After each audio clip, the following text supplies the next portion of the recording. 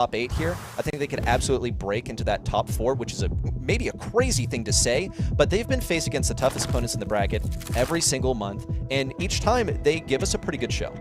Just saying, yesterday Zuridagan made it from that 7th spot on the leaderboard all the way to the finals. Came in 2nd in the end, but still, Mountain Men FA is right now sitting in that 7th spot. They could do the same.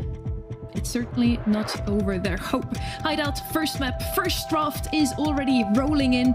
Bell, Kit, and Buster are going to be banned out by our Mountain Men. And Tribe Gaming with Jean, Angelo, and Lumi. I wonder if we do get to see her one more time today. So far, she has a 0% win rate, Uber. Yes, she still looked absolutely terrifying in that final in SA yesterday. I'm liking what we're seeing from Ollie right now. The strat has changed. No longer is Ollie using his kickflip gadget to jump in and then get a big super off. Basically, he's making use of the all eyes on me gadget that will cause the person hit by his next shot to become hypnotized, walk towards him for a brief time. And that's enough for Ollie to actually get a big super off on them if he's already moving forward here. So a little bit less of looking for that shock and awe, triple hit of the super, but just trying to take down as individuals, which of course is crucial in bounty. It is a little odd to see, I think, Ollie prioritize so high on a bounty map. But Tribe Gaming are no strangers to trying to play tanks where they otherwise shouldn't be played. They, however, will go with the Grey first. Yeah, you see a lot of the Grey here. Just even before Grey absolutely rocketed towards the forefront of the meta. See this often combined with Hank as well. Getting that mobility for Hank has been absolutely huge. And Grey's going to be just good in general for securing that blue star at the beginning of the game. Chester now making an appearance. The reason why he's meta, it's basically because of his hypercharge. He gets it pretty quickly. Maybe we could see an adjustment to that in the future, but for now, that is what he's rocking with, a super fast charging hypercharge, which gives him an excellent super. A lot of the times you see him used for the utility of the bomb, okay? It's all about breaking open those walls. And if you can outrange the Ollie, then you're looking pretty clean. Can do well against him in close range as well. Gives Tribe Gaming quite a few options here. Keeps him flexible for using that last pick to its fullest effect. Yeah, I mean, and I kind of put the Chester almost in the same category as the Carl at times. Is just kind of giving you a bit of everything across the map. Obviously, varied super effects, guaranteed super effects with the hypercharge. But we're going to see a, I'm not surprised to see a Gus here at this point. Quite a few teams have wanted to bring them in. It's really powerful when you have star lead and you are giving up map control, just, inching back in towards your corner towards the end of the round, and then giving that sort of guaranteed survivability. But it also pairs so well with Ollie on offense. I do wonder what Belal's choice of gadget is going to be if he's looking for genuine gap close, because then he can get a ton of extra value, out of that Gus shield, just to make sure he can actually deliver the hypnosis to where it needs to go. Brock will round things out. Gives Mountain Men the option of a little bit of wall break as well. Also, very long range. Definitely is going to allow Rafiki to compete quite well with someone like Zeus and even Luffy to a degree. My one concern from these selections for Mountain Men FA so far is that they don't have really great options for if things get in close range. Like a Daryl could really mess this up. In Tribe, they've got an RBM, and that's a big concern. So possible, there we go, there's the aggro pick. Melody's going to be able to start at long range and then work her way in closely. Really, as far as Mountain Men's options for dealing with this, they do have CC, of course, Ollie, that's like the main thing in his kit. You have Gus as well that can blast him away. Rafiki could opt to swap away from that wall break and decide to go for the rocket laces. So all kinds of options here available to Mountain Men FA.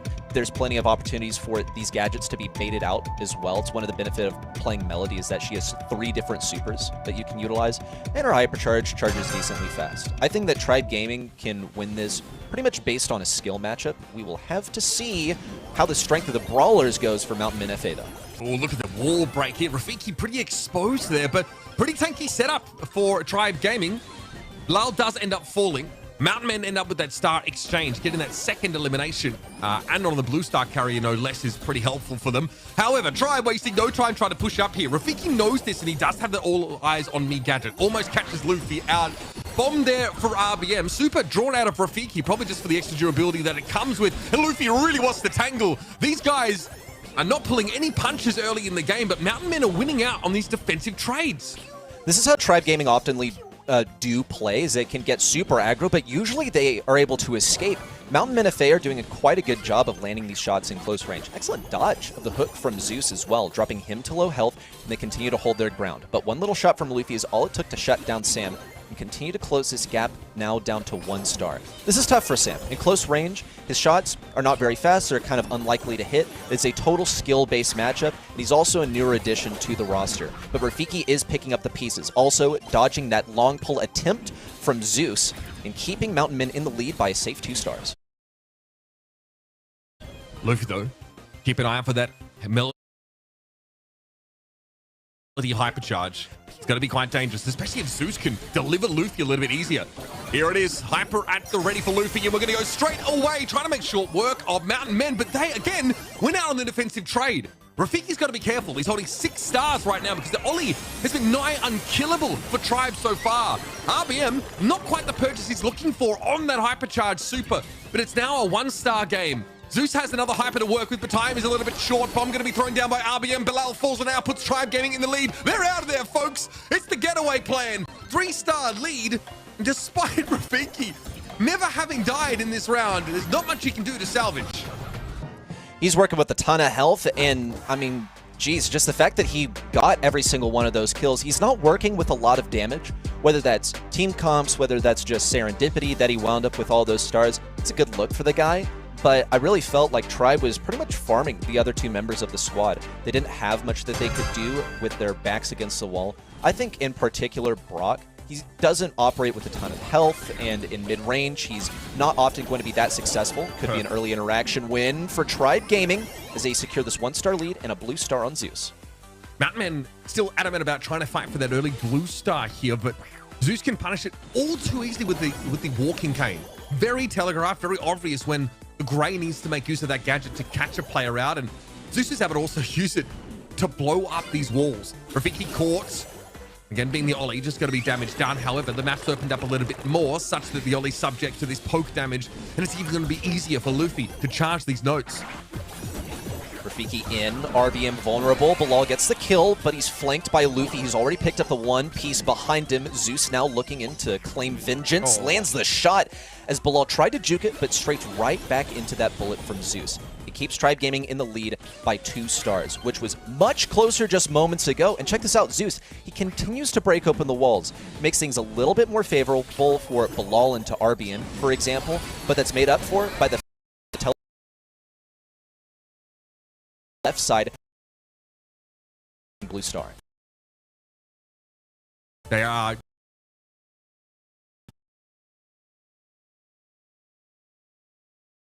pressure, but Bilal had a pretty timely extra tries RBM might, he couldn't bring him down. However, a lot of hyper supers ready. Zeus actually goes backwards with that dimensional door, maybe.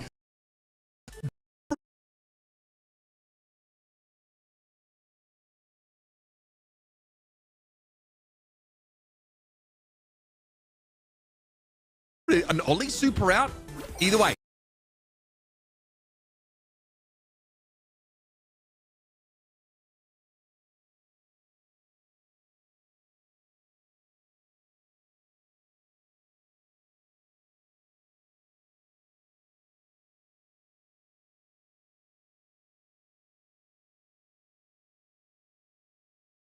Ends up using more passively. Luffy wants to come forward now, definitely telegraphing an intent to dive. Walking Cane, though, pulls up a little bit short. Rafiki's able to avoid it. Tribe have the lead, but they're trying to negotiate from a position of power here, Ready. They're gotta push into this hypercharge. The freest kind of Brawl stars you could hope for. Beautiful analysis there. Usually we see a lot of sharpshooters, and our Tribe is coming in with a super aggressive comp, and it just works out because, as you mentioned, with the dimensional doors, Melody can come in and wipe the floor with Mountain Men. Honestly, it looked kind of promising. Mountain Men had the lead for the most part in round number 1.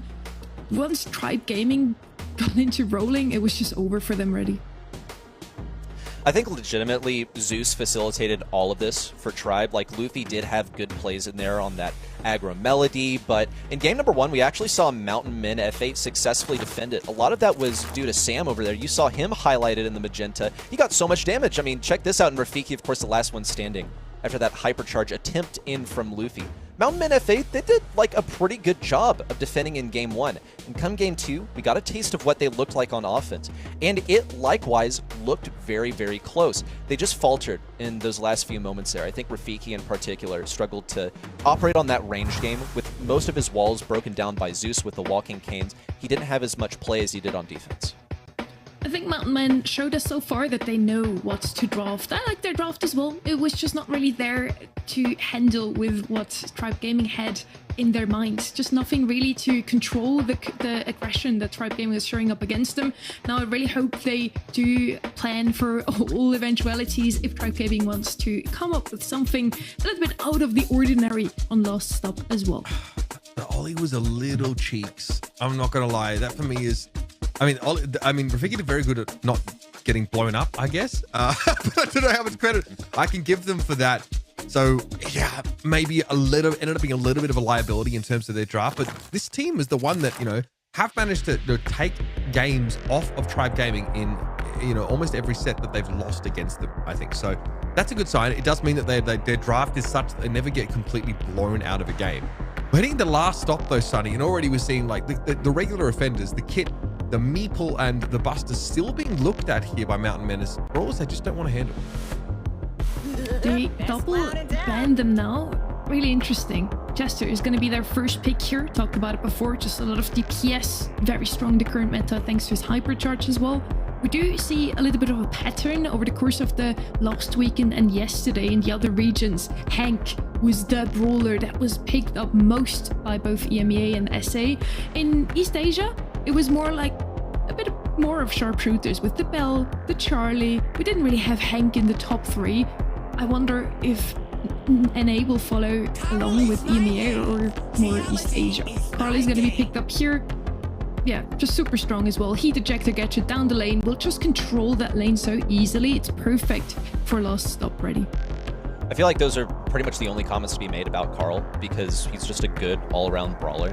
And yeah, like the gadget in particular, I say this a lot, but I want to remind you guys that it does almost as much as an Amber Super, like really just a couple hundred damage difference. And having that as a gadget that is on a timed cooldown is just so huge for Tribe Gaming to possess. They'll also be successful, I believe, in this Chester matchup as long as they actually know the position of Chester in those bushes, which is where he's really going to thrive. And I think Bo will also help with, the Chester issue because he can now break those bushes using his super.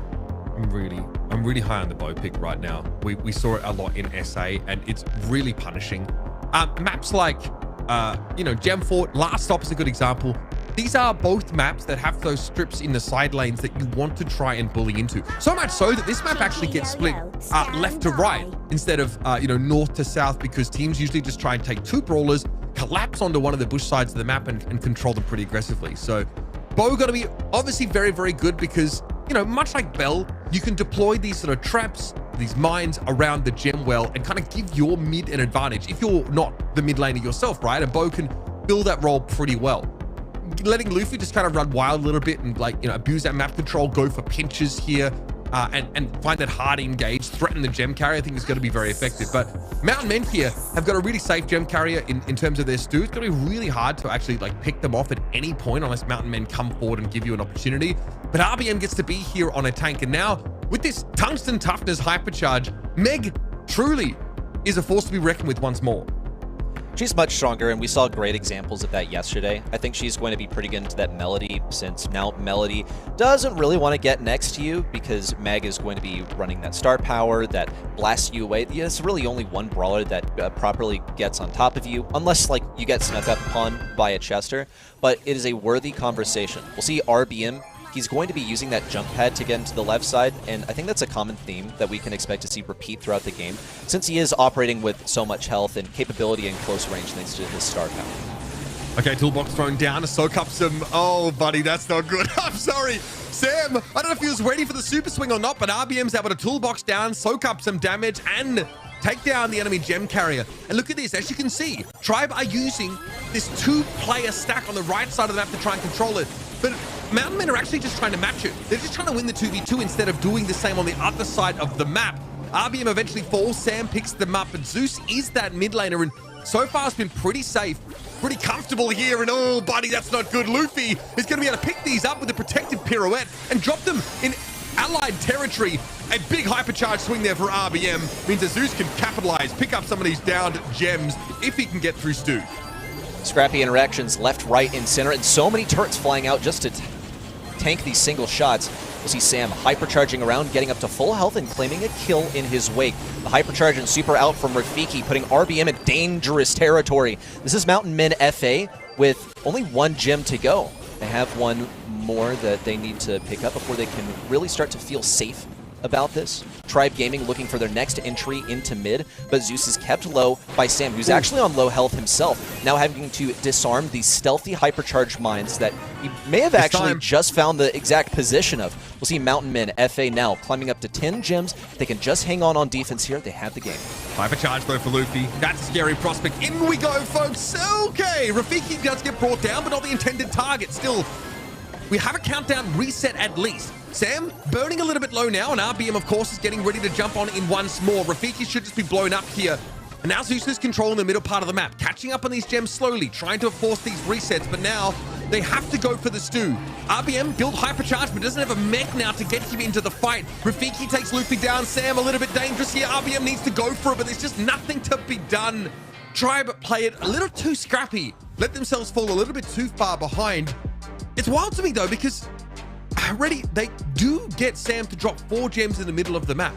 Luffy supers in to pick them up, but they can't walk away with them. If that goes differently for Tribe, if they just, God, get the Carl out alive, this looks way different.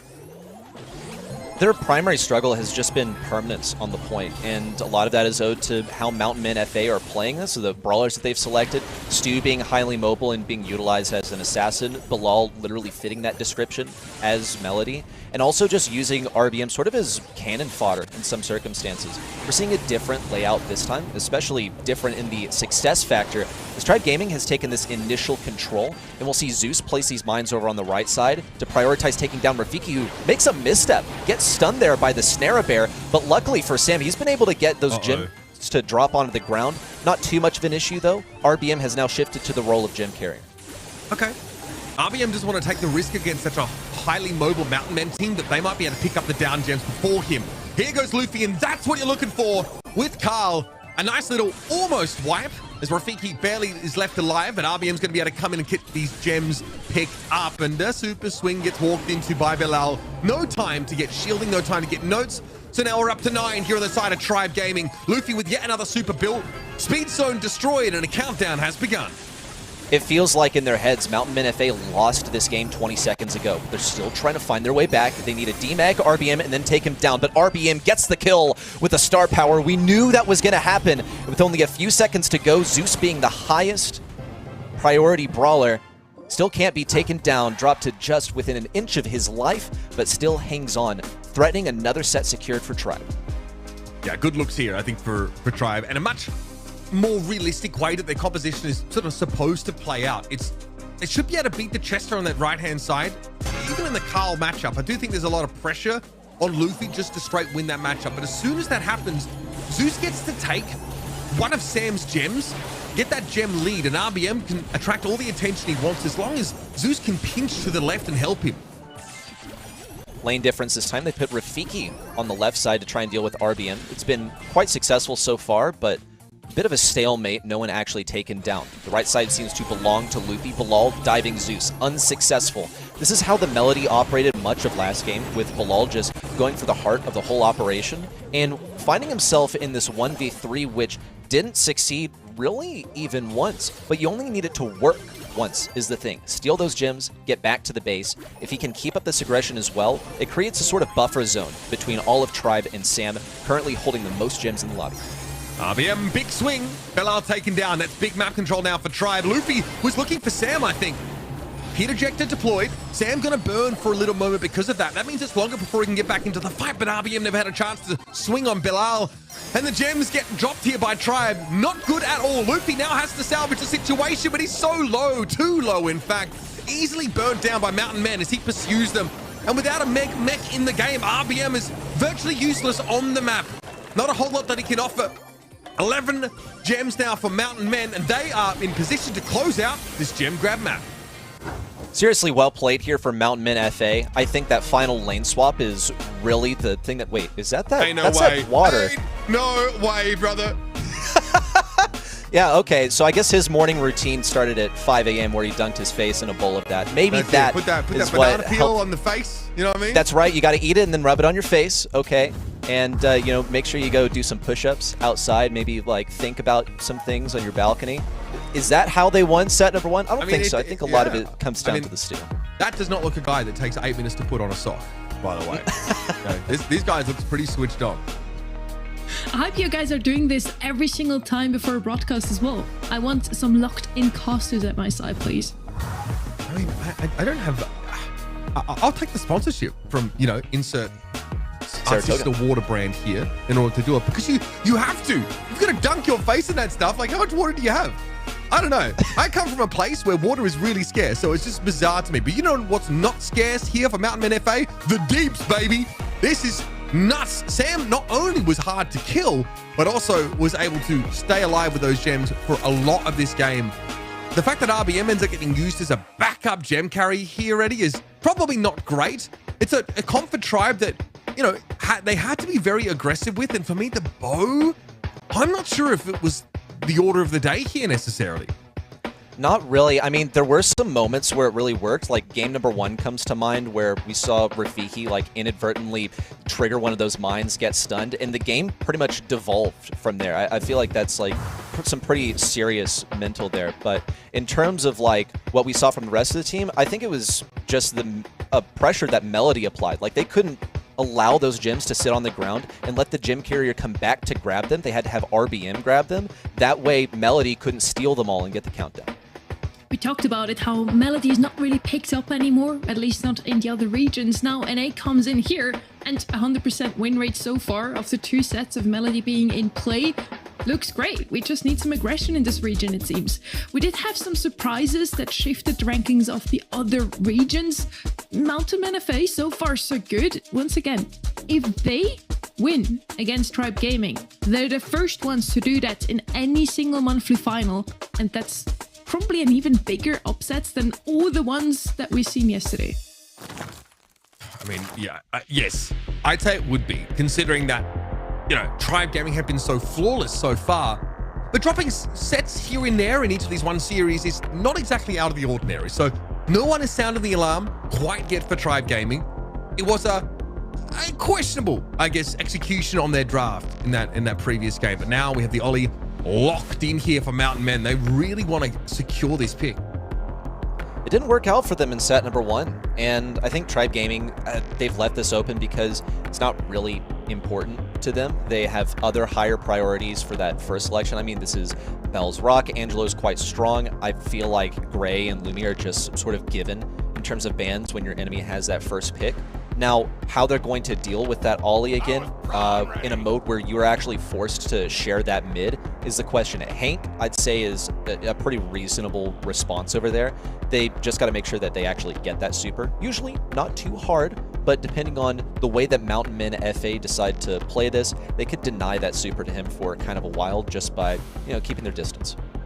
There seems to have been the plan for Tribe Gaming from the outset, because a Gray band here, just to make it harder for Mountain Men to quickly close the gap onto the Hank and overwhelm him, is really important apparently to set up their strategy. So that kind of makes sense. They want to try and keep Mountain Men at arm's length or hand's length. If they get dragged on in, the Gene will be the next pick in this composition. So sometimes a bit of inevitability the Magic Hand can offer, also a bit of extra sustain here for a Hank that likely is going to take a decent bit of poke damage as he tries to set these angles up to pop some bubbles on Mountain Men. They also fulfill that role of like getting that pull that Gray usually would offer. Now, there are opportunities for Mountain Men FA to get some turrets up. They're going to go with Rico, which doesn't show up here in competitive very often, but is many times a pretty solid selection. My concern for Mountain Men FA, though, is that they're kind of just like begging their enemy to play Sprout, practically. Like, having the Gene there makes Sprout a much safer pick. Sprout's gonna, like, 3-shot a Rico. Since it was introduced into the game in, what, like 2020? It has been a Rico counter, and it's a phenomenal selection here. The only counter they have to a thrower here is really the Ollie. That's also gadget dependent, and I don't think you want to get in close range versus this Hank. You know, they'd have to play an aggro game. It conflicts with how they would be playing this Rico. Okay, so pretty solid brawlers to sort of play around this Ollie to some degree. Remember, this is knockout, so Ollie obviously a great option when things start to come a little bit more confined. Another Brock pick here. This time for Tribe Gaming. Saw that obviously in the bounty map, but obviously crucial to be able to open up the map just a little bit more. Very, very potent, especially as this is the kind of map where as the gas closes in, you can get stuck in these little nooks and these little corners. Something you've got to watch out for, especially when a rocket rain starts coming in. The Brock can be a real nuisance. And just having the option to open up the map however you like is going to be pretty helpful. It might also be Tribe Gaming looking to set the stage for like a positive matchup for their tank as well. Or just punish the Ollie for being forced to maybe play a little bit more in the open, even if he does boast a longer range than Hank. Okay, well, we see the initial wall break, and it's going to come over to this Indestructible on the right side. That allows RBM to sit in this corner where he cannot be touched by Rafiki at all. It's a pretty high IQ play there, and it means that Rafiki has to retreat from this side. Keeps RBM in a little stronghold, and also gives Luffy the opportunity to open up the map to, as you said, punish that Ollie, but also, importantly, the Rico, who pretty soon here won't be able to do precisely what he's doing now, ricocheting those shots down mid. RBM has been encroaching on this right-hand side, just waiting for Rafiki to give him enough room, and now he's got what he wants. This is pretty scary to go up against the Hank now. You've given up this map control, because obviously Rico, pretty vulnerable, not overly durable. Sam has done well to hold his own in this left-hand side of the map, but Tribe Gaming have just sat the Brock there to just hold that position. Rafiki, super on RBM, no good. Bilal now in danger, trying to pop the super. RBM does take a face full of damage, but he'll burst the bubble of the Rico, and Sam will be left upon. Somehow it got closer than you would expect, but either way, that's a good start for Tribe. Tribe Gaming really spread themselves out there, and really just the synergy was what led them to actually be able to get those kills. We saw the pull from Zeus and then RBM finishing off, I believe it was the Rico, with that bubble. Just good team play right there. Now Mountain Men FA have been forced to retreat from mid. They no longer have control of that area, and they're going to have to make Bilal reposition over here. He's going to the complete opposite side of the map, where he's still going to be vulnerable to this wall break from Luffy. Tribe Gaming seem to have gotten it locked down, but here come the hypercharges. Yeah, exactly. Hypercharged fish torpedoes for RBM means he can absolutely handle it if the Ollie were to walk up on him. Bilal trying to put himself in a part of the map where he's going to be useful, but it's not much he can do to answer these bubbles that come in from RBM. Now, down 2,000 HP. Zeus will chase him with a Vengeful Spirit. That accounts for about 75% of that health, and there it is. Nice round for Tribe Gaming. A very strong showing with this Hank composition. Judging by how we saw this last game go, it's a big question mark. What are we even going to see Mountain Men attempt into this? Because they can't play into that Hank lane. Maybe they'll opt to just place Ollie on the other lane. That way they don't even waste the time putting him over there and having that lane swap occur. And it looks like they have done that. Rafiki now is going to go over to the left side because it's sort of worthless for him to attempt facing RBM when he can't get his shot around that Indestructible. I mean, then he has to play against the Brock. that doesn't seem much better at all. Luffy's already shut him out of the map, essentially. Rafiki's had to fully heal up, and presumably you'll probably try and do the same thing, which is keep Luffy honest here and try and play within the range to potentially catch him with a gadget. But they're moving RBM across the map here. Tribe Gaming know that they have basically 2 out of 3 favorable matchups, given that the Gene's not really expected to be a lane bully per se. And now they're grouped up, which is very good for a Hank. That's exactly what RBM wants to see. And they've lost the map controls. Not looking good here, Reddy. Not at all.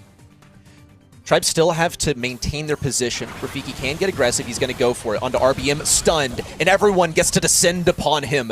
But Sam and Bilal are still low. Sam getting clipped around the corner. Luffy got the kill. Rafiki in close range versus Zeus. Does have the DPS, needs 2 more shots, but Bilal is on the case. And now Luffy is getting pinched in by Rafiki and Bilal. Trying not to give any more charge to Bilal, but he did anyway. The massive value for Bilal is actually going to be getting that Rico hypercharge. It's so difficult to avoid, and there's so many different surfaces that you can bounce it off of, that he's got to be getting close to that in order to get a better chance of winning a round. They're just 1 round away from taking this one now. It seems like they've found exactly how to deal with Tribe.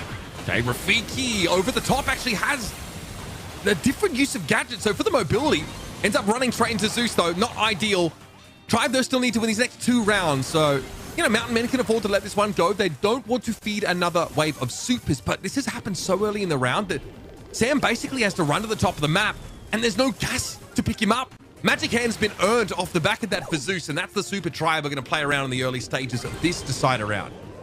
And Mountain Men FA have earned their Rico hypercharge, and he's pretty much just bound to get that. He shoots a bunch of little pellets. One of them's going to hit at some point. So the execution, once again, is of massive importance. Didn't take Bilal many hits to actually secure that. Now he has it. And nothing, pretty much. Maybe he scraped Luffy just a little bit, but that's a pretty big whiff. Tribe Gaming saw that coming, and they positioned themselves accordingly. Yeah, much of the map has already been opened up, right? That's, of course, the Brock going to work, making it a little bit hard for Bilal to get easy bounces and range extension as a result of that. RBM now has his hyper. 3 supers up for Tribe Gaming. Mountain Men are under the pump. And here's RBM. Realizes, of course, that Rafiki has a mobility gadget and not just all eyes on me. So needs to actually give him a little bit more room. Sam just wanders too close into the bubble. Rafiki's going to go for it here. But RBM has hypercharged fish torpedoes. He'll push up. Secure the 2 versus 2. Magic Hand hypercharge caught both Mountain Men players. And Zeus has to be careful. But he's having to back out of that fight. Recoup a little bit now. And it's just Bilal left. This gas surely is going to claim the Rico before Tribe suffer any more losses. And there you have it, folks. Another set snapped up for Tribe Gaming. If it had not been for that Gene hypercharge grabbing 2 vulnerable brawlers, then that would not have been a Tribe win in that game. That was locked down for Mountain Men FA. So well played. A lot of times we actually see like Gene hypercharges not really amount to anything. So the execution is still here. It's still online for Tribe Gaming. My favorites are usually if you pull with a chain and you end up pulling someone you actually can't take down, they take you out and you lost the match for your team, even though you hit your pull, which is hard enough as a chain. Well, it worked out for Tribe Gaming this time around. Once again, a set that goes down 2-0 for Tribe, but it was so close. Mountain Men FA almost took that second round. Nobody can say something else in this one. Bilal even gets the star player here in pink. 3 kills on his side. On the other side, though, RBM showing us once again how strong Hank is right now. I mean, I liked it. You know, we can see how much of a problem it is, right? RBM is always asking for more in terms of map control. And unfortunately, Rafiki can't really do much about it. He has good range for a tank. Unfortunately, he just doesn't really interact well at all when he's on the wrong side of one of those walls. And the only time that Mountain Men were able to do anything about the Hank-com was Rafiki basically getting a perfect landing with his super on top of the Hank while he did not have, you know, a hypercharged super of his own and blow him up and try and sort of, you know, convert that player advantage. So really difficult. I just think that as good as Ollie is, Hank is doing it way better, especially on the map that features so many of these walls. We saw a lot of Hank yesterday also on Ring of Fire, which is our next map, so I do expect him to come out once again, or be banned out maybe. We talked about it, how maybe he needs a healer in the back, maybe a Battering could be a nice addition, but we have a couple of teams that prefer to play him with a Bell, for example, with something that has a little bit more range, and the Hank just kind of does its thing. If he goes down, it's all good. He plays it kind of like a Mortis. You just try to make pressure. If you do go down, just come out of spawn and do the same thing again, ready. And sometimes we see people put the exclamation point, and by the way, not sometimes, like whenever possible. They're going to do that with a Gray. So that's got to be a high priority ban. Hank, Gray, such a good combo that a lot of times has just dictated the pace of the match and overall the meta. We'll see both of those brawlers left open. Interestingly, Mountain Men FA have opted to ban out this loot. Despite it being quite counterable, there's this delicate balance between the prevalence of B, for example, who I would anticipate is a pretty viable first pick, even still. You do run the risk of getting pressured off the point, but when we saw B played yesterday, even in adverse circumstances, it was quite profitable, and there it is. Good call there. B is going to come in. A lot of range, makes a lot of sense. A lot of DPS in their hands. With Bell banned out, you don't really have any other long-range bowler that I personally would pick into this B now. They left the Buster open on the side of Mountain Men FA this time around. They banned him out before. Feel like that could still be an addition that Tribe Gaming wants to have on their side. Hank, mentioned before, still open. And I just kind of, I look at those two bans, Alu and Lumi. I really look forward to the meta where both of those two brawlers are going to be left open and we just have a pure ice field all over the map, Uber. Yeah, there's honestly some really interesting brawlers that are still available. I don't particularly care for the Winter Wonderland on Ring of Fire, but you obviously have a number of throwers available here.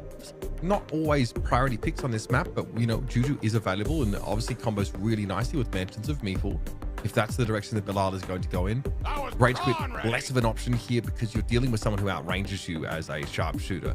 Hank being open here, you definitely feel tempted to go there. I think if you give B and Hank both over to Tribe Gamer, you can basically just, you know, hit the showers here and now for another month. So, you know, Mountain Men have to be very careful in this draft just to try and get a composition that works on its own while also denying so many of these extremely powerful brawlers that are still up for grabs, that are still in rotation.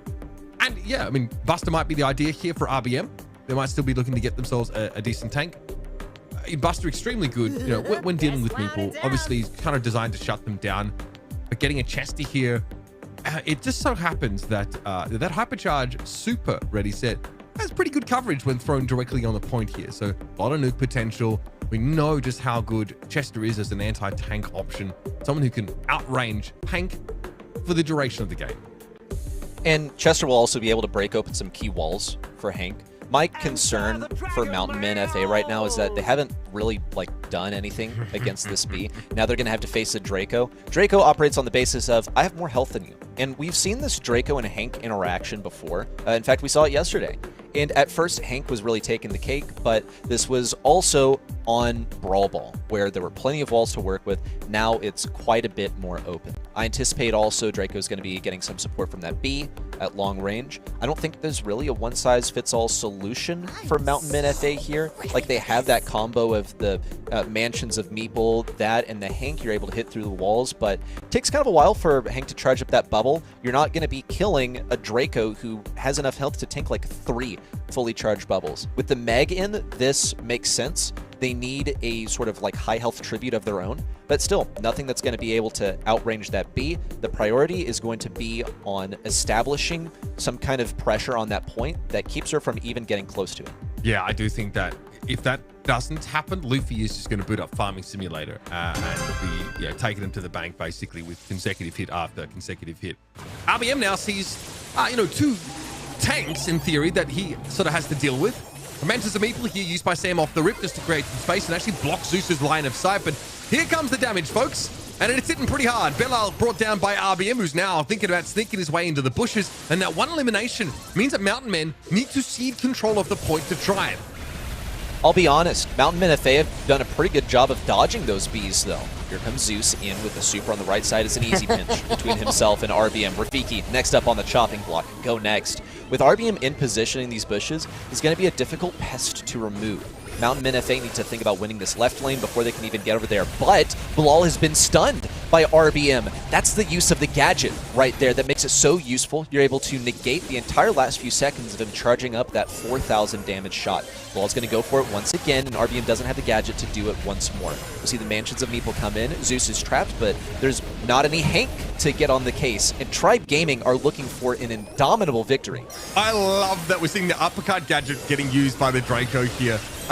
Over that last stand. It is so good.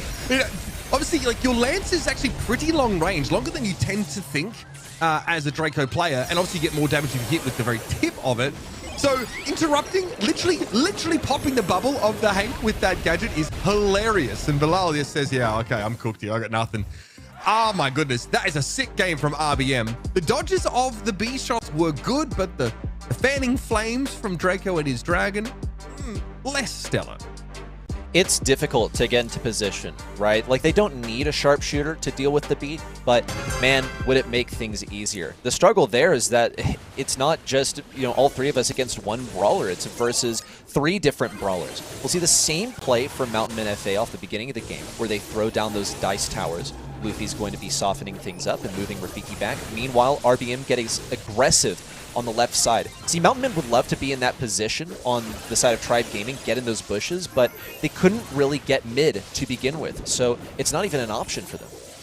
I do like this honeycomb star power we're seeing so much of at the moment. Zeus is constantly, has that available because constantly hitting that first shot, especially when you're cycling these supers as well as he is.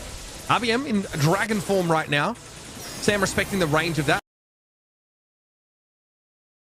Another toolbox cleared out. Zeus with the hypercharge pop. He's ready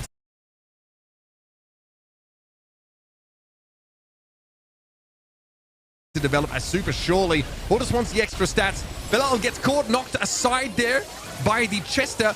And very quickly, that big pool of health the Hank boasts goes by the wayside. Sam has no choice but to step up to the mansions and try and stay in this game. Luffy with another hypercharge. That is dirty. It also starts to break open those bushes a little more, meaning that Zeus has a clearer line of sight.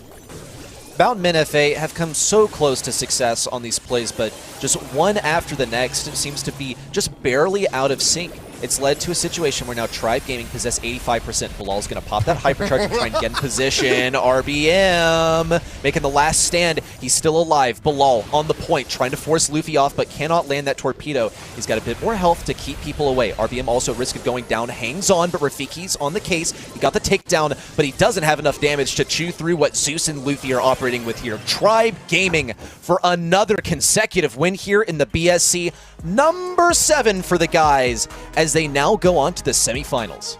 They're beautiful stuff. This should, in theory, secure their seeding as number 1 from North America, which is great because you've seen just how fearsome the rest of the lineup will be at Brawl Cup. What we now need to find out is who that second team will be. But Sonny, it does feel like Tribe Gaming just kind of took care of business today.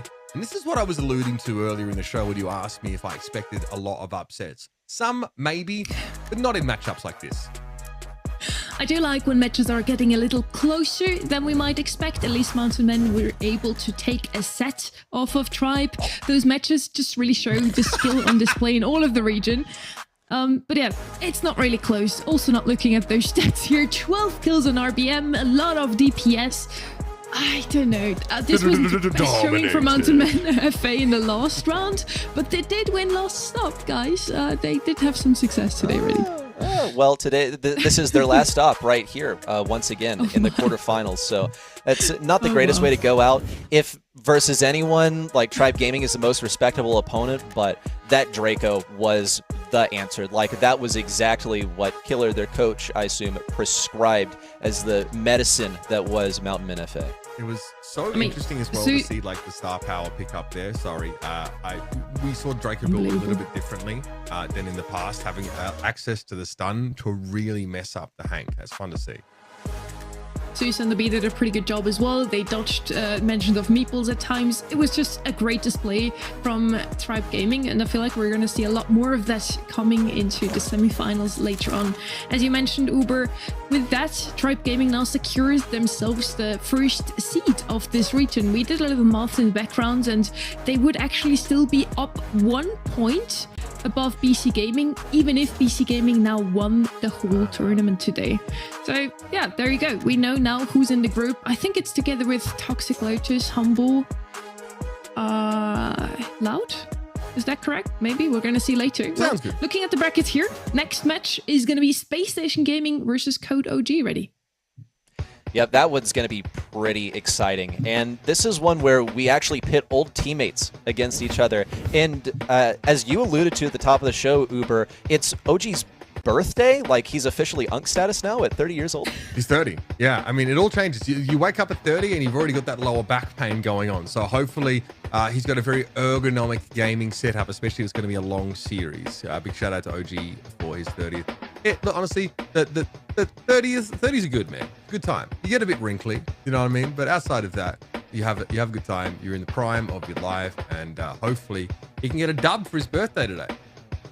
We have something to look forward to still ready, it seems. Well, I won't guarantee you guys are going to look as good as I do. As well, because he got voted as our MVP of today, at least for this quarterfinal number 1, by the people at home. If you want to get your votes in as well, if you disagree with that, you better do that on event.brawlstars.com to get that Pro Rank XP, Pro Pass XP, and the pin at the end of the reward track.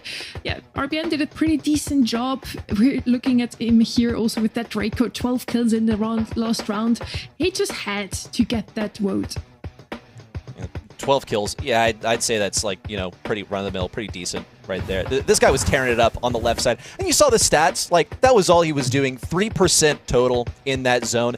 And probably just there to show that, yeah, like, he actually did contribute something towards the objective of the mode. He's the best tank player in North America. Like, what can you say? He's made this roster unstoppable. After the break, we're going to have a look at two former teammates facing off against each other. It's Space Station Gaming versus Code OG. Stay tuned.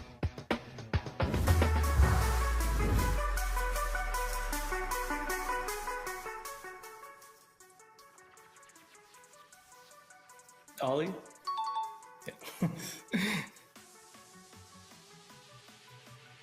Oh, only 3 hints. 8 tiles, mythic, melody? Melody? Oh, okay, well, I thought 8 tiles was longer than that. Okay, marksman, 3 epic skins, 12 tiles long. Piper? No. 1,000 damage per hit. 1 ammo slot. And 1 ammo slot. So it's like B, Carl. Oh, Lily. Oh, it's Carl? Carl? Carl? Okay, okay.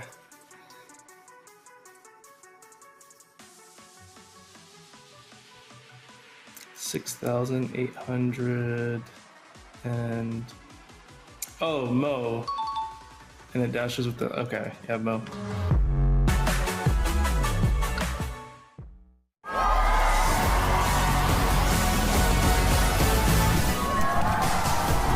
All regions from across the globe are sending their best champions to prove to us, once and for all, Humble, 50%, Crazy Raccoon, have fallen short. which region is the best in the world right now. They'll compete for LCQ and World Final slots for their home region, altering the competitive landscape for the rest of this year. So prepare your flags, your patriotism, and cheer on your home region champions. 23rd to 25th of May, live from DreamHack Dallas. Get your tickets now and join the fun in person. Or watch online at event.brawlstars.com for amazing Pro Pass rewards.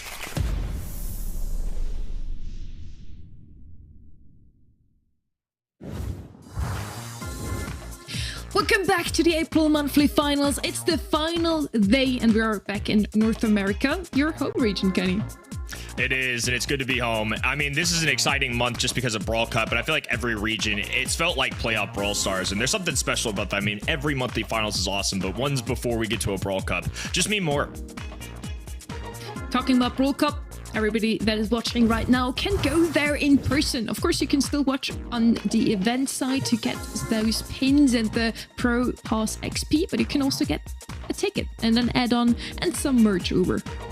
Yeah, absolutely. A lot up for grabs here. I think that the Street Shade skin was like, I think it was like teased in a Brawl Talk at some point, got everyone kind of hyped. So we're actually getting it in real life before, in theory, it's in game. But I'm definitely keen to get my hands on that. Popstock is also just mad convenient, by the way. You can prop your phone up on the plane. It's kind of my favorite application for them. So if you haven't tried it, you won't go back. Trust me, get yourself one of those. If you come out and get the add-on at DreamHack. And you can also just out yourself as a huge Brawl Stars fan. I'm gonna make sure to have that pop socket on my phone, that's for certain. And it's some beautiful art, like the things you drew. I'm super excited to have this year a Brawl Esports fan art contest. We asked everybody out there to draw their favorite moments, players from Brawl Esports, and you can win some gems. The two of them that received the most likes we're looking at right now, and you can vote for them. Until Monday, you still have time, 3 p.m. UTC. Vote for your favorite this weekend. What is your favorite, Kenny? The one on the right, it just brings a smile to my face. I just love that such talented artists are able to capture moments in the BSC. There's ones like this and other ones. Obviously, I would absolutely rock any of those as my profile icon on the left as well. So super cool that there's some unique Brawl Esports art because we have so many talented artists in the Brawl Stars community. The fact that they focus on our level of esports really cool.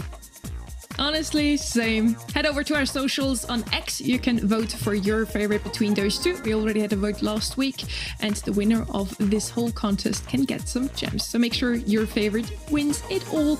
Now, we want to kick things off right away with quarterfinal number 2. We're heading into Space Station Gaming versus Code OG. Space Station Gaming, they swept Elevate in the quals. Bobby is now to face a former teammate, OG. They could be the dark horse today. In the end, both of those teams have the exact same number of points. They've tied in 5th in the leaderboard over. Yeah, I mean, again, neither of these teams are, online, I would like to say, for LAN, but they are obviously very familiar with one another. Bobby, Chino, and Sands, of course, 2/3 of that STMN roster that came under the SSG banner and brought Chino along for the ride. These guys have been good, but I mean, getting knocked out in the quarterfinal and then getting knocked out in the semifinal. I mean, I think Bobby even tweeted, he said, I haven't won a sort of a monthly final since 2023. So that's pretty rough. That's also a lot. And it's gonna take a lot to sort of get them there, I think, with the kind of opposition they're up against. But there is a reason why this team were the best in NA, or at least 2 of these players, and respected by many in the world. They are the real deal.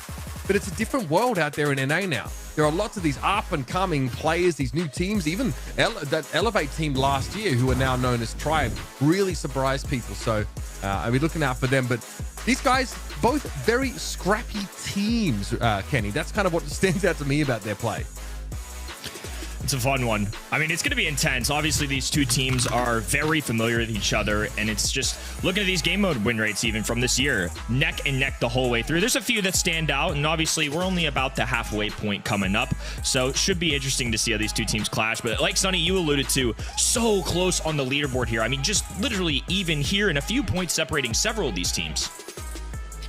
Yeah, we were just looking at their game mode win rates. It does look like Space Station Gaming has a little bit the upper hand between those two. But yeah, as mentioned, they're tied 5th right now on the leaderboard. They're literally on the same exact number of points. So this has to be the closest one of today, and our predictions showed the same thing. I think 3 of us voted that Space Station Gaming should take it. I personally just voted that because in the qualifiers leading up to this, Space Station has been looking a bit better. The scrim data also shows they've been doing pretty great recently. Whereas Code OG, even though they had some great runs in the recent monthly finals, they have now only qualified through the lower bracket. It seems to be not their strongest month, but maybe OG gets that birthday boost over. Yeah, I don't know if that's a real thing or not. But again, I think that this is, out of our quarterfinals, one of the most contentious matchups. I think it's the one with the greatest potential for individual pop-ups and therefore a sort of upset. So it's one I've got my eye on. I'm willing to take a risk for it, throw it out there for my fellow 30-year-old person, or at least people in their 30s. I won't quite claim to be 30, but yeah. So hoping to see a great game here. I think that we have not seen quite yet what this Code OG team is capable of. We wanted to hear from both of them what they think of their rivals. Again, former teammates, that should be an interesting one. SSG, probably like the team I want to beat most right now, just because I was on the team with like Bobby and Sands before, and it's like just competitiveness, I guess, but definitely looking forward to the monthly final, and it'll be a good match, but I don't want to beat them pretty bad. Code OG. OG's turning 30 in 15 days. We're actually playing on his 30th birthday in round 1. So I'm going to try and give him the birthday present of losing round 1. But yeah, another one of my old teammates, so I don't really have too much bad to say about them. They're nice guys.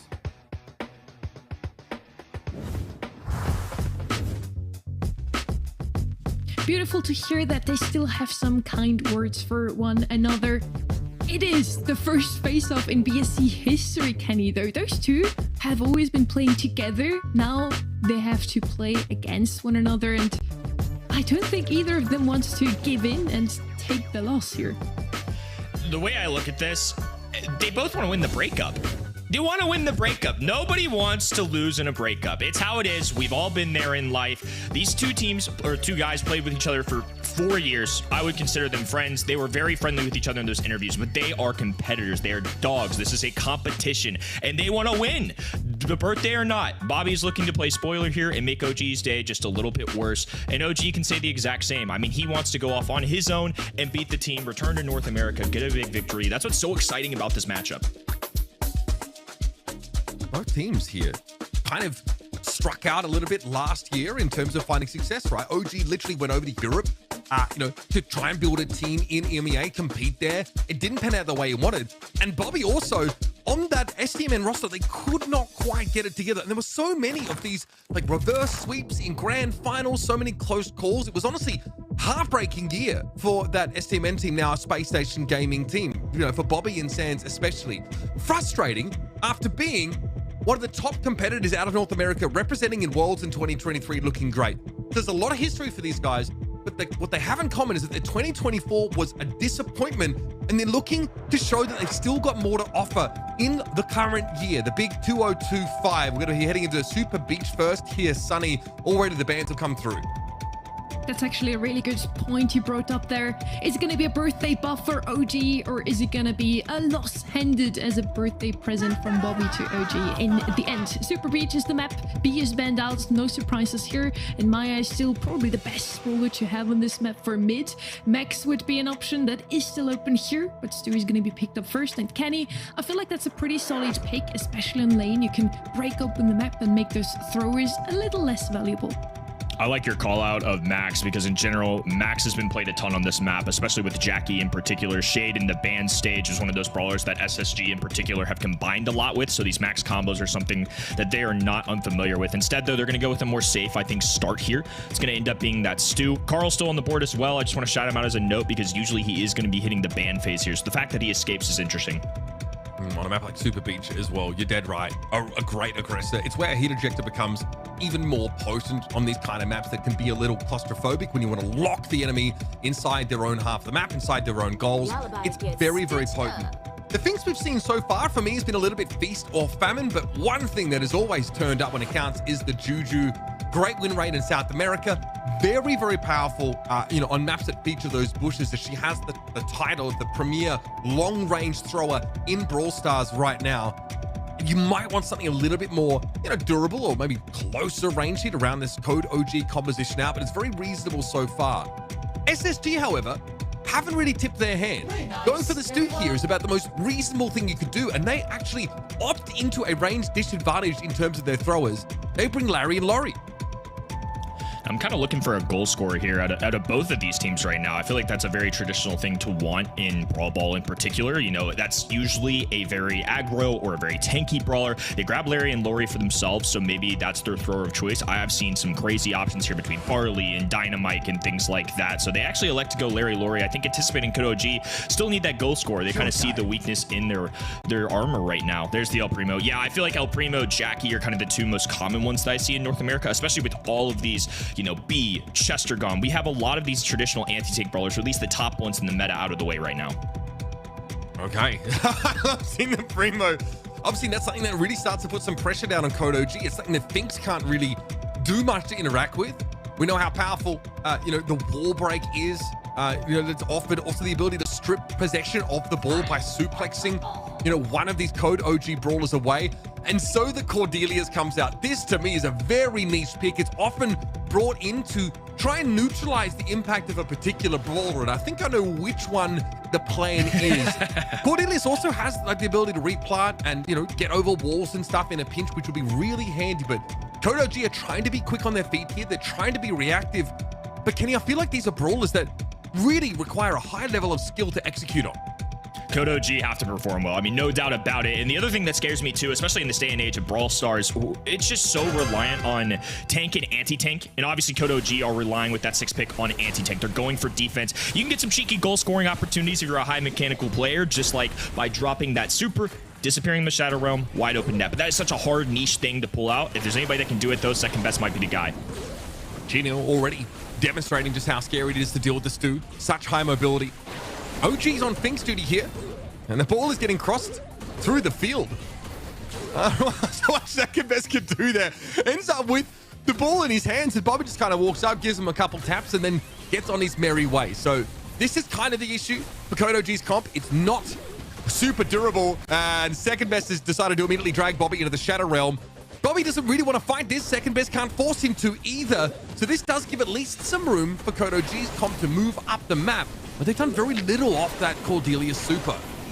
Small mistake at Chino, still ends up getting that kill. Now a diving from Bobby. Charles drops the shield, another jump, a little extra wall break, and Charles will stay alive. That is a big deal, especially now that Finks super is down. It's going to be very easy to dodge all those incoming shots.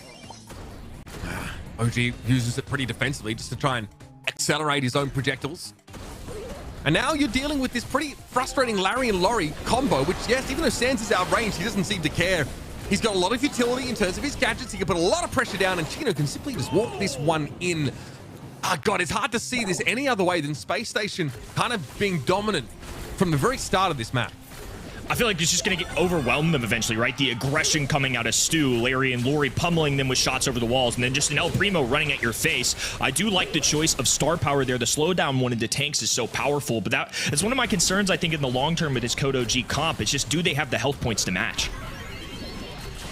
Can't imagine they really want to get caught in any prolonged brawl situations. OG's got to get out of there with the gadget. Second best does get in though. Hello! Here's the scoring opportunity. CodeOG going to be able to even up the game with under 30 seconds, left in it. Nicely done, and that was a great demonstration of control. Once they just built up their time, slowly moved up the map, found one kill at a time, and then finally with one good team wipe, we're able to knock that one in. Second best has a hypercharge in the back pocket. 10 seconds to go. These walls are looking like they're going to come down, which is very interesting for both of these rosters.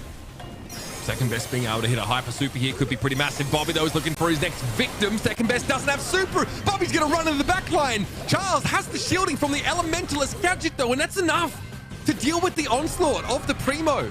OG, good heads-up play, corners the ball here, knows there's going to be a lot of pressure coming down, but it gets a lot harder for the Larry and Laurie to be nearly as effective now that these walls are gone. Charles, much the same, doesn't have any way to get a range increase. But Bobby will just have to walk up against Second Best to get taken down. This is dangerous, though. Charles has to be the sole defender here. Second Best went for a super and took himself out of the game. Yeah, it was a risky super. I mean, at that point, I think their hand was a little bit forced. I think that ball was getting put in the back of the net regardless, but closer than I thought it was going to be honest with you. I think this CodeOG comp, like we mentioned in the draft stage, is just one of those compositions where you have to be playing your A game. And CodeOG certainly have that potential. We know what Second Best can do. We know how good of a player he can be. Charles on a Juju, which I still like Juju. It shows up a good bit here in North America. And Finks still kind of figuring it all out. Where does Finks do well? Where does Finks do poorly? I think it's safe to say that this is one of those maps that I do like Finks, just depending on these matchups, man. It's a close call either way. Obviously, they got themselves to overtime. We've seen it on Hot Zone as well. Kind of like the extra utility the super offers just for dodging shots. It's quite handy, but Finks can do a lot of different stuff depending on star power as well. Really change like the complexion of his super uses. Still, Space Station looking a little bit like they want to choke CodeOG out right now. They've slowly taken up this map position. Gregory does buy Charles a little bit of room, and he's able to clear the Laurie. So this will allow the Juju here on the right side of the screen to start to walk the ball down and create a bit more breathing room. Juju in perfect placement as well. She loves being behind this L-shaped wall with the extra range from that shot. The more grass gets torn down, the less value you're going to get out of Juju. OG, now Second Best, rotating towards this mid. So Sans is going to hunker down behind these indestructible walls. All the spawners on the map make this extra interesting too. We've got Grigri coming out to help with the El Primo. We've got Larry with Laurie, who really makes a difference, especially into somebody like Finks. Cordelius, they really have to gun him down. Charles here just trying to make use of whatever strips of shrubbery that he can. Here's that Finks super getting dropped down. Sans gets nuked as a result, but Laurie makes a brief appearance. Bobby dragged into the Shadow Realm now to Second Best get the fight he's been looking for, but it doesn't matter. Charles should be able to walk this one in. Gadget Shield lets him get it done, and CodeOG now finally have themselves a lead in one of these rounds. Extra style points for me too. The little bounce off the wall, hit the gadget, catch the ball yourself, and walk it in. Just a little extra precaution. The little things like that are what you love to see. Can they do it again, though? Bobby dies with a super. OG knocked out, able to use that gadget to get back away, and Bobby just ceases to exist. He practically vaporized. Second Best now might look to just extract Sans, remove the thrower presence entirely, and this would allow CodeOG virtually to have like a 2 versus 1. Now it's going to be Bobby, and he knows he doesn't actually have enough distance from Second Best to win the fight in the Shadow Realm anyway. CodeOG are happy with this. With less than 20 seconds left, they've got map control, a cornered ball. Feels like they're chilling. Bobby does have a super, though. They can throw up a Hail Mary, and they're going to need it. He's now moving to the right-hand side, diving right at Charles. A shield goes up, and he is taken down. So this ball going to rest comfortably on the top right-hand side. Fantastic mechanics coming out of Code OG in that game number 2. And I think a big part of that, they addressed the El Primo the entire game. El Primo never took off. Bobby had a really hard time there. I like this a lot from Code OG. I mean, looks night and day from that first round, even if they made that competitive and ended up taking it to overtime. You're dead right. This time, the Cordelius is able to not only hit the El Primo with the super, but actually take him down in the Shadow Realm. It feels like Code OG are more than happy to take, to lose a brawler, to remove one of SSG's when it is a massive health pool with real dive threat. So far, that pick is working. And obviously having the Juju advantage here for Charles has been a big deal. Right now he's busy bullying Bobby in this bottom corner. And Grigri is going to be there for extra assistance on that left-hand side. Sans lobbing up shots. Chino without a super is much less useful than if he's skating up and down the map. And once again, we saw this in game number 2. Code OG slowly climbing their way up the map. At this other side, getting positioning, grabbing the ball. But now Bobby looming on the right-hand side. Sans and Chino creeping up, so they're going to back down for now. Charles here just wants to maintain this position on the left. Code OG have a chance here to just drag the game out and eventually score a goal and have good defense. Nice little slow. Bobby and Chino getting peppered here. This is getting a little bit scary for them. Second best needs to get a little bit of a distance here, and there it is. Okay, Shadow Realm achieved. Bobby surely will be run down there.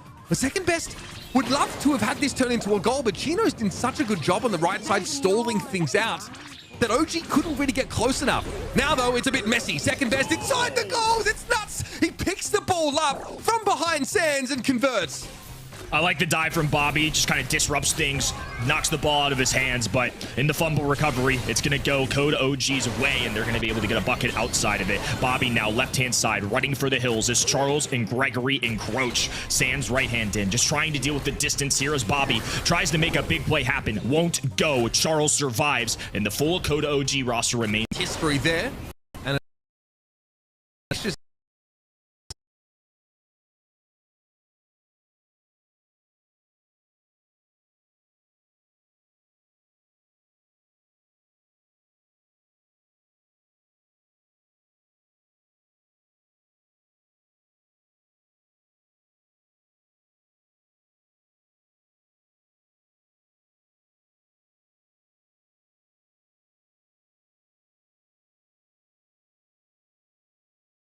there, and not exactly the most auspicious outing for that roster. However, Charles again being pressured, hits the gadget shield this time, but Bobby has hyper.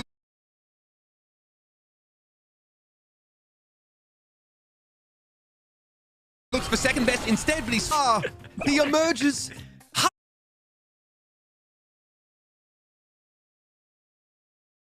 Half a second too late. There's just some funky positioning from our end, but underground, they knew that they had a wide open net. 15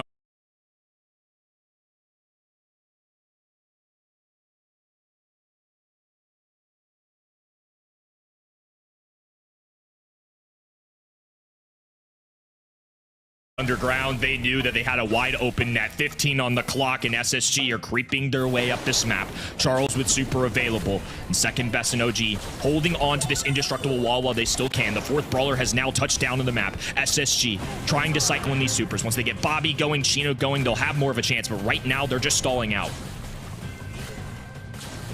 Second best doing what he does, throwing the pins now as he looks in Chino's direction. Not a great matchup for the Cordelius. Definitely outmaneuvered easily by that Stu, especially with hypercharge at the ready. Chino here looking to try and wrap around. Second best brought down. OG and Charles huddling together for safety. A recall there for OG, but he ends up right in front of Bobby, who then can deal with the Juju. Chino, easy shot across the face of goal. And Space Station Gaming secure themselves a very close set. Back and forth the entire time.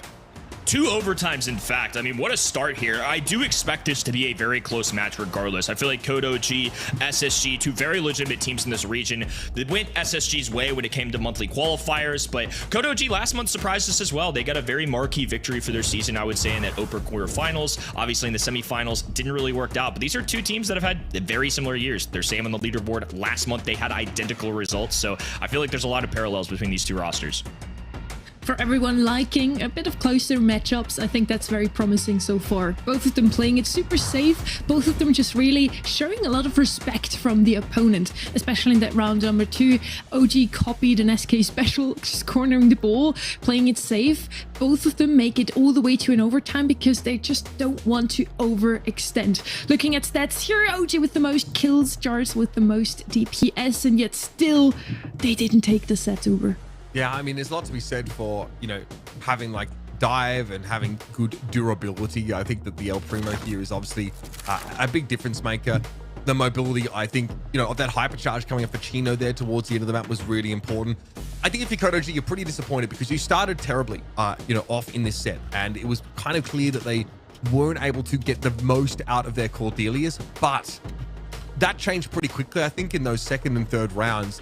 And for them, it's tough when the game sort of goes to overtime. In theory, they do outrange Space Station Gaming with their composition, but I'm always terrified of Stu in those scenarios. Yes, he's a little bit of a close range brawler, but when that hypercharge gets up, but even when it doesn't, you just got the ability to break ankles in those last few moments and score goals like we saw there. So great stuff for Space Station Gaming. They bailed themselves out of what could have been a really dangerous situation.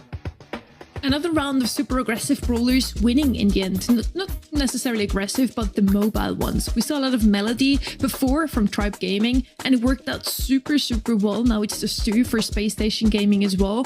I feel like this region so far is showing us some fresh ideas. It's not just Hank all over. It's a lot of those quick plays. And yet still, we have hit overtime twice, Kenny. Very true. I mean, I think that's an underrated thing. When we look at these drafts, I think sometimes it's easy to forget the little extra, the extra mile that you can go with an El Primo jump, Melody dashes. I mean, mobility is not a stat in the game, but it certainly plays out in the map every single time. All right, here we go. Shooting Star on deck. And well, we've seen Lumi in a bounty map recently. That was pretty impressive. Also pretty scary. Look at CodeOG, by the way. Look at these bands. 3 of the biggest sharpshooters taken off. Even Nani dealt with by SSG. So Nani were definitely hoping to potentially get a Pipey here. Or something at least that is counted by Nani. That's why they take that out of the game. CodeOG, though, came ready. They knew Space Station would prefer to go for a longer range style. And they're going to try and nip that in the bud. But SSG can always go to the old faithful, look like a Max Gene pairing, or at least get half of that setup. CodeOG do know there are other sharpshooters that definitely deserve a spot in the game. Bell is one of them. Definitely a standard start, and then they're going to grab Carl alongside it, one of the most played / banned brawlers we've had this entire month. A pretty standard start, too, from SSG. In this region especially, it feels like Gene or RT have been your textbook first overall pick. RT, of course, going to be in that ban stage, so I think it's just an easy click here for SSG. I mean, the card is so powerful in the hands of a playmaker, truly defining Brawl Stars at the moment. And honestly, has for the longest time. I think the hypercharge kind of brought Carl back in line with the, you know, the power creep that we've observed with a lot of other brawlers. And you should expect that, folks, to continue to happen over these coming months as more and more brawlers receive their hypercharges. You know, we'll start to see them really achieve that same level of relevance again, because it's the same stuff that made Carl good in the first place that makes him good here. You could say the same also for Gus. Seeing him come back here now in the hands of Bobby, very potent when paired with this Melody. It's an extra layer of shielding for the Melody, who obviously has that capacity with her gadget. Now the Melody hypercharge means that she's much more devastating on those all-ins. It's a common answer to the Carl, and it does much the same thing, except maybe lacking the same level of zone control that, you know, Heat Ejector has. Instead, you do get that shield on your gadget, which is very strong.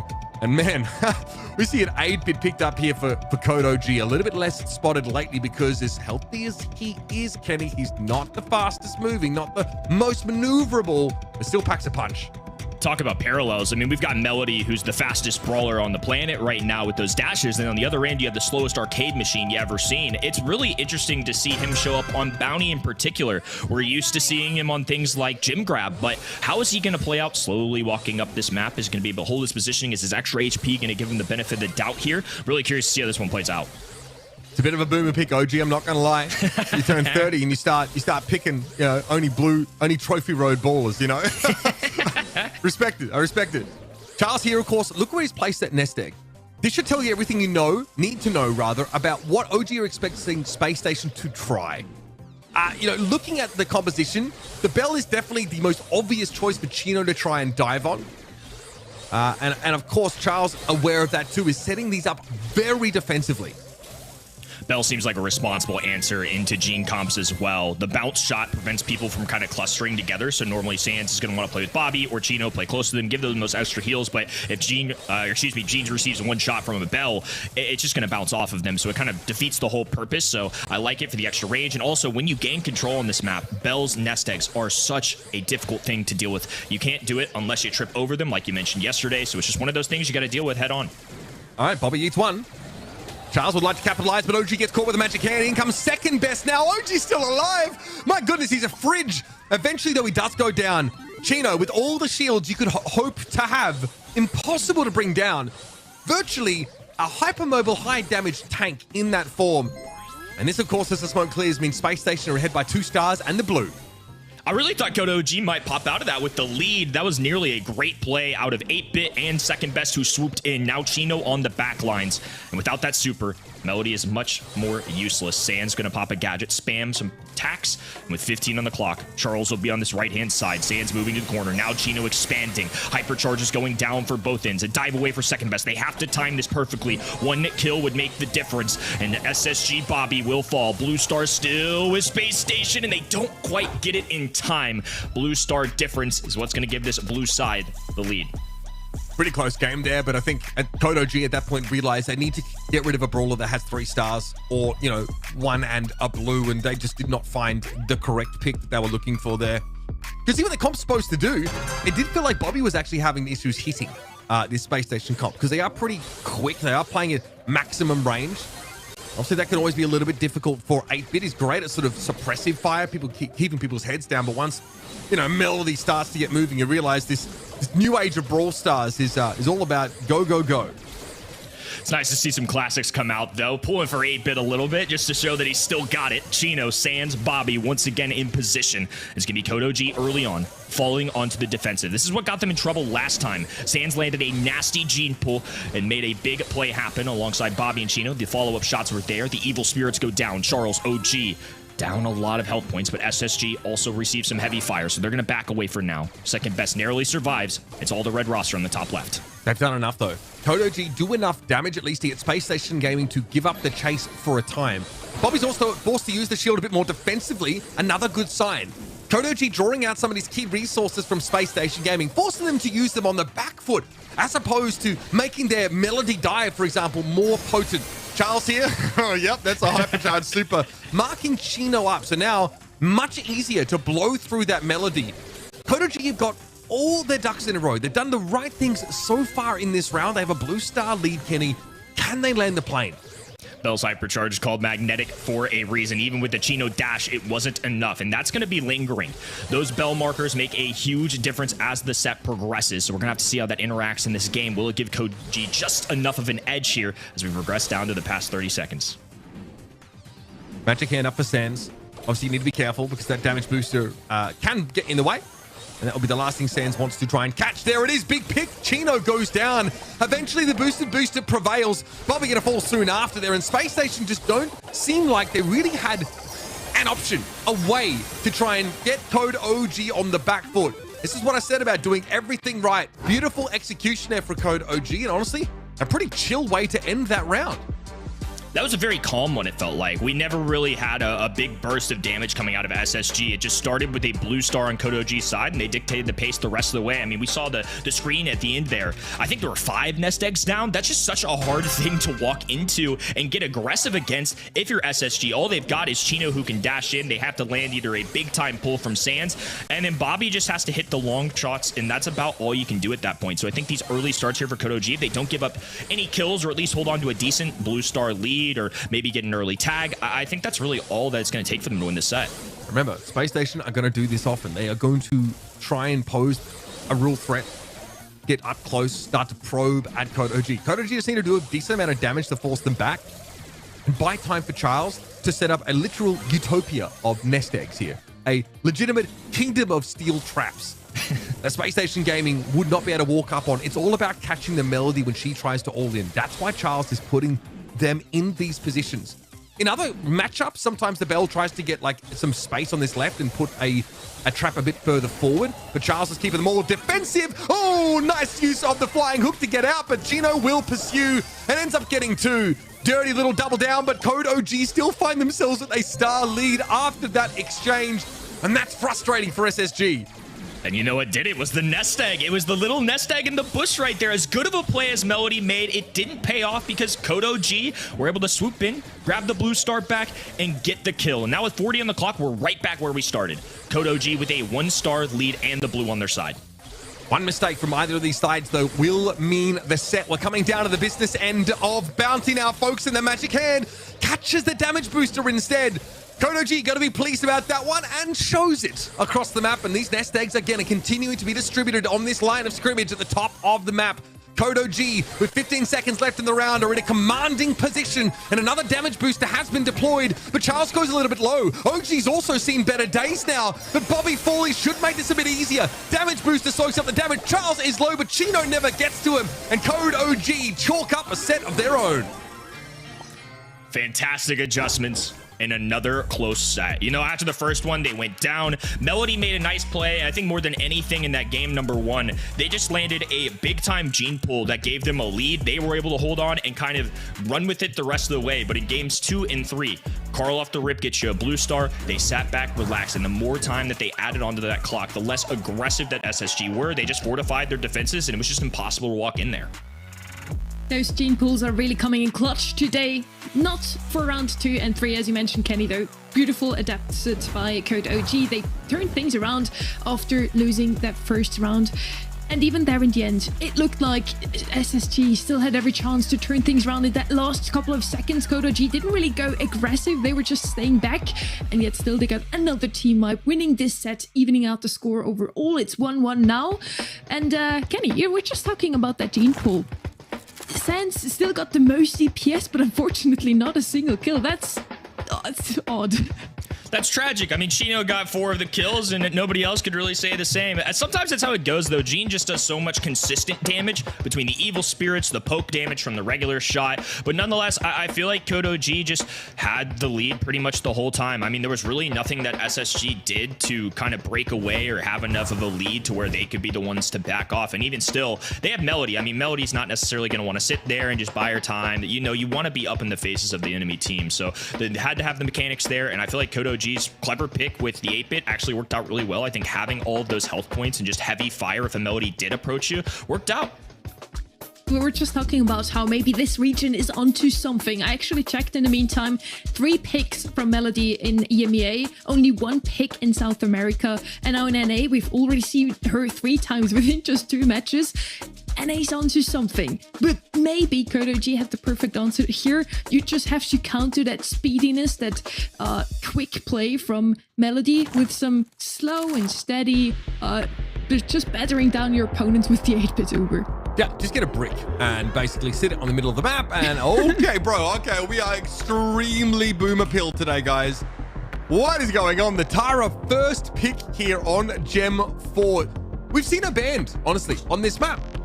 Obviously, she's very potent at catching out the enemy gem carry, and she's super good at bullying a side lane, providing that she can, you know, get up there. Psychic Enhancer has had some value on some bushier maps, but you expect to see help from beyond here to punish some of those single shot brawlers. Tara's good, but again, she is somewhat short range. She can definitely be exploited by other brawlers that can dive on her. So we'll see what the Carl has to say about that.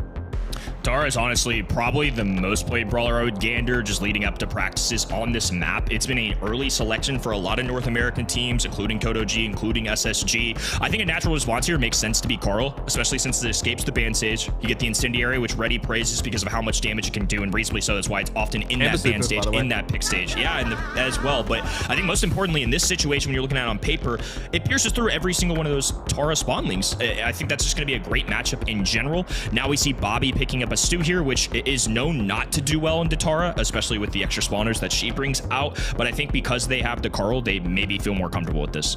Yeah, just a safe mid. I think it's a great gem carrier. Someone who, you know, can use that super to steal one of the enemy side gem spawns, right? Because that's what you really want to do to get that early lead, is try and get at least one of them. If you can get 2 of them, that's amazing, because obviously that puts you, you know, 2 ahead and it's hard to interrupt that kind of countdown. But okay, Jackie coming through here. I like this look again. She's very good with that hypercharged pneumatic booster. Also allows her to close the gap very quickly.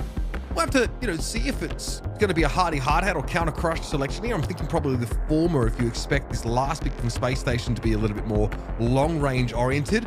But now there is a Jackie delivery system in the dimensional door for OG. And also we've seen the walkie cane be very powerful.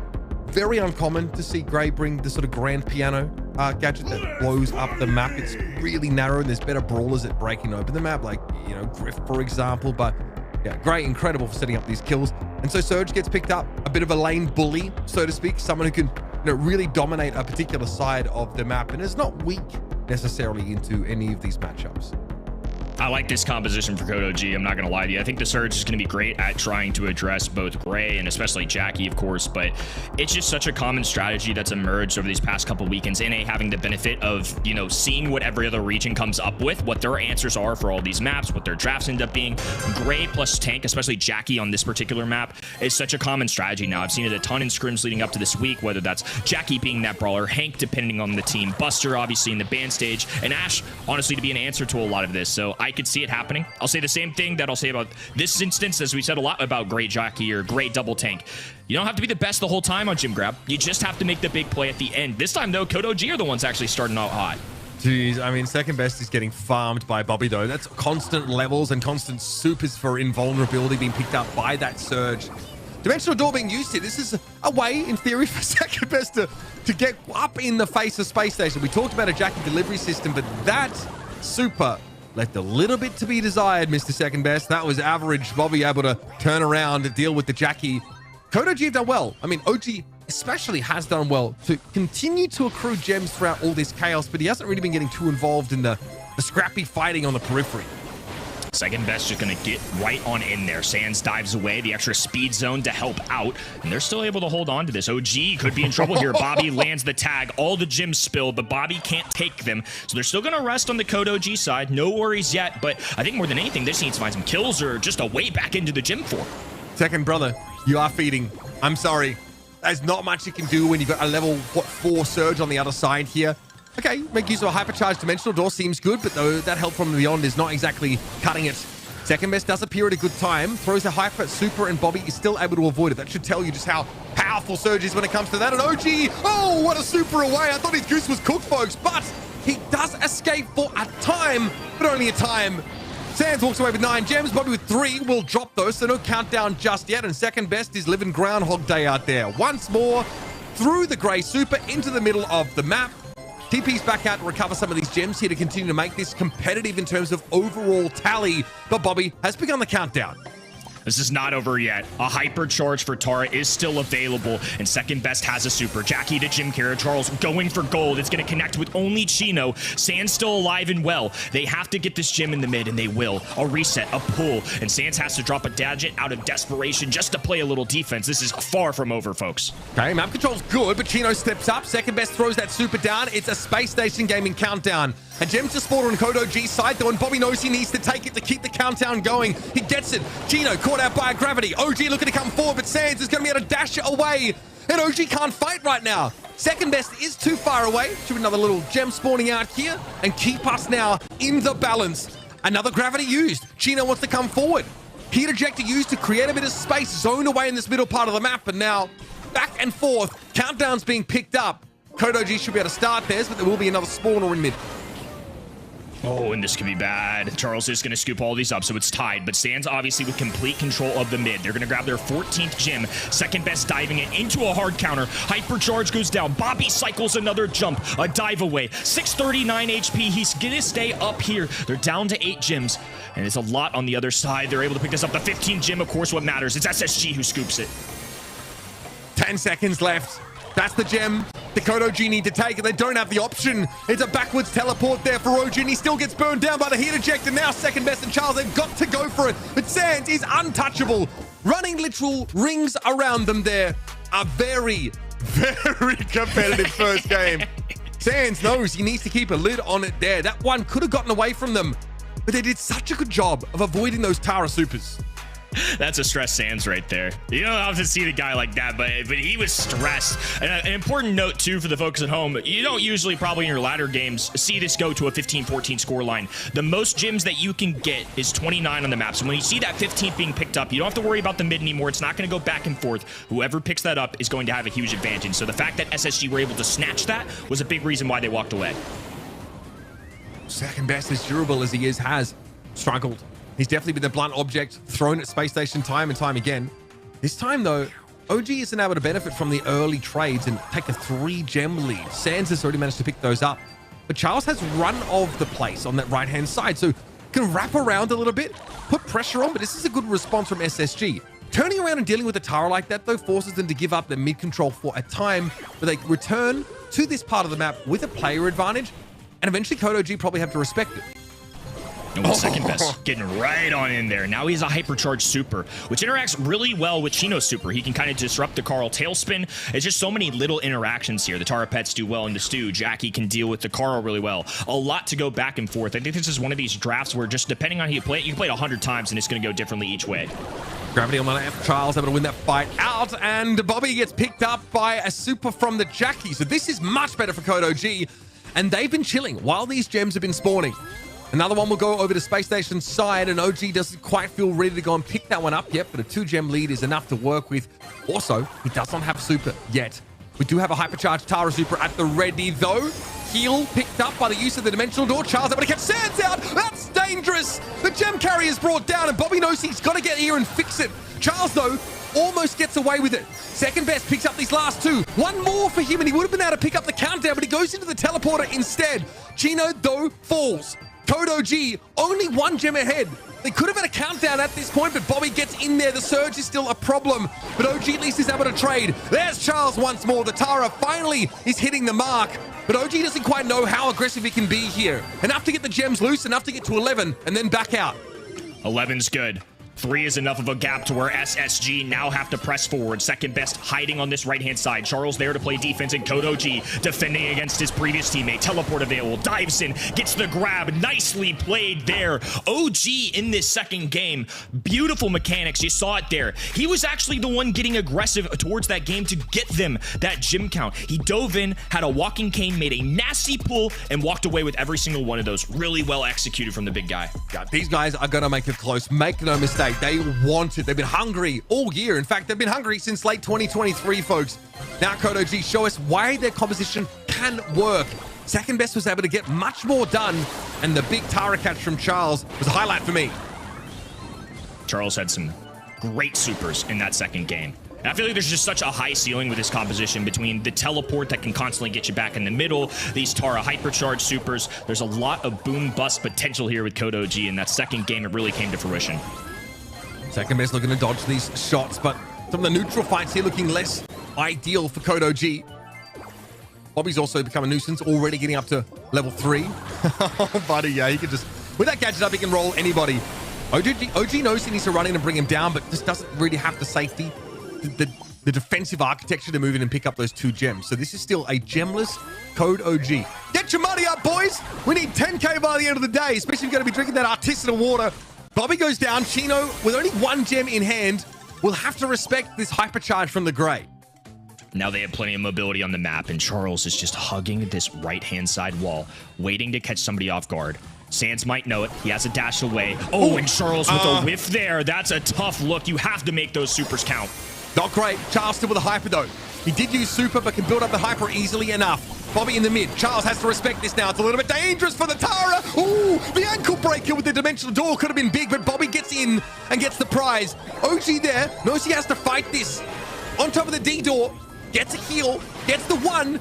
Walking cane misses Sans, though. Code OG had to go for it. We need to see a Tara super from Charles. It's the only way to get these gems out. But look how low they are. Bobby tries to disrupt, goes down. Charles pops the hyper now in advance. Doesn't get a super off, though. And it's another SSG set. Another set that goes down to the slimmest of margins. That game 3 was one of the more dominant ones we've seen out of SSG, though. It just felt like Code OG made too many mistakes in that third one. I mean, when it came down to it, Tara Super's missed. We saw that dimensional door interaction there, and Tara just missed another one there. I mean, so there's some unusual gameplay, I would say, out of Charles. You have to make those Tara Supers count. That's just part of the reason why you draft it.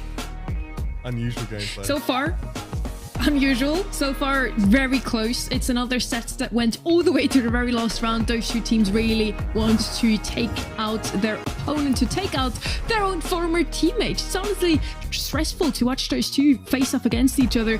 Charles on 14 kills, Gino on 17. This was a round of rounds.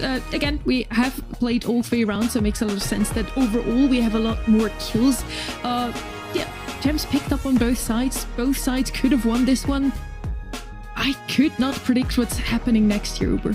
Oh, look, I mean, the fact is, and I think Kenny brought this up, Charles has to hit one big super, and then the game is over, right? It's what we never say never when we have this kind of matchup, right? A second round went to 29 gems. That's always exciting. Charles was hitting these supers, or rather, Space Station maybe wasn't respecting them quite enough. I thought OUTT did a great job. The way he sets up these dimensional doors, he's also making use of them for the utility of the heal, which is really crucial. And finally, second best started to find a bit of a rhythm, but you kind of last pick Jackie, leave yourself open to the Surge counter pick. That is pretty rough. We saw what Bobby was able to do in that first round. Carl also super, super valuable here. I think that honestly just being first pick kind of hurt Space Station in the end, as rather Code OG, excuse me, as SSG have a chance to kind of counter them at the end of that draft. Well, let's see who's gonna first pick now. We're heading on to Golden Gulch. The possibility for Space Station Gaming to close it out in a 3-1 is here. Now it's so close on arm's length here. And Code OG, they want to prolong now. It's 2-1. They're the ones in the back foot. They need to push here for one more set to still have the possibility to make it into yet another semi-final, Kenny. Yeah, and I call it unusual for Charles just because he's such a good player. I mean, just a couple mistakes there. You could even see in the highlight reel kind of what I was talking about. And in the stats, 14 kills. He was great throughout most of that set, but it's just little interactions like that, especially in these matches where it's going 2-1, 2-1, 2-1, or 2-1 overall on the scorecard. It's just one of those that every little pixel is going to matter. This scoreline could be going a number of different ways right now, just based on how these sets have gone, and I expect Golden Gulch to be about the same. Absolutely. I think these teams both draft in a really interesting way. To me, I feel like Code OG are trying to draft some of these pretty classic comps, which I enjoy watching. It's something that we saw Loud kind of do a lot yesterday, but try and go for those really powerful brawlers if they are being left up, right? Got some 8-bit, got some Tara. These guys like to, stick to their guns and stick to what they know quite well. I'd be frustrated at that last game. I think, people at home should know that when a commentator uses the phrase, unusual or even interesting, that means that, something's a little bit sussy. Something's up. So I do feel like, Sonny, there's a little bit of criticism being leveraged at Code OG because they do everything right, I think, until it comes to that final step, that execution. And then, honestly, feels like a coin toss. Yeah, I would agree with that. I was giggling, by the way, because I do that so often. I'm like, oh, that's interesting, because I don't want to be like, bashing on the draft of one of the two teams. So I'm just like, oh, okay, that's new to me. But yeah, at Code OG, they looked once again like they had what it takes to turn things around. Space Station Gaming winning round number 1 in Gem Fort. Code OG seems to be able to adapt and change their gameplay, their strategy to, in the end, still take the set, but Space Station said no to that. So far, the equation seems to be if Space Station Gaming Stu, then they win. If Code OG Carl, then they win. And if Stu and Carl are both on one side, namely Space Station Gaming, then they win. Again, this NA region turns out to be one of the most aggressive so far in all of the last 3 monthly finals. Kit, Lumi, Jean are going to be banned out by Code OG. We have RT, Lou, and Hank on the side of Space Station Gaming. So a lot of range, but also that Hank that they just don't want to see in this draft at all, Kenny. Yeah, I think Angelo probably in the cards here is a first overall choice. Just the long range, being knockout. I think just a very safe one to have. And I know this is a team that has favored it a good bit. It's going to be Buster here. I think it makes a lot of sense too. As a first pick, you run the risk sometimes of getting countered down the line a little bit. But I think on this particular map, it's going to work out a lot better. He's just so good for the game mode. Yeah, and also Buster is a very powerful brawler when you want to, your strategy involves you making a move at the end of the round once the gas closes in. We used to see like a Melody Buster Max combination where you just sit and you just wait till the end of the round, and then you come out with the montage and all of a sudden you're good to go. But Code OG here'd have a ton of opportunity to kind of counter that, right? They now can think twice about how many projectile-based brawlers that they want to involve in their draft process. I think their Daryl's very powerful, especially with that hypercharge. Durable enough to absolutely flatten Buster at close range and not worried about the disruption he has via slow-mo replay. So good little pick here. Ollie is always concerning to any team that has a component that wants to dive, because the hypnosis is an extremely powerful deterrent. I was kind of waiting to see if they would go for this double tank. It's something that's become more common, especially on Gold Arm Gulch. I mean, Bell has the range, Daryl a natural counter, I would say, in the Buster, and having the shotgun can do fine into the Ollie. Mandy, one of the few sharpshooters I would say left that makes sense. I think this is just going to be two sides, probably playing it pretty passive off the get-go, and then as things let loose, as the fog closes in, they're going to be looking to deal with those, Buster supers that have been charged up. Now they can go in. They're just going to be waiting until they get that utility to kind of make their move. I like that a lot. Someone with the range to rival or even sort of oh, okay, hold on. This is so interesting. So first of all, Mandy obviously can outrange the Bell, but Kenji makes his way in here. Every now and then we see it. I think we saw it yesterday in one of the sets, and it performed quite well. Bit of a bruiser with good mobility. And, somebody can stave off damage really quite well with that star power. So it's a ton of fun. You've got Daryl and you've got Kenji. So Code OG still, man, they really want to throw down Kenny. Yeah, to your point, Kenji showed up once yesterday, and I believe that's the only time this monthly finals. It was 1-for-1, so trying to keep the undefeated streak here. It's a very unique brawler right now, especially when you're looking at all the HP on the other end. Second best is just going to get arrested. Look at this, he's diving right on, and he already has a super. Slices his way through multiple brawlers. A Buster shield to reflect. It's ultimately a trade. Charles goes down. It's going to be a one-on-one interaction. Bobby with the super is a big difference maker, though. Okay, what gadget does Bobby have? We're about to find out, because he probably needs the ability to dive OG if he wants to win a fight like this. Here come the nest eggs. They're a problem. Bobby has the gadget that, okay, it is going to be the dash gadget. That's nice. OG stunned up, Bobby. He's marked. What? Oh! It's a draw? Okay, dude. All right, fine. I've seen it all now, folks. Let's run it back. Oh my goodness. Well, one round here would make a huge difference. It guarantees you're not taking an L. A pull through, the gadget goes in. Bobby connects. Now it's a double dash here. Kenji in the air. Look out, folks. He's going to take another dive at it. Chino barely escapes it. Sans hypercharge gets the kill. 2v1 situation as Charles rolls forward. It's a hard counter. He's got another one, though. The long distance. The super connects. Chino's a shotgun in the face.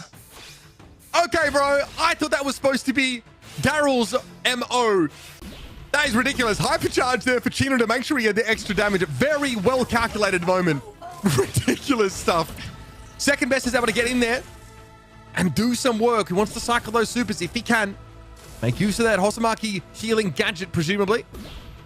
But now we have a much more gentlemanly start to this round, as we're going to play the long diagonal with our sharpshooters and hide our tanks in the bushes. Very, very based. This is as civil as I think these two teams have gotten today. I mean, this is as quiet on the Western Front as it's gotten. Sands on the left-hand end already has that supercharged up. He's going to play right next to Bobby. Several times now we've seen our tankier brawlers dive in together. Okay, it's been coordinated. Now they've got these nest eggs building up too. So the more that I think OG can place down the middle here, the better for them in the long haul. Chino there with the penetrating gadget used. No hit though. I'm keeping score, and the sharpshooters hit each other once each. Here comes the gas though. That's concerning. Charles rolling on up in court though. Inside the hypnosis. Sashimi comes through. Chino goes low. Sands has seen better days as well. A great super from second best. This time to make sure there'd be no Mandy plays. We have a draw. Have we ever shown this? I can't believe we have this graphic. I mean, when was the last time we had a draw, like, for not just a round, game period? That's insane. I've never seen that graphic. I'm very surprised that we have one prepared. That's great job, team. that talk about getting ready for any eventuality. So we're running it back just like we would on a Brawl Ball game. Charles got absolutely rolled, but Sands is still low, and second best can get in there. Now thinking twice about it. Backs out, had the mobility to at least chase to even the odds, and Chino, the developed super, will look for a chance to make use of it. Kenji gonna get sneaky once again. Oh, the bounces.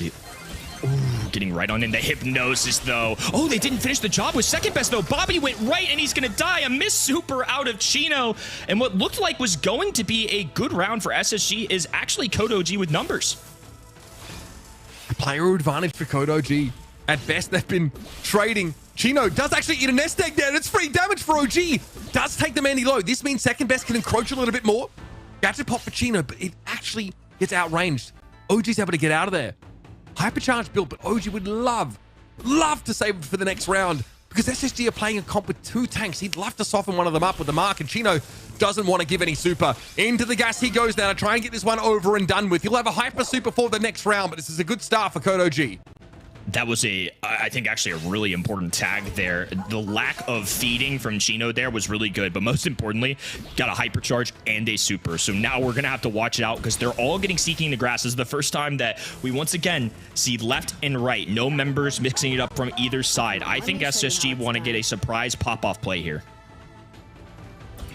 Somehow, I think Code OG have a bit of an idea of what they're planning. Sands, though, has hyper montage. Chino with hyper sugar rush, so can obviously hit that sort of forking super across the map, but it won't one-shot anybody, so some softening up needs to be done. And I guess you really put things down to the gas here. Code OG don't have supers on 2 of their brawlers, so maybe something Space Station Gaming are hoping to keep in place. So we're gonna wait this one out. They're all just spinning and dropping emotes. I mean, it's just hilarious to watch all these sprays go down. No one really wants to take the fight here. Bobby, though, takes the first hit. OG with a hyper ready. Super to back it up. This is dangerous now. Guaranteed hit of that mark goes on to Sands, and oh, the Mandy super doesn't hit anything. Sands is in trouble. Bobby with the hit the ties will be dodged by the Slashimi, and second best gets in there for his just desserts. There we go. A game going the way of Code OG. Looking to take us to a 5th set. We're back on track. No draw this time. Just a clean sweep there from Code OG. A really interesting draft too. I mean, Kenji has only shown up 1 time in the monthly final so far. Made a nice debut yesterday in South America, but I never would have thought to look for this on this map in this mode. Just love the ingenuity, and second best, obviously, we know he can play these tankier brawlers well, so it's awesome to see him pilot this. Bounced in between Sands and Bobby. Back and forth it went. They've got to be careful of that to SSG. They are so concentrated, so grouped up. Hoping to try and burst Charles down, apparently, but instead, Kenny just flipped the map. Well, it'll be red rotating to this left-hand den. Sands has the super available. Chino just trying to look for Chags. And a big reason why I think more casual players love Mandy is because of the limitless range that she has and that super cross court on the map. And it makes a big difference. And just unfortunately, Chino just couldn't quite hit there with that hypercharge. That can be a swing of a game. Instead, it gave them a loss. We'll see if things change up here. Okay, second best caught out just by that hypnosis. Hoji playing through the gas. Charles gets in, but also hit by hypnosis. Clean sheet there for Space Station Gaming. Nice little round to pick up. Nicely done by SSG in that round number 1. Hopping into round 2. Red right. It's going to be blue on the left-hand end. Everybody playing it safe so far. OG does have that super hypercharge ready to go. Once again, Charles is just going to sit there and charge his own super up passively. Bided time now if you're Code OG. They really have all the tools they need to take a round like this away. And remember, as the round goes longer, OG can deploy more nest eggs, allowing the swarm to take over, making it even riskier for SSG to try and take space. But they want to play more aggressively towards the middle of the map because what they don't want is for OG to put traps in the center. Allowing him to do that would be devastating. Makes things much more difficult for sure. Definitely could cause an issue, especially with the team that clusters up together. Like you mentioned, we've got Bell bounce shots, Kenji to try and address that directly. Love to see it. Everybody's still taking some shots here. There goes the Gadget, second best, diving. It goes down immediately. This is catastrophic. Hypercharge going down for OG, trying to make something happen here as Charles dives in, takes care of Chino. OG, low HP. Charles going in again. Bounce back and forth. Oh, he's got 5,000 HP, but forces OG away. It was close, but Space Station Gaming will survive that interaction and get themselves a game. Oh my god. Heavens to Murgatroyd, folks. We're going to a deciding game in this set. That is absurd stuff. And you mentioned it, Kenny, a big mistake there. A catastrophic one for Code OG. Now, I mean, geez, these guys are determined to make this as hard for themselves as possible. It's got to be now. We need to see them win 2 out of the next 3 rounds. Really interesting setup. So SSG sent a full 3-stack to that right-hand side. That is not traditional. The norm would be left for your entire roster, and of course, from the red perspective, all right. Instead, is SSG getting on the aggressive. They've actually dropped a nest egg on this top left-hand end, too. So we're going to have to keep an eye on that, because literally one little trip up at a pro level can make a difference. Ambushed as we are. Space Station kind of grouping up here because they're not too worried about the bell damage for the time being. Oh, what? Charles, are you kidding me? It goes in. Quickly, Bob is able to respond, though. Sands low. The damage is still bouncing, but between them, nicely done for Code OG. Charles just starts it off the good old-fashioned way, about the least subtle way to begin an engagement you could ask for, and that's what Code OG were looking for. That was sly.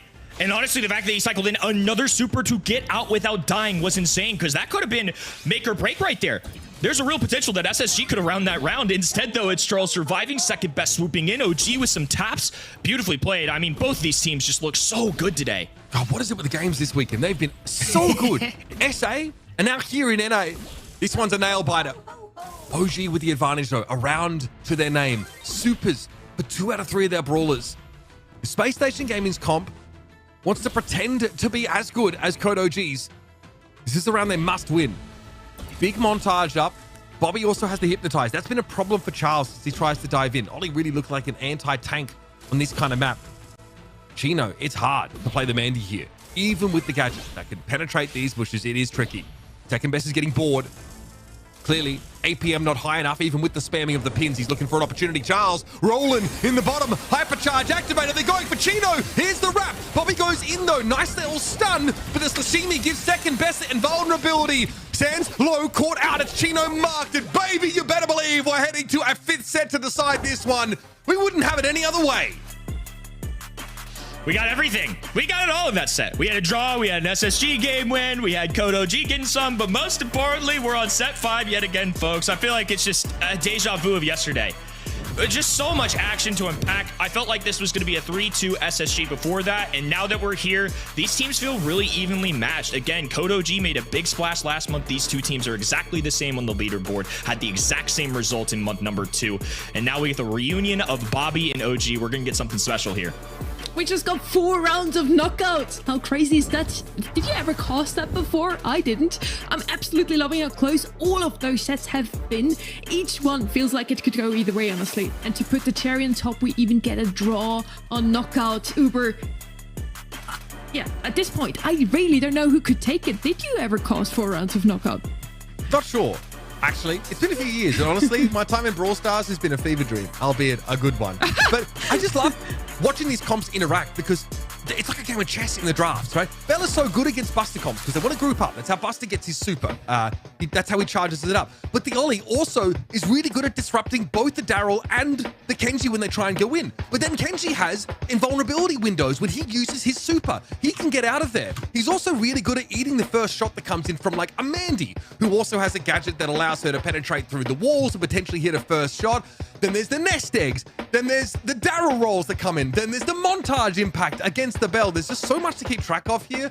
Really interesting draft. These teams showing us that they really understand what their win conditions are coming into that knockout. Showing us one of my favorite sets, I think, that I've seen in a little while. Honestly, after 3 monthly finals already throughout the regions, we're now in the last one. I felt like we all knew kind of what is the current meta. And he's showing us some new drafts. Kenji, we've only seen once yesterday. And it works out perfectly for Code OG, just like they already showed us a Cordelius and Super Beach, also not really a often picked brawler. Melody coming back into the region. I'm super excited to see how the rest of the day goes, Kenny. You know, I think an underrated storyline coming this month for North America is the fact that Tribe have not just won, but it's been a pretty convincing way through. And I think last month, especially in the draft stage, was a wake-up call for North America. I don't know if y'all saw Twitter a couple days after the NA monthly finals, but it just felt like every pro player, the sentiment was, we're kind of disappointed in ourselves. We're not matching what we used to be. This region used to be what we saw in SA yesterday, where you just never know who's going to win. And I think SSG, Code OG, I expect this from teams like Pioneers later down the line. I think last month was what they needed, a little bit of a shakeup. And certainly when Brawl Cup's on the line, when we're at the halfway point of the year, all these teams are really starting to bring it. You love to see it. I can imagine here that SSG and OG are probably, they've probably got players on bio breaks and stuff like that. You want to take a deep breath before heading into this kind of draft, Sonny. Dueling Beetles is such a based map to end this set on. So many ways to play, so many options. I think I'm looking out for berry comps here as well. Berry comps, you've been calling out Code OG all day long, Uber, about their Unk comps. I can't wait to see another Terra, Pogo, just a good old days comps come out here. Pam, yeah, that would be the perfect pick, and we've seen her so often on this map, just not really in this season. Let's see. Jester, Bo, Stu band out. Pretty, not really controversial bands, pretty conventional bands here with Lumi on the other side. Let's see what Space Station Gaming picks up first. Showing us a Hank. Yeah, top picked brawler in East Asia, in EMEA, in SA. Kenny, no surprises here so far. It's a little bit easier to click this Hank because we see the B and the Lou out of the picture right now, and Chester gone too from that left-hand side. So I think it just makes it a little bit more convincing to go for it. We've seen other tanks show up here. Draco, Ollie. Shade is one that I'm going to call out here. I don't know if it's going to show up right here for Code OG specifically, but in this region in particular, and especially this team with SSG, it seems like they like picking him a little more frequently. There's the Draco, so one of those other tanks, and there's the Berry composition. So Uber, pretty on the money with that one from you. Yeah, I mean, look, it's probably not the #1 go-to setup right now because we have like the Lou, the B comps, the sort of Bo and Chester, but it's still pretty effective. It's pretty cheesy as well. However, the amount of burst damage that Hank has available to him can invalidate some of the healing that Berry puts out if you're combining like the Hank damage with other stuff, right? If the fights are quick, then the Berry doesn't have the ability to get value. That's why second best on this on the Draco here, and I imagine the last stand gadget is important because Code OG will be looking to artificially lengthen the fights so that they can get value out of this healing. The Space Station have given themselves access to that as well now through the healing tonic, as well as a brawler who, when he has that super or hypercharge, will just clear the point.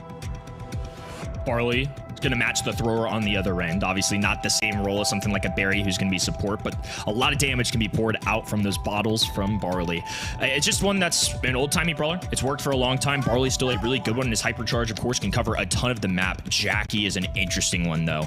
This is Dueling Beetles. This isn't Hard Rock Mine or Jim Ford or some of these other maps. I think this is a bold call, and I think their intention is just to build up a ton of health for their side, have Barley from the distance kind of supporting with cover fire, and then just getting Jackie and Hank up in the faces of the enemies. I mean, there's not a lot of good anti-tank options, like I said, and I think SSG realized this, and they're either going to have to dare Code OG to go down the tier list to take an anti-tank brawler of their own that's maybe not as good in the meta, or find a way to match what they're doing. Honestly, Draco can be an anti-tank brawler. If you take the exposed star power, you can obviously, basically put a virtual bell mark on your opponent, right? Like every 5 seconds, you hit somebody with your attack, and it makes them take 35% extra damage for that duration. So, there is definitely options. You take that star power instead of like the one that heals you when you pop the dragon, because you already have healing from the berry. So in theory, you maybe don't need that extra one. Now you have someone that makes those tanks a little bit more squishy, a little bit more vulnerable, to getting burnt down by Draco in the other form, or have Frank come through and just swing on them. So I like the double tank look with the healing. Both teams with a similar sort of style or idea, but I want to see how those points of difference in the brawler picks change the outcome. Frank obviously going to be swinging on them like you mentioned, but I think importantly and notably has a wall break option, which I don't think Hank's going to necessarily love to see. I know Barley won't love to see it. Charles now diving in. Early lead here for SSG, and Sands meets him. Herbal Tonic's going on the ground, so I did say Barley is not a support brawler, quote unquote, but he does have a support feature. All right, Chino falls. OG now in dragon form, and Code OG are able to force SSG back off the point. You do not mess with Draco when he's in this form, and he's been able to cycle those supers, which is big. Chino getting flattened here. Second best knows he's the sacrificial lamb in Stein in that situation. And this has allowed CodeOG to get a bit of a lead. Watch out now. Last stand popped. CodeOG able to cycle a couple supers there, and second best doesn't care. He's getting in to break the map apart. There's the super. Not a hyper, but Bobby is brought down nonetheless. Second best with a nice play there. Gets the wall break, gets the tag, and survives. So now OG can, on this right-hand side, apply a little extra pressure. Chino scoops him up, and now the full SSG roster marching to the middle of the map. They will take over the hot zone. Hank's going to be a problem, and CodeOG don't have a long-range thrower that can really punish it. Second best just wants to open up the map. Deny Hank those good angles. Now CodeOG can work the right side of the map a bit more safely, but you still need to deal with the fish torpedoes out in the open. OG's able to bring Sands down. Farley out of the game for now, and you see he does have the healing star power, so it does give him a bit more durability. Oh, that's big from OG. Now, CodeOG need to do some serious work in catching up in this game. Sands, lucky to be alive, healing tonics himself just to make him a relevant threat, but here comes that Frank super. Second best opens up the map a little bit more now. 78 plays 89. CodeOG still have work to do. OG has been so good in this set so far. He's going to have to keep putting in that work, though. It's not enough. On to match point for SSG. CodeOG are now going to have to go 2 straight. This one is really heating up Uber. And we're starting to see the issues for CodeOG's composition. They just don't have that burst damage. This is just not there. Draco is really scary because he puts out a ridiculous amount of damage in that dragon form, but it takes time. And when you're going up against a Hank that has the gadget to mitigate incoming damage, and your damage comes in smaller increments, you're gonna do less. Ares heals essentially have to be more than the damage that Barley is outputting, I think. And I think an issue there, Charles towards that mid game kind of disappeared. He was getting taken down a lot, which is great on SSG side. It's a good focus. CodeOG in the corner will go down. Super available for Charles. He's going to be working alongside second best, who is dipping his toes in and out of this hot zone. Really good job playing the objective, but once again, we're going to see this. SSG have a full 3-stack in the middle. Charles, though, immediate response. Second best swiping away. OG, Dragon's Breath trying to connect with the other end. It will scare the SSG side off. It's going to force them away and force another healing tonic use. Although CodeOG spent a lot of that time off the point because of the threat of Chino behind them. And here's where the issues creep in for CodeOG. Just how good is their composition with retaking map control against this Hank? That's why Hank is so good in general. OG dancing around here. Notice he doesn't have the gadget that knocks up. He does need last stand in this particular matchup. And now Space Station Gaming have just had more durability, more sustain. They've been able to stay on the point for longer now, and it's to the tune of about a 20% lead. Charles didn't get much value out of that super either because Jackie used her super to scoop him off it. Chino now interacting really well with second best. That's easy money for the SSG side. Now 70% and climbing. OG trying to pepper down the SSG end, but it's a hypercharge for Chino. Gadget goes out from OG. He needs these heals. Second best clobbers his way up the middle of the map, but it might be too little too late. SSG are just rotating in brawlers too quickly. Chino does go down, but it's hard, really hard for OG to stand on the point. And now, at this point, they've got to push up past it. They can't really just fight for point control itself because SSG really don't have to spend long on it to end up winning the game. Second best probably knows it. Protesto's coming out now. Chino does at least get taken down. Hypercharge super thrown out, and Sands will probably get the rest of the percentage that's required. OG gets up close and personal with him. It's a very low health CodeOG team, but they can now get back to full health. This is where the comeback starts, but it has to be centimeter perfect. It has to be unstoppable. Chino gets a touch, and even when stunned, he's able to accrue that capture percentage. And so CodeOG finally put to bed a very competitive series. But SSG are just a cut above. Wow. What a match. North America is shaping up pretty good this month. I think they responded to the call. I mean, there were a lot of doubts, and I think, again, the sentiment on the internet has been NA has not been up to par this year. First half's a pretty good start for our quarterfinals. We've seen 5 matches yesterday that went all the way to set 5. Now, do you feel they're going to beat them to it today? Are we going to see even more of these? We played 32 of 35 possible sets yesterday. Is NA going to be even crazier, Uber? No, guys, come on. It's not happening. I wish every game was as close and as competitive as this one, but it's just not going to happen. Barley gap, by the way, monumental. It's like Mariana's Trunch level gap here. 707 DPS. Sands also with a very respectable amount of time there on the point.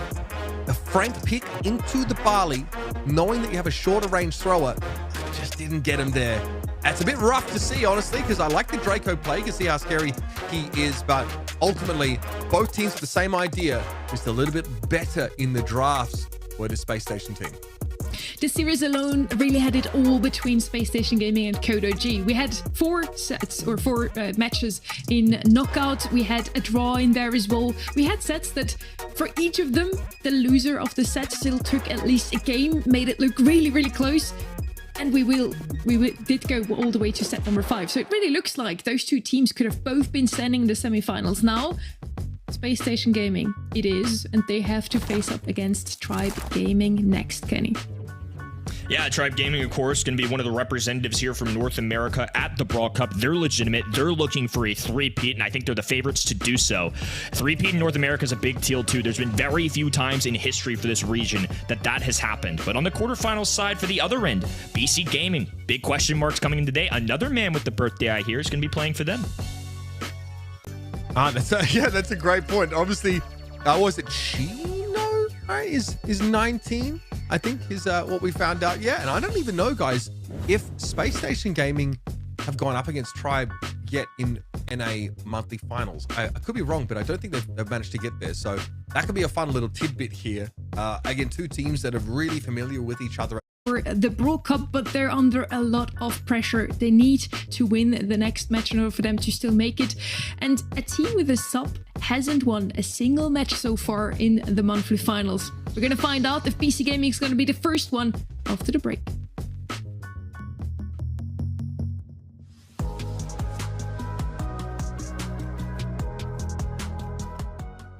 I think the best thing our team have is be a really good team or play aggressive brawlers like aggro style. But our weakness could be don't trade and out because we don't scream a lot. So maybe that's our big weakness, I think. I think we make a really big chance to make Brawl Cup. We make 2 finals in a row. That's impressive because we are a team underdog, I think. So we are really impressive. Like, I don't know how we got it, but we pro, we try our best, and we play with the heart. That's all. I think the more tough thing was Elevate. That was our match more close on monthly finals. That was a double match point, so I think that was a more tough. And they're a really good team. They have a problem in the last month, but I think they are a really stronger team on NA.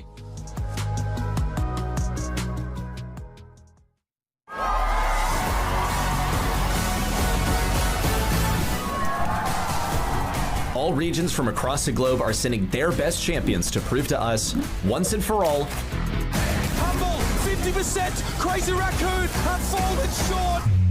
which region is the best in the world right now. They'll compete for LCQ and World Final slots for their home region, altering the competitive landscape for the rest of this year. So prepare your flags, your patriotism, and cheer on your home region champions. 23rd to 25th of May, live from DreamHack Dallas. Get your tickets now and join the fun in person.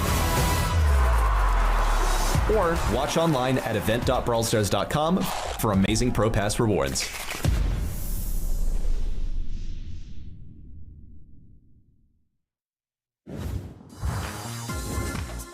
It's day number 4 in the April monthly finals. We're in North America. Ready? You know both of them, OG and Bobby. How is it to have watched those two face up against each other now? Man, I mean, yeah, I've spent the last couple of years watching folks that I'm actually quite close with face each other here in these monthly finals, and this is not really any different, except for the fact that, we watch these guys be such close teammates for a while. In fact, if you like watching some content outside of this, you got to check out this video that the Score Esports put out, where they talk about how Bobby and OG were enemies before they ended up becoming this dynamic duo.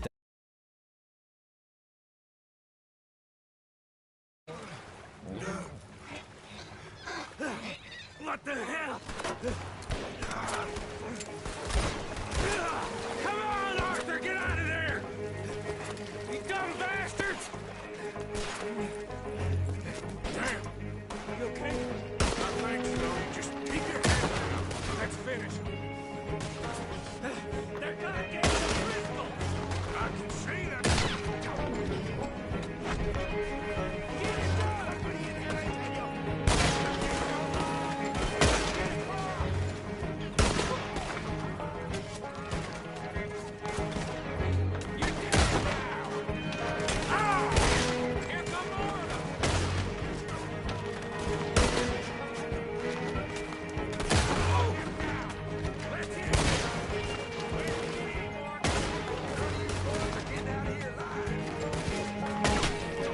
Okay, good shot there.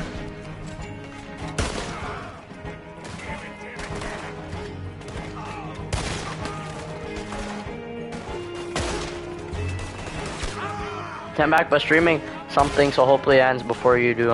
So I'm busy. It's okay.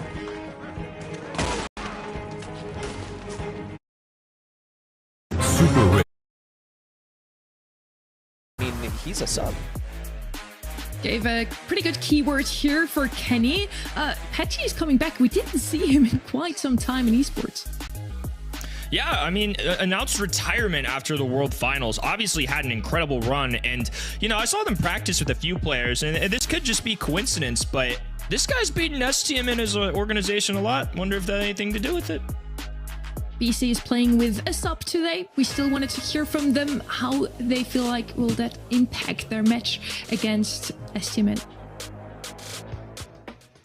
We are facing STMN again, so I want to run it back. I'm really excited for that match. Tacos and Steel are big friends for me. They was my teammates in the last competition of the last tournament, so I'm really excited for that again.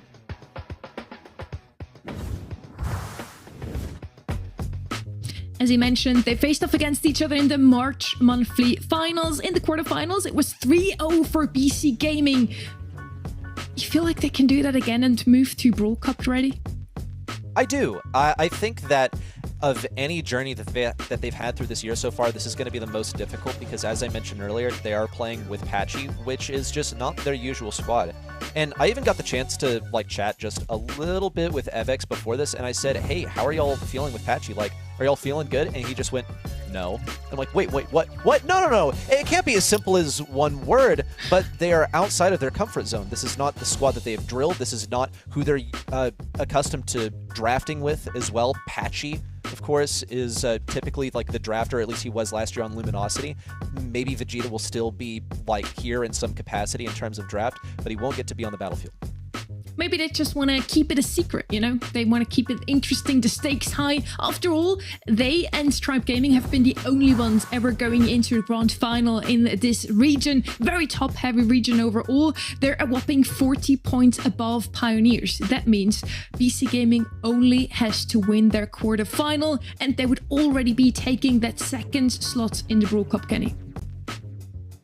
A lot to be done and a lot of pressure, obviously, with this substitution. And I mean, like you guys have mentioned, Apache is no slouch. He's been around the scene for a long time, has competed at the highest level back in the NA West days. He was very familiar with facing STMN, but obviously it's a new look for this roster and this organization. So completely different. I'm excited to see if he comes through in the little practice they did have. I was pretty impressed. I mean, I think all things considered with how short in the amount of time these guys have worked together from what I saw this week, it looked pretty solid. Usually wouldn't lean on a substitute being on a winning side. I think BC Gaming are a good enough roster to where I'm breaking that rule, and it seems all of us on the casting desk are, which is a little surprising, to be honest. Let's see if STMN can be the spoiled sports here. Pioneers are certainly hoping for it. When BC Gaming loses the quarterfinals, Pioneers still have a chance to claim that spot themselves. And STMN, back-to-back monthly final qualification last month. Unfortunately, they lost to the same team 3-0, but I feel like today could be going a little bit different, ready. I mean, I think they're certainly hoping so, but the folks in the audience seem to be siding with BC Gaming in A, which can't fault you for that. They have taken second place the last couple of months. They've been very consistent, and I think the primary area where they find their strength is that draft, and I don't think that's really going to be going anywhere with just one player out of rotation. So we'll see what they have in store for us here as we get started on Pinhole Punt. Kenny, we see some of the important brawlers now banned out. Lou out of the question. So I think something like Stu, which would usually be a first selection here, is probably also going to be deprioritized.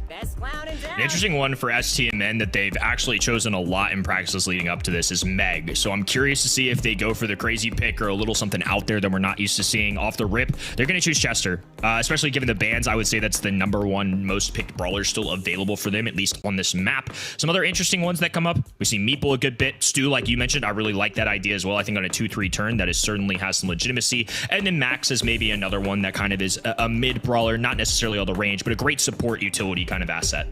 Another important question is like, in what capacity is B going to show up? Okay, yeah, she's going to show up as pick number 2. Nice. Because this is a wide open map. You can get good coverage of those bushes with your super, and just having the area control in general. Like, yeah, there are some indestructibles on the field. You can't shoot through, like you can't break those. But aside from that, B just has fantastic area control at long range. She's going to enable some other things. She's going to disable some important things like a Poco. I mean, this is always part of the conversation in this state of Brawl Stars. B also enables them to go something like Hank if they want. They're going to opt for the Meg this time, which you brought up just now. But I still think Hank, you know, he's part of the conversation in that he's banned, basically. So now they have to find an answer for the Meg. And a common answer for this has been Lola. Even on this map in particular, it does really well into B, Meg. Poco commonly shows on this map, so outgunning it has been something these pro players have done. Gray shows up occasionally here, so that's been a way that these teams have aggressed it, and that's exactly what they're going to do. Okay, Lola up here. I'm seeing a potential thing that could be a good into that Lola would be the Carl, which is quite popular right now. Going to be able to outrange that Chester, can slice right through the Lola and her ego at the same time. Very, very useful for dealing with that. But STMN are looking for some way to actually confirm a goal. They are able to do that with Chester in a limited capacity. If he gets that bomb, they're actually going to pick up the Carl themselves, which pretty much the same reasoning. They do not want to leave this available to BC Gaming. But I still think that there are tools that BC Gaming could have at their disposal, like something aggressive that gets right on top of Carl, that's able to maybe stun him a little bit. Always going to be a strong option into Carl since he can get stunned out of that super, where he usually finds quite a lot of value. And maybe something for BC that also makes use of some of these walls. Ollie. Okay, this one slipped through the draft, but I can't blame them too much because it hasn't really been a guaranteed success as we've observed earlier today. Yeah, coming into today, Ollie 12 for 18. That puts him right around a 67% win rate. That doesn't include any of the stuff today. Haven't been quick enough on my feet to do the math there, folks, but still a pretty good brawler in the meta, I would say, overall. This gives him a little goal scoring capability as well. It gives them those health points that they're looking for. They've got the B, which I think is a fantastic brawler in this current meta. One of the better ones, I would say, for this map, too. Usually going to be in that ban stage here, so the fact that they get that. The Meg, which has been, for whatever reason, a popular one on this map in North America. So curious to see how this one will unfold. BC Gaming, opportunity to go to Dallas, win and in on the other end. STMN, a familiar foe. Ball already being repositioned to the left side, where Evix is notably absent. Taco's trying to push into Patchy. I think they're going to isolate Patchy as sort of a point of putting on as much pressure as possible. This is an easy walk-in for Evix, though. He's able to do this right through Steel, who didn't have enough DPS to chunk down his HP. They have a couple of delivery mechanisms when it comes to getting that ball in the goal. No shot. Evix looking for it. The self-pass. Oh my goodness! Doesn't even need teammates to enable that one. BC Gaming rapidly firing away on game number 1. Nasty work here. Look, their mechanics are good. These were some players that we were looking out for last year that made a splash from time to time, but weren't the consistent force that they are this year. And now it's just insane to see the growth. Now they're a top team in the region. They're drafting well. They're playing well. Just to go in here with the substitute, I can't say it enough. It's a hard thing. Sonny said it. No other team has pulled this off. Will BC Gaming be the exception? Well, certainly seemed to be the case in game number 1, but I think that was really just a fluke. STMN left their defense woefully open, and Evix was able to get a goal on his own. He's going to enable a kill for Patchy as well, who's quite vulnerable here on the right side. It's an easy one for Taco since there was no CC awaiting him over there. BC Gaming will still find the chance to get back to mid. Diego Gamer has this mid entirely open to himself, and Evix picks up that kill on the right, which is going to give this control back to BC. Patchy now taking off to this right-hand side. Will pop a hypercharge. Oh, and a perfectly timed stun coming out there. Pain still falls. Patchy moving forward. Pistol on the right hand in. Taco's trying to make it happen. Good defense. Steel intercepts, and a complete team wipe there will save stamina. BC Gaming have enough time to respawn and gear up for a defense. And STMN are working with the Chester Hypercharge here. Here it comes. Breaks open the right side. Steel needs to pass it forward. Evix trying to intercept, but he's slowed down by the Pop Rocks. And STMN take this 1-goal advantage. They're still going to have to fight through Diego Gamer over here on the right side. They're playing quite cautiously around mid. Steel's going to pop that Hypercharge. Still gets slowed. That is just going to bring that offense to a halt. STMN still have that mid control. It could only be temporary. It really depends on whether Diego Gamer is able to make contact with these high-powered B shots. Terrific teamwork to get that goal. Now BC Gaming need to respond with one of their own. It's going to be a takedown early. Hypnosis, not enough. Steel dribbling at 2v2. Now down to 2v1. Super shot connects from downtown. Payne with a bucket to tie the set. The Chester wall break has been crucial for enabling some of these goals. That was the mentality from the outset, that yes, he is a good brawler, but when you get that hypercharge, which you do pretty quickly as Chester, he's going to get a guaranteed bomb. Usually it's like a 1 in 5 chance. Now it's 100% as long as you charge it up enough. So that's huge as their goal scoring condition. Game number 1 was really just an exception. That one slipped through their fingers thanks to the solo offense there of Evex. They've done a much better job of locking down control of mid, denying Diego Gamer his usual position in the middle of the field. And Payne, with just the amount of damage that he can pour out, can deal with Meg pretty well, brings her down there, and then Vex, who's a tank, can shred through him rather quickly. Taco is now the last brawler standing for STMN. Gonna try and get their footing back in this map a little bit. Lola with an ego on her side.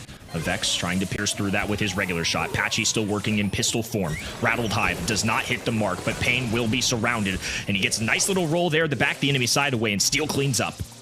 Patchy needs to stay alive. He's got that hypercharge, and he's taken down before he can get right back in the mech. Diego Gamer's holding it down at mid, though. He's got that right lane held down, just trying to back away from Steel, who's got that ego up now. Evex looking for a chance to play aggressive. He needs that support from Patchy with the hypercharge, but it would be a waste to do it now when he's burning all the way down to just about 3k HP. Still a chance for BC Gaming to take the control here. They have the hypercharge available. Here comes Payne with one of his own, trying to push in this right side, but he's pretty much fought off, especially with this hypercharge from Diego. Good body blocking from Steel with the ego. And that maintains the control for STMN, especially with the wall broken open on the right side. That's one of Evex's strongholds now denied.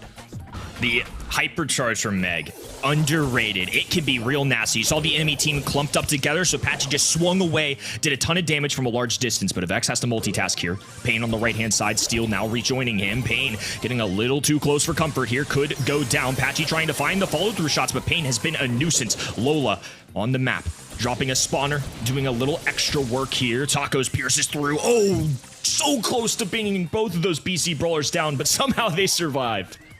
30 seconds to go till these walls break open. That would definitely favor STMN here with their range, but Diego Gamer is a brawler that they have to watch out for. Now down to 25. Ball position towards the backside. Evex is going to go for it. He's got the double hypnosis. Diego Gamer doesn't have the burst damage to do it immediately, but he gets the kills in the end. Patchy now moving the ball forward. Just needs to go to Diego Gamer and needs to get it in. The slow slots it right between Payne and Tacos. Only a few seconds to go. STMN, they don't have the utility to get this one in. Evex going to stall it out, and BC Gaming will steal away set number 1 with that last second goal. The difference maker was the play-making ability from BC Gaming. Fantastic work there just to get in some big-time buckets. I mean, those were not easy goals. The self-pass one in that game number 1 was flashy. In game number 3, as a buzzer beater, they get the perfect one in between the defenders. Just so well played. Really well played. NA is cooking today with the stories, honestly. I was so ready to say, wow, STMN take that set. The pressure is surely on BSC right now. BSC on BC Gaming, because they have to win that one to make it into Brawl Cup. Just sort of a reminder here. And they take it in the end anyway. It was super close once again. I was looking out for Steel especially. He did a phenomenal job on that Lola. A pick that, by the way, I saw incoming, and I was super happy to see her. Just so much damage output, super good against the B, the damage to deal with the Mag anti-Ollie. And I thought STMN had it. They didn't. In the end, ready? You call it a fluke in that round number 1. I assume you didn't expect BC to take it either. No, I didn't, but see, that game number 3 was not a fluke at all. That was earned. Check this out for Evex. Like, that was left completely open, pretty much. That was a hole that he located in STMN's defense and fully exploited it. That one, though, was earned. 2 of those goals came from breaking open a wall, thanks to Chester. We saw how the late game Chester can really find its value, but that hypercharge, it didn't find its way into the goal. I think really BC Gaming did a good enough job of making sure they didn't fall all the way into their back lines, establishing the pressure, so they didn't get their walls broken that time. And the B goal in the last second, I mean, that was just a skill diff for Diego Gamer. I mean, what a guy. 9 kills in the round, and then that last second goal. Huge! I mean, that round number 1, Evex was just running for it, kind of a filter roll of a melody. Super good Ollie on their team.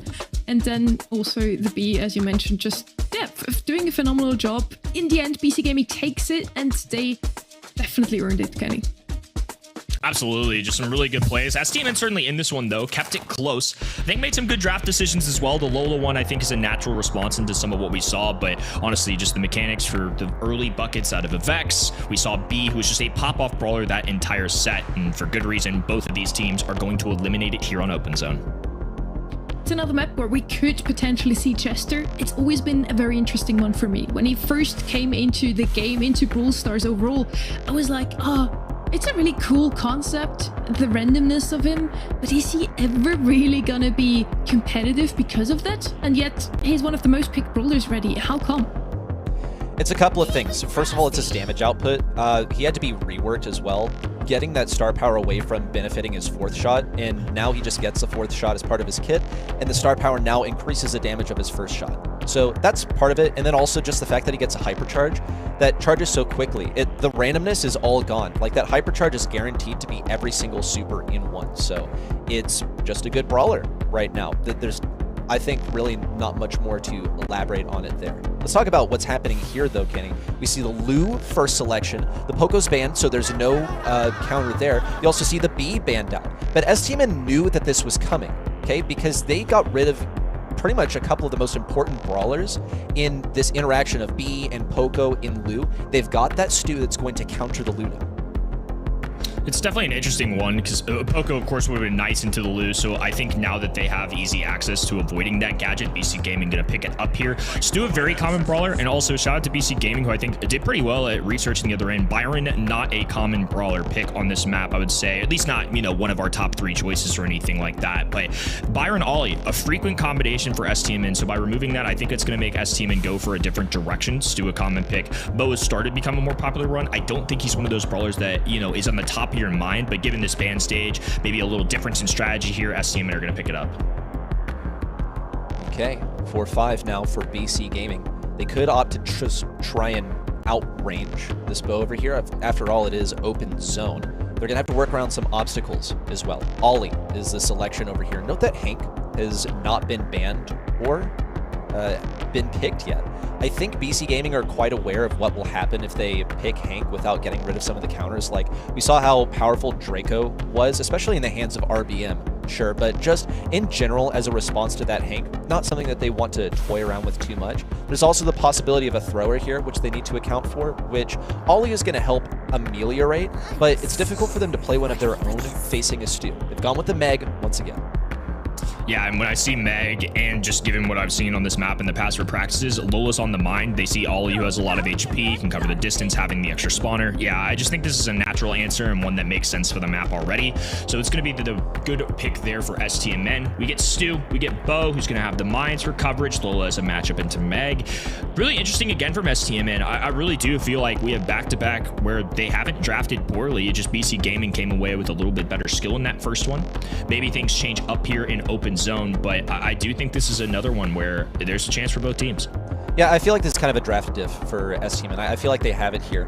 Reason being, like, check this out. I'm going to draw your attention to it once again. This is an important trio of brawlers in the game right now that forces your opponent's hand. Because with B and Poco eliminated, it completely makes Lu available. BC Gaming knew that if they didn't pick it, then they would be giving STMN pretty much a free Lu game. Now they're forced to pick it, and STMN decided, okay, cool, now that you picked it, I'm not going to go a single thing that's good into it. In fact, I'm going to go Stu, which is good into that Lu. And we'll see that Lu has not been offered a single opportunity on the point just yet. Batchy already downed as well, so the Lola pick certainly paying off. Taco's steal helping multitask there. Avex diving and shredded by that Pain Brawler. Just a tough one here. Exploding off the start. You're starting to see those interactions that you were talking about. Diego Gamer is still trying to find out how exactly he's going to fit into all of this mayhem. Just not a good matchup for him anywhere to be seen. He's still trying to fight through this ego on the left side where he's diffed by Pain. Meanwhile, on the right side, Patchy and Avex were trying to leverage their health to get some kind of victory, but they're being walked all over by Steel with insane DPS and Tacos with the mobility to stay out of their most effective ranges. Yeah, it's really feeling like an outdraft that you called it. I mean, honestly, good look by you, because Tacos is just able to skate away here. They're not able to get any hypnosis. I feel like Avex is just kind of running in, getting gunned down, and going out. Now we have Steel, Tacos, and Pain all still standing. There just haven't been enough takedowns. Counting up to 100 here. STMN really running away with this one. BC Gaming, it felt like there was pretty much nothing that they could do. They could probably switch up the lanes and look for a more optimal matchup. I know that Lou was having a lot of difficulty into that Lola once she did get her ego up. They're working with decently similar range as well. I think it's a little bit tougher to dodge a Lola shot than it is a Lou shot, because he fires in the short little burst, and then she has a little bit more range. She fires in a cone, and they do opt to change up these lanes. They're running Diego Gamer up mid and Evex on the left side, but same things are happening all over again. Patchy, DMEC'd on the right side. It's not quite the one tap that Tacos needed, but he's still got a couple, and look at that. He's able to effortlessly glide past that first shot from Diego Gamer, but not the second one. BC Gaming are finally finding a way to make some use of the tools in their toolkit. I think this is just going to be one of those where they really have to rely on the mechanics, and that is a great burst of damage there from Patchy. The hypercharge connecting not once, but twice. And now Patchy DMEC'd. It's going to be Steel facing down Patchy. Does get enough for that kill. They're going to be able to go through these mines a little bit. Avex going to dive right on top of it with the hoverboard, activate it, and continue on. They have well over a 50% lead at this point. But note that it's not because of the Lou, because Diego Gamer has yet to get a super. He's got to be getting one soon. It's just difficult to hit those shots as Lou. We'll see him taken down, and Tacos dancing all over everyone, healing up with Gassy Heal and getting good position on Evex and staying alive. This is a comeback for STMN. Now that they have this position, I think they can hold it quite similarly to how they did in game number 1. But this is, once again, a different strategy from BC Gaming. They all stack the left side. I think a good chance for STN to make that comeback, but Avex trying to have a direct answer. Hypnosis goes through, pulls Pain, and now Pain just left the fire back. All of his teammates are still alive, though, so even though Avex gets a trade, it's not going to be enough. Now STMN have taken over. Patchy back to Old Reliable on the right side, and finally Diego Gamer gets that super he's been working so hard for. It's going to be worth something because it keeps STMN from winning this game outright. They cannot continue to exist on this point. In fact, it gives quite a lot of space to BC Gaming, but not control at all. Tacos, once again, dashing all over them. Evex denied any positioning, now counting up to 90%. Diego Gamer was such a star player in that opening one, but this Lou pick, just not an easy one to pull out. Finally, they're able to expand a little bit of room. Oh, but the mine strip up of Vex. Massive mistake, and STMN will push forward. And now it's going to be all tied up here. 1-0-1 in sets. Fantastic draft leads to fantastic results. That's often what we see at professional level. This is the reason for the discourse about blind bans, and some people expressing a little bit of frustration because with these blind bans you can do stuff like catch your opponent off guard, enforce their hand, and picking a Lou that they're not going to be able to do anything with. This was IQ from STMN. This was well researched. Hats off to the analyst on this one. One of the first sets we see closed out in a 2-0. Not a single game picked up this time around from BC Gaming. I would honestly just put it all on the draft. Really like the bow, just do the Lola once again. A pick they'd picked twice now, STMN, and they really feel comfortable with it, can they? The Lola just made a lot of sense, and honestly, credit to you, Reddy, for just immediately identifying. This feels like an out draft. You were absolutely right. The Lou just was going to have a tough time, and that's just kind of the mind games that we juggle with these pro players. I think oftentimes when you're playing your ranked games at home, you make your 30-second picks. Maybe you think about it a little bit, but these guys are trying to trap people with their bans. They're going to make a first pick to try and bait you into something. This is just so much depth going into this, and to your credit, again, good job by the analysts. They made a good 2-3 turn, and then they followed up with a nice counter pick. I really like this out of STMN, and it obviously paid off. I think this also gets in their heads a little bit too, because you're in this position where your hand is completely forced. Am I gonna have to play a little bit more safe in these upcoming rounds? Jeez, look at that. Tied up on the DPS. Now, how often do you see that? I think we saw it twice yesterday, to be honest with you, but it's so rare, and now we see it again. And also, when it's that just large of an amount, makes it even better. 10, 4, 5, 3, and then honestly, they were so close in hot zone percentage. I don't even know who you'd crown the MVP to there. I think it's literally just that 1% the game would just have to make a call. For everybody getting their votes in on the event side, definitely a tough one to choose the MVP here. For me, also a huge surprise. Usually the one with the mines, for example, in Bo's case, are the ones with the most kills. I guess in a pro player's case, they can just dodge those a bit easier, but Bo definitely still had a lot to say in that set as well. Heading over to Layer Cake now, and I'm sure Pioneers that we're seeing a bit later are super happy right now. They want STMN to win this one. Only then they're still contesting for the Brawl Cup ready. Yeah, they got points to compete for, but Brawl Cup comes down to STMN's performance here. That's a lot of dependence to put on another team, but this is kind of perfect, like best case scenario for Pioneers at the moment. They've seen that STMN can get this 100-0 outdraft. I mean, I don't even call it like 500-0 outdraft. BC Gaming was completely helpless in that situation. We're moving to a bit of a different one in terms of outdraft. I don't think that that usual trio that we discussed earlier is going to be one of like the main focuses of this one. There's a bit more diversity here on Layer Cake, and I would expect once again stuff like Hank, Gray, that usual duo to be a big part of this conversation. I think this is another one where the band stage matters a lot for what teams are going to end up going with. We see something like Carl and Angelo, some more stereotypical ones, but other ones like Hit. If Kit's out of the band stage, then that literally limits other brawlers from what their strategy is going to be pulling off. Gray also in the mix here too, Sunny. So going to be interesting to see what these teams like to go for. There's been a lot of mind games going. A lot of mind games here in NA. Terra, for example, has come out today. Cordelius, Melody has had a huge comeback, so I wouldn't be too surprised if we get some surprises into this one as well. We're still waiting for the bans here on Layer Cake, as you two mentioned. It's one of those maps where the usual 10 brawlers that are very strong in the current meta could show up once again. Juju is very strong, Carl, Hank, as you mentioned, and some of these have been left open. I only see the Hank ban here, and then triple tank ban actually from STMN ready.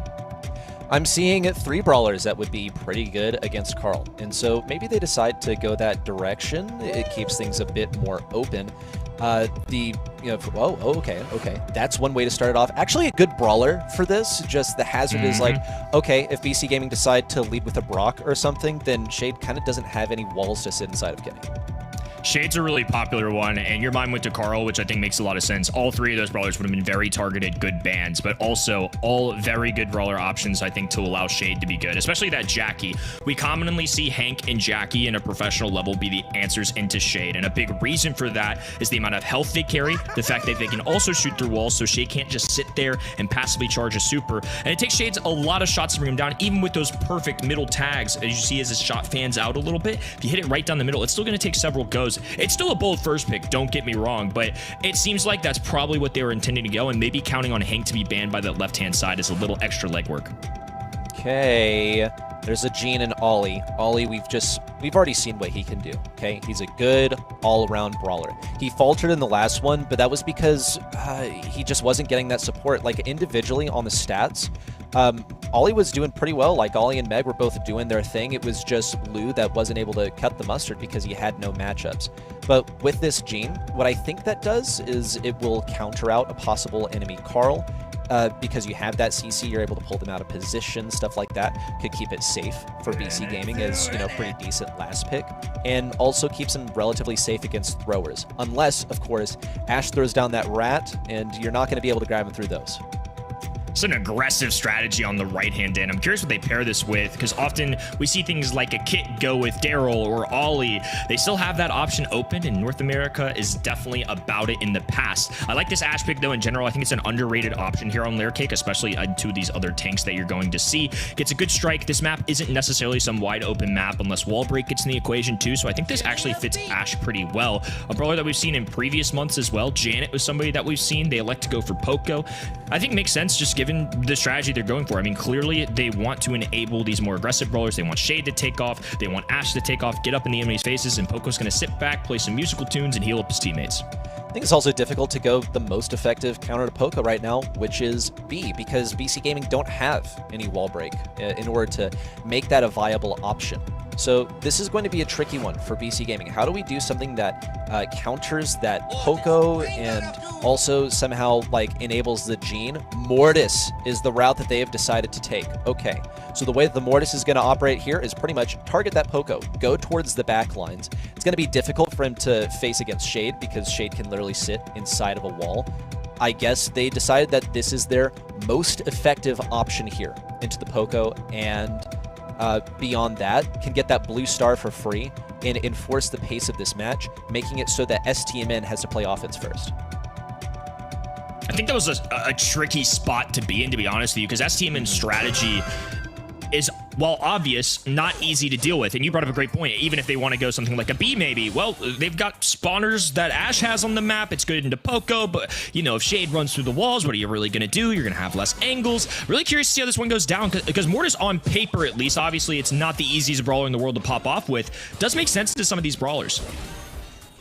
Well, let's see where Evex is able to find that opening. Tacos is quite low. Evex was thinking about it. Diego Gamer kind of hung out to dry on the left side. Steel gets the kill as well. We need to see Patchy get appropriate damage on Steel. He's not able to escape. He can get the lineup. Pain knew better than to go all out and try to get that kill, because he would have been taken down with a shot from Patchy. Excellent interaction here from BC Gaming, and really well played by Patchy. BC's substitute responsible for a blue star and has the kill for them, so really well played there. Vex popping off on the other end, but it doesn't leave them with any kills. Instead, it's Steel getting a nice tag there. Pain forced away. The hypnosis goes through, though. Patchy smells blood in the water, and he's going to go for it. Oh, but he goes down. A blunder coming out here, and it leads to a team wipe for STMN. He's playing a brawler that came out after he retired from competitive Brawl Stars. It just follows that you might make a mistake like that, where you're unable to attack during your super, and you're not able to tank all three of those shots from Pain. But it was a darn close matchup. Here comes Tacos taking down Evex, especially with the assistance of Steel, with that hypercharge out of Poco. STMN rolling through this one. We saw moments of greatness from BC Gaming, but it just wasn't enough. I think that STMN drafted them into a corner. I agree. I think that was a really hard spot. I mean, to see Mortis be that 6th pick, it has to have perfect matchups. That's just the way it goes. We're going to have to either see some adjustments for BC Gaming, or maybe a little less careless with these stars. Vex diving in, going to grab that blue star. That's something you talked about before. It's just an easy one. Mortis definitely the clear favorite in terms of the speed, the dash. They're able to get that, but he's the aggressive brawler, so giving him that blue star, it's nice at least for the beginning, but you have to hold it throughout the whole game. Vex needs as much help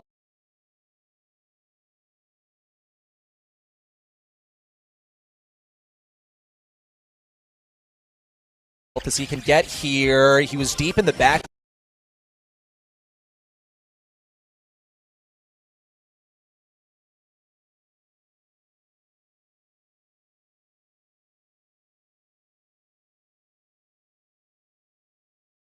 Lines, while his enemies, or rather his teammates,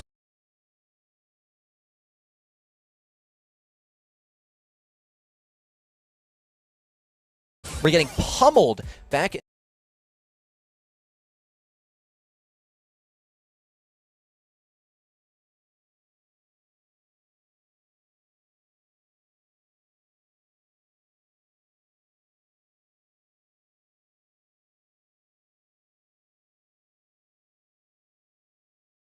In the spawn, it's 3.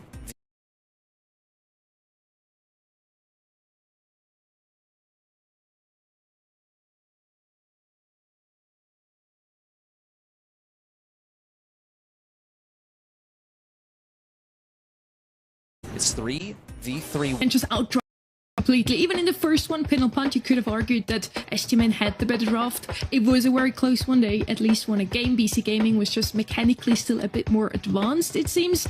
And sorry, I was just laughing because you were saying, oh, they banned out 3 brawlers that could have been a pain for Pain on that Shade. Haha. Okay, I'm turning into an Onk as well already. You take over. Did you turn 30 today too, or? It's kind of my job to make the horribly cheesy jokes here. You know what? We all get to have our gimmick here, except for Kenny, of course. That's kind of an OG one, by the way. Aren't you going the youngest of us, though? Going back to 2022. No follow-up questions at this time. Yeah, no, let's talk about draft. How about that? We got 3 bans that we're waiting for. One that I would not be surprised to see is, of course, the Lumi. But Sunny, I know that you've been like hoping and praying that we see it go unbanned once again. I really do. So far, a 0% win rate for Lumi. She's been banned out 99.999% over all of the regions. Let's see if she's gonna be left open. I would bet a lot on saying no to that, and she's banned out, so I win that bet. Yay. We're heading into draft now. Boss and Janet are also banned out here. Janet has been showing up as one of the most picked rollers on Gem Grab because she's just a phenomenal gem carry, can get out of harm's way pretty easily. And then Stu, Lou, and Max banned out on the other side. We still have some long-ranged options here in the mix. Bell, for example. Goss has been a pretty good gem carry in the previous meta. I don't know if he's still picked up that often here, Kenny. Chester's the first pick. Very standard. Makes a lot of sense. Gives you some anti-tank. Gives you a nice hypercharge. It's one of the better ones in the game, I think, right now, especially at a professional level. A couple other standard early picks, I would say, that are still open for grabs. Carl on the table. Buster out there. And Ollie as well in this region in particular, I would say shows up a little bit more. I don't know if that's necessarily the early pick for STMN here, especially when they're facing down at Chester, but just a few of the common ones I would say we see here ready. Okay, 2 and 3. Lots of options that you just listed that are completely viable here. Some things have kind of come out of the woodwork as well, as we saw in the last one, with Shade being the first overall pick. We'll see Juju has an interesting one here, because as with pretty much any brawler in the game, can be really good or really bad. We've actually gotten to see a bit of both, especially last month, where she was picked in just about every set where she was left unbanned. The thing is here, she does have extended range when she's sitting in that grass. And would you believe it, there's a lot of that grass on Hard Rock Mine. But in terms of her other utility, she's kind of lacking on the range when she makes any meaningful shots in terms of dealing damage to the enemy team. With this bow coming out, though, it seems like STMN is quite set on what their mid selection is going to be. They've left themselves open to a last pick as far as maybe a tanky or aggressive counter pick would go. Really interesting right-hand side, because we started so standard, and then we go Juju and Bo, which are good brawlers right now, don't get me wrong, but especially for a 2-3 turn, not necessarily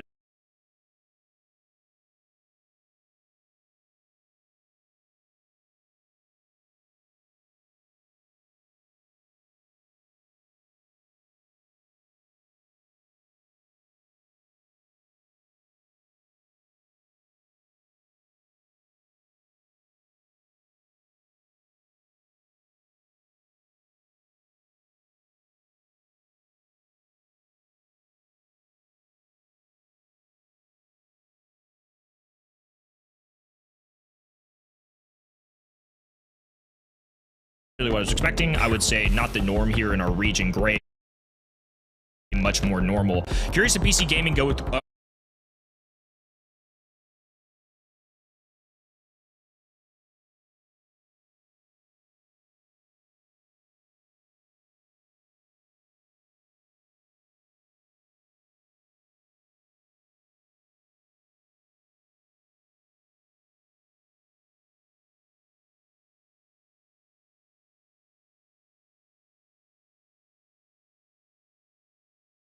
with a common strategy that I think we've seen this math of pairing Gray with a tank and Gym Grab, just having easy access to the mid, getting your aggressive brawler forward, and just allowing you to cut the time it would take for you to just walk up naturally. Now you can get a little more sneak attack in there, get the big play, whether that's a walking cane onto an enemy gym carrier, or like I said, your Jackies of the world. I think maybe where BC Gaming are going here to try and pair that with the Gray so you can make some explosive plays. I think another part of the mentality here is like, hey, let's put Patchy on something that he's comfortable playing, which honestly, Patchy's pretty good at Jackie too, so I think it could be either or, but I don't know if y'all remember like when Gray first came out, but this is the thing that you did. Now, at that time, his teleport was instant, like you could stand on top of him and just get teleported forward, so Gray Jackie was basically everywhere, but Gray is still going to be a good comfort brawler, I believe, perhaps for Patchy, and he's also going to be able to get someone all the way to mid, like you pointed out, Kenny. You can show up there with the respawn shield as well. You can sit on top of a teleport that's placed right at your respawn. Your teammate can prime the teleport for you, the hypercharge one that goes into mid as well. So I'm seeing potential here. It's going to come down to that early game execution in terms of the Gray, though. Surge is the answer into that Jackie. That's going to be what they're looking for. So if Surge can get the kills early, get those tags, he's going to be able to get past that tier 1 stage. At tier 1, one of the worst brawlers in the game, honestly. But once you get to that tier 2, 3, tier 4, hypercharge level, he's a real problem to deal with. So we're seeing the back inches, and a really good job by all of our teams so far today. Haven't felt like, I mean, STMN taking off with the last couple drafts here, but again, credit to these teams just for doing their research, doing their homework, making good selections, but great mechanics there from Patchy. He's the substitute, and he's the one nailing the walking cane early. 2 shots on a steal. He's well on his way to getting that teleport, which is going to be crucial for Evex's success. Tacos, meanwhile, on the left side is just waiting for the opportunity. Once Evex decides to actually get aggro, that means a free super for Tacos, who is now looking to earn it himself. Position. Shots from Juju. And BC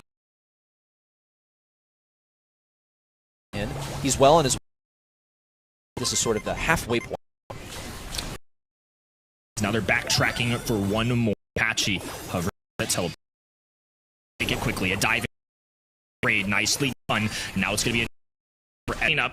And Tacos will get away. So for now, SCMN with a Pain trying to tank as much as he can with the Gree and snaps up all of those gems. What a defense! An excellent time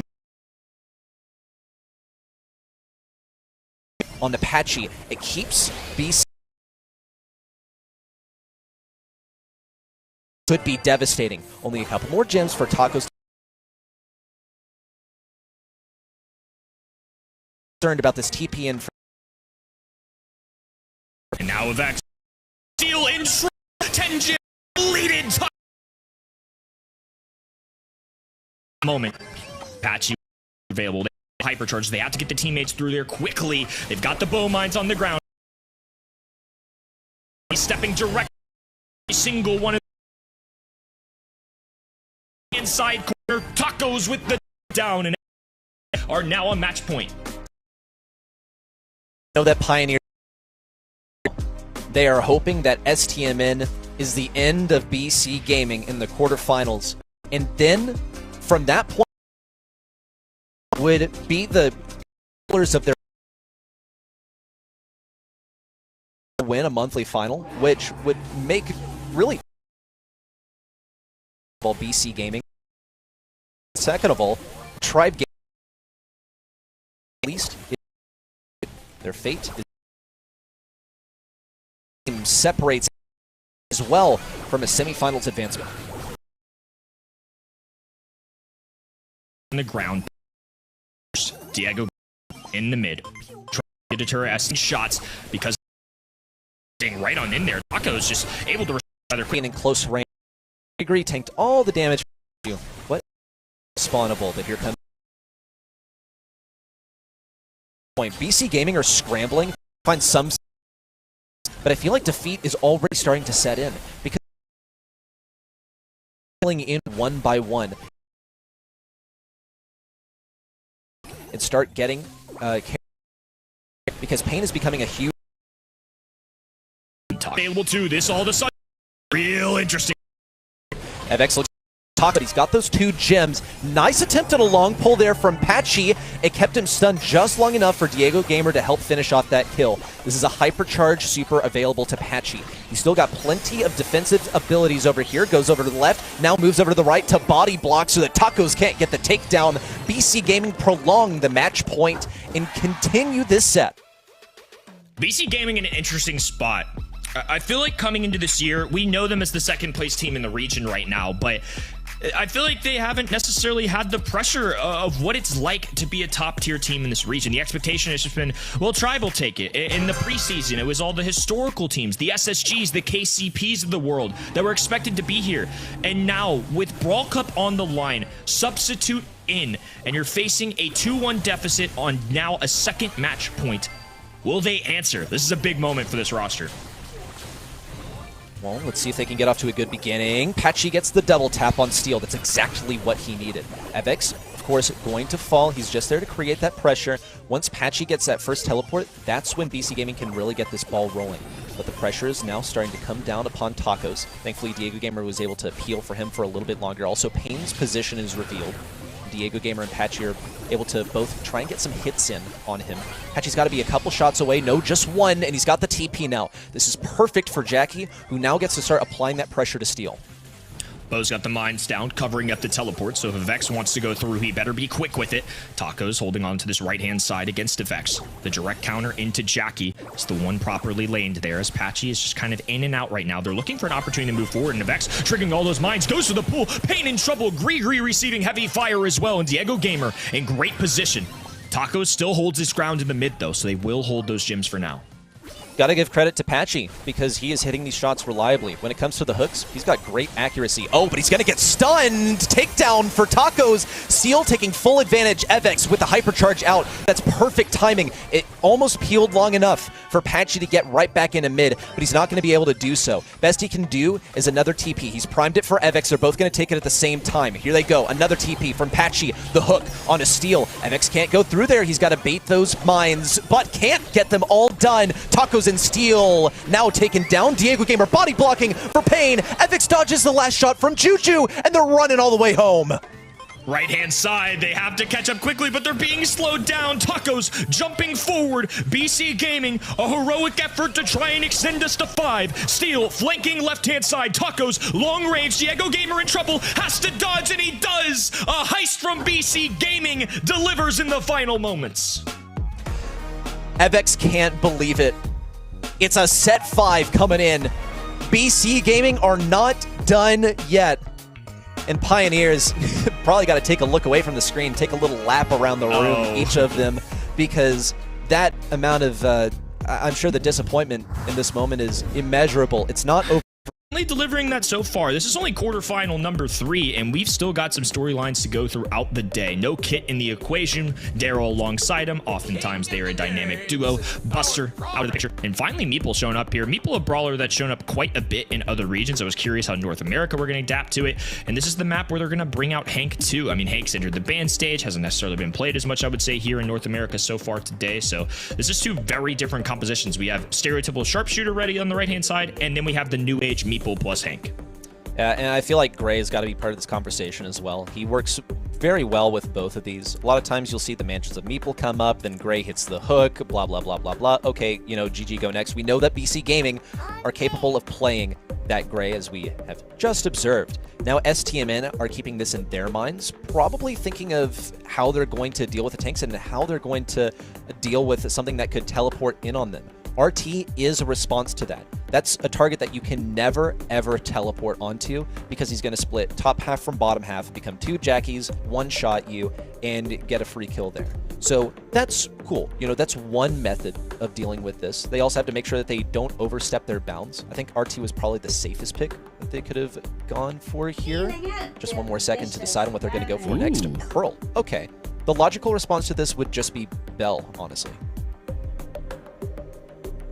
I could see it. I think they just need some range. I was kind of computing there in my brain what's still available, what's left. And if I'm doing that, I mean, these guys are certainly having a conversation about it. I think some people might be surprised to see the Pearl here on out in the open. I think it can make a lot of sense for the vision, for the constant damage, for opening up a wall if you need to on your side. We saw SK Gaming pull this off in the EMEA region last week. So I don't mind the selection here.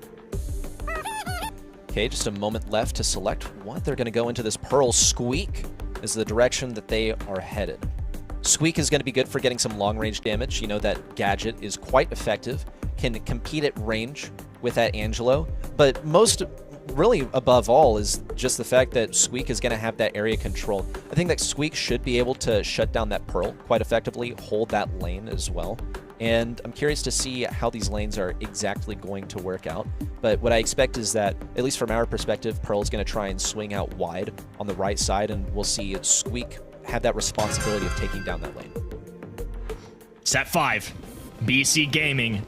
Brawl Cup in the balance. Tacos in the mid. And Stamina trying to play spoiler and get a little bit of revenge for themselves. Tacos now making another good couple tags. Patchy down to 100. Avex gets a kill, though. Despite all the damage incoming, they're the ones with the hot start. Wow, and another one onto Pain. STMN are dropping like flies. Of course, it would be Pearl to be the last one alive. That's her main responsibility here, is to not die. And it's a little bit difficult to die as Pearl when you do have that shield up. But when you're the last one standing, you're just fodder to feed the enemy supers. That was a lightning quick round for BC Gaming, but they managed to catch the enemy in a great position. They didn't trap Tacos necessarily in the mansions, but they did get him there on the right side. You see Patchy now with the mansions, and Steel taken down. What? A preemptive super placed down before he even got the gadget. How often do you see that? Maybe that was just a little trickery? I don't even know. It's not often that you see super then gadget. It's gadget super combination. Perfectly played from Patchy. Tacos goes down, and BC Gaming all of a sudden with a match point. That just felt a little wrong, though, you know, to see the wall-piercing super come out and then the gadget. It's like making a sandwich, except you like put the bread on last. It's just the wrong order. It was backwards. Yeah, pretty much. Like, why? But you know what? I suppose it worked. Hey, maybe Pearl was not expecting that gadget to come down. She was really trying to flee for her life. STMN have been walked all over in that first game. Now they're going to try and establish some consistency. I would say that the first play, 100% of the time, which was only 2 rounds, so small sample size, came down to Patchy hitting that gadget. So that has to be public enemy number 1 is the Meeple gadget. I'll throw it out there too. Could have just been a beautiful mistake. You never know. Would love to know from Patchy later on if that was the intention or not. And Meeple will be in a long-range affair on this right-hand side. The sharpshooter Angelo just has the distance, is one of the better, if not the best sharpshooters in the game right now. And for the first time in a while, STMN have a little pressure built up. They've got their feet in the middle of the map. They're occupying a lot of space. They're spacing the floor on top of that. BC are gonna have to break through somehow. Meeple gadget down once again.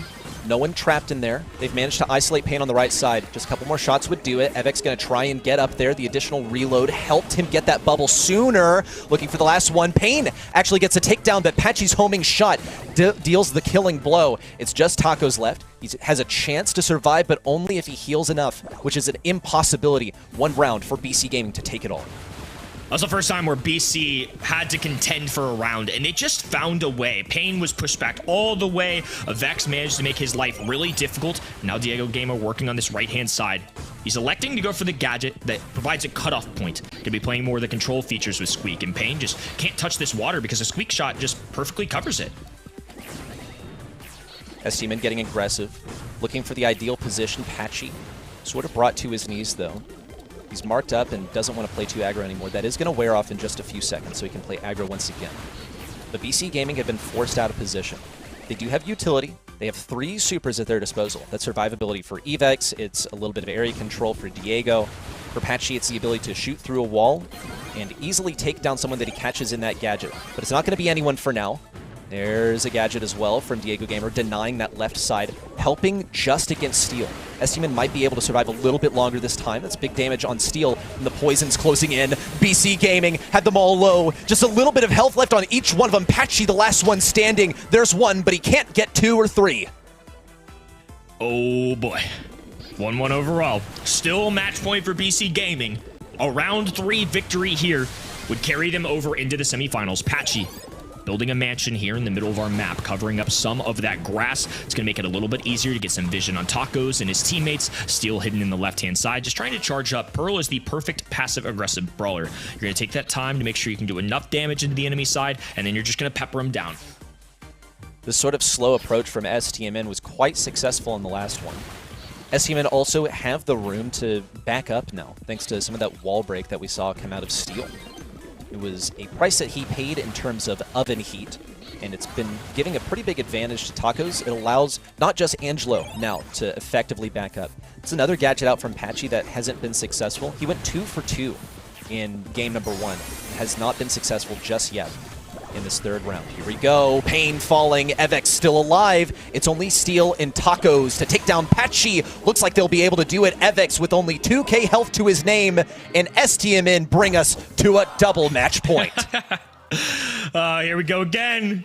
It's just a common theme this week and Ready. We are really going through the ringer here, and so are these players. It's just been incredible performances all around. Even no matter how you spin it, good drafts a lot of the time for both these teams. The mechanics coming through, and I think most notably, those Meeple gadgets were the difference maker in that game number 1. We need to see Patchy get some trapping. If you're a BC Gaming fan, if you're on the other end, you want to see Pain keep tapping away at that other side. Biggest difference is whether Patchy can get this gadget. He's trying to force Pain into a position. Needs one more shot, just short. But all that pressure was now taken off of Diego and Evex. It allowed them to get into these bushes over here. Someone's trapped. It's time for your meeting with the bubble. Evex decided not to go for it, though. In fact, whoa, he got peppered down by that Pearl gadget, and the next to fall is Patchy. What looked like a winning position has now become a disaster, a nightmare for BC. Yeah, just a blown opportunity by BC. The missed bubble made a huge difference because either they were going to connect with 2 enemy brawlers and have some serious damage dealt, or on that left-hand side, they could have been looking at what could have been a free kill. Instead, it's BC Gaming now needing 2 straight rounds to guarantee themselves a Brawl Cup. There's so much to play for here. Patchy needs to hit this gadget. Couldn't get that one on the left. Tacos was just forced out of position for a moment longer. They apply a little bit more pressure to paint. That's all they really get out of it. They need to be dodging these shots. It's very tough business. Patchy felt the brunt of a couple of attacks there. EVX also getting dealt a ton of damage. Now has to back up. BC Gaming, though, they get a pick early on. Patchy needs to not get hit twice. He's dodged quite a few shots. Whoa, he's in the Matrix. He can't be hit. And now we see Angelo totally trapped. Patchy gonna go for that killing blow. There's 1, there's 2, it's just a trade. It's Tacos versus EVX and Diego Gamer. We know how this one's gonna go. It just comes down to whether Diego can actually get a hypercharge for the next round. Unsuccessful. It's all down to this, Kenny. 1 round to decide the entire match, to decide where BC Gaming here and now goes to Brawl Cup. Super available for EVX as well, but Pain can match with a hypercharge. Tacos can drop the static at a moment's notice. Still gonna hold on to this left-hand side and charge up that shot. Cooking in the oven. And it's a total STMN takeover in the middle once again. Tacos is trapped. Could it be a bait? It looked a little willing that he let that happen. Here comes the hypercharge in from Pain. EVX opts to block. Patchy's taking quite a bit of damage, but thankfully it wasn't a high damage shot there from Pain. Down goes Steel. Oh no, it's a 3v2. Pain down to low health. Same goes for RT. Tacos just trying to stay alive. There's 1. Tacos knows it's over. BC Gaming, they get the final win. And a new star has risen here in North America. Their first ever LAN. What are we looking at, Patchy? Does bro think he's on the team? Happy birthday, brother. He's got a nice win for himself. Helped BC Gaming out. I mean, can't make it up. Came down to the very last game. A marquee victory. And honestly, this one's got to mean more than any of getting to the grand finals that these guys have had in the past. The most adversity they faced was in this match right here.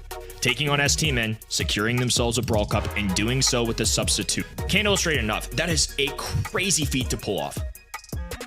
So far, so good in North America. Another set 5 played out and another double match point from those two. Honestly, you gotta feel for STMN they're here. They would have had the chance to finally move into a semi-final. Did not manage to do that last month. And they had 2 match points to try and close it out here already. This is a difficult one for not just STMN, but also the other team that had a prospective place in the Brawl Cup. Pioneers were watching this one super closely. There's no doubt in my mind the entire time.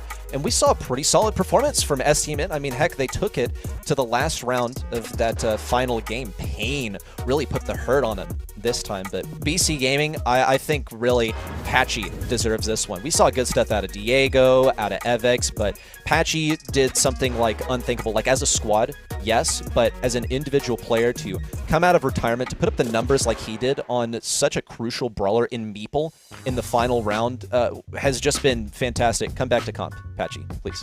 And I need you. BC Gaming is now the first team to win a match whilst playing with a sub, and North America has its Brawl Cup fighters. Tribe Gaming and BC Gaming head to Dallas to face against 6 teams that are waiting there already, Ken. That's an exciting looking 8 teams right there. I don't know about y'all. I'd start getting those tickets, throw in a merch box if you will. I mean, it's insane. We have Tribe Gaming, who, to be honest with you, preseason expected that. But Berlin City Club showing up this year. They signed these spunky upstarts who have been around in the BSC for a little bit, but this is the year that they have popped off, and once again, for the 3rd straight month in a row, they're going to be making a semifinals. I love it here for BC. The consistency, I think, has now been exemplified. But the fact that they only have 2/3 of their typical roster here, I think that this is going to be an interesting one to see at LAN. You know what? It's a first LAN for everyone. There is the conversation of like, okay, well, are they going to get nervous at LAN? Dude, they've been having like a LAN in EVX's bedroom every single month. They've been playing from the same room. They even have spectators, like people who are not even involved in it, just there for what? Moral support to get their faces on cam? I don't know, brag at school? They have the experience, I think. Patchy turned out to be the perfect choice for them. Again, they're the first ones to ever win with a sub. So, Patchy, congrats to you. You've also had some success this year, even though you only played in one monthly final. That's actually crazy. And now the next match, Kenny, it's Pioneers versus Elevate. And you gotta feel here for not only STMN but also Pioneers, because they still had hopes. They could have still made it into Brawl Cup if only STMN closed it out earlier. Pioneers with plenty to play for, though, and honestly, an interesting matchup we've got coming up too. It's going to be a little reunion between his Livy and his previous teammates with Tribe Gaming in a past year as well. Elevate with a big month here too. I mean, I know I said no rather quickly earlier, but this is one of those matches that could be another 3-2, folks. And I think the storyline's there. I think KCP still have plenty to play for. Both of these teams are within a couple points of each other. That is a huge difference on our leaderboard. I wish we could have had 2 MVPs this round. For me, honestly, on the side of STMN, it was Shade, it was D'Angelo, it was all in the hands of Pain there. And then on the other side, we have Diego Gamer taking it. The people voted for him.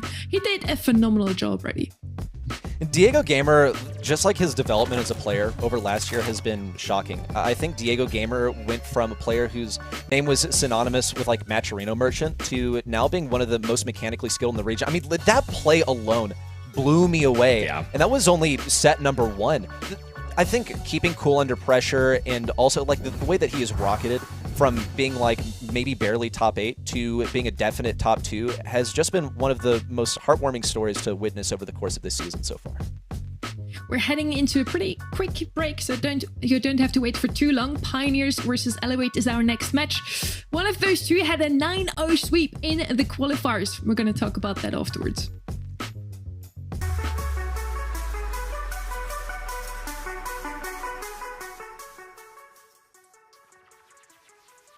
$6,000 epic brawler.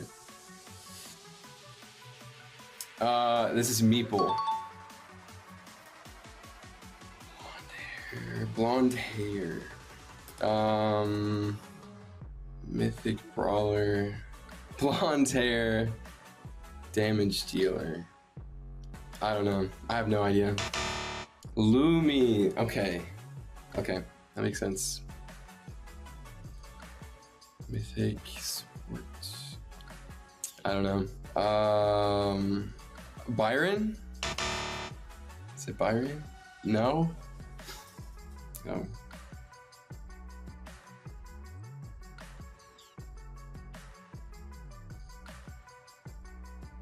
Okay, this is Bo. No? Wait, what? B. Oh. Okay.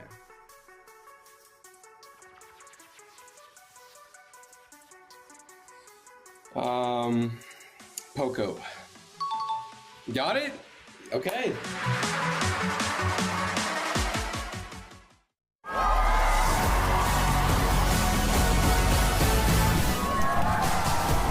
All regions from across the globe are sending their best champions to prove to us, once and for all, 50%! Crazy Raccoon have fallen short! which region is the best in the world right now. They'll compete for LCQ and World Final slots for their home region, altering the competitive landscape for the rest of this year. So prepare your flags, your patriotism, and cheer on your home region champions. 23rd to 25th of May, live from DreamHack Dallas. Get your tickets now and join the fun in person. Or watch online at event.brawlstars.com for amazing Pro Pass rewards.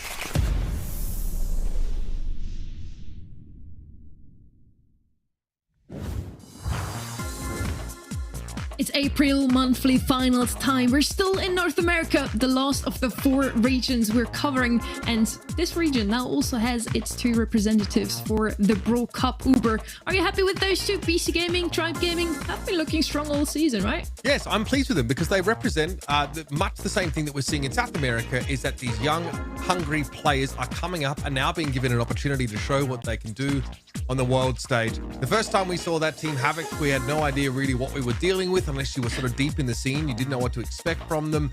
They came and showed that they can hang, and it's great to see, of course, Tribe Gaming with a second year of dominance in this region showing that they still got it. The old heads here, and there are a lot of them in NA, I'm just putting it out there, are playing catch up.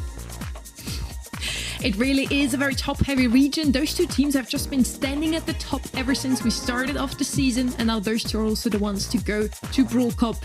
well earned, I feel. We still have a couple of upsets today. We had 2 best of 5s that went all the way already.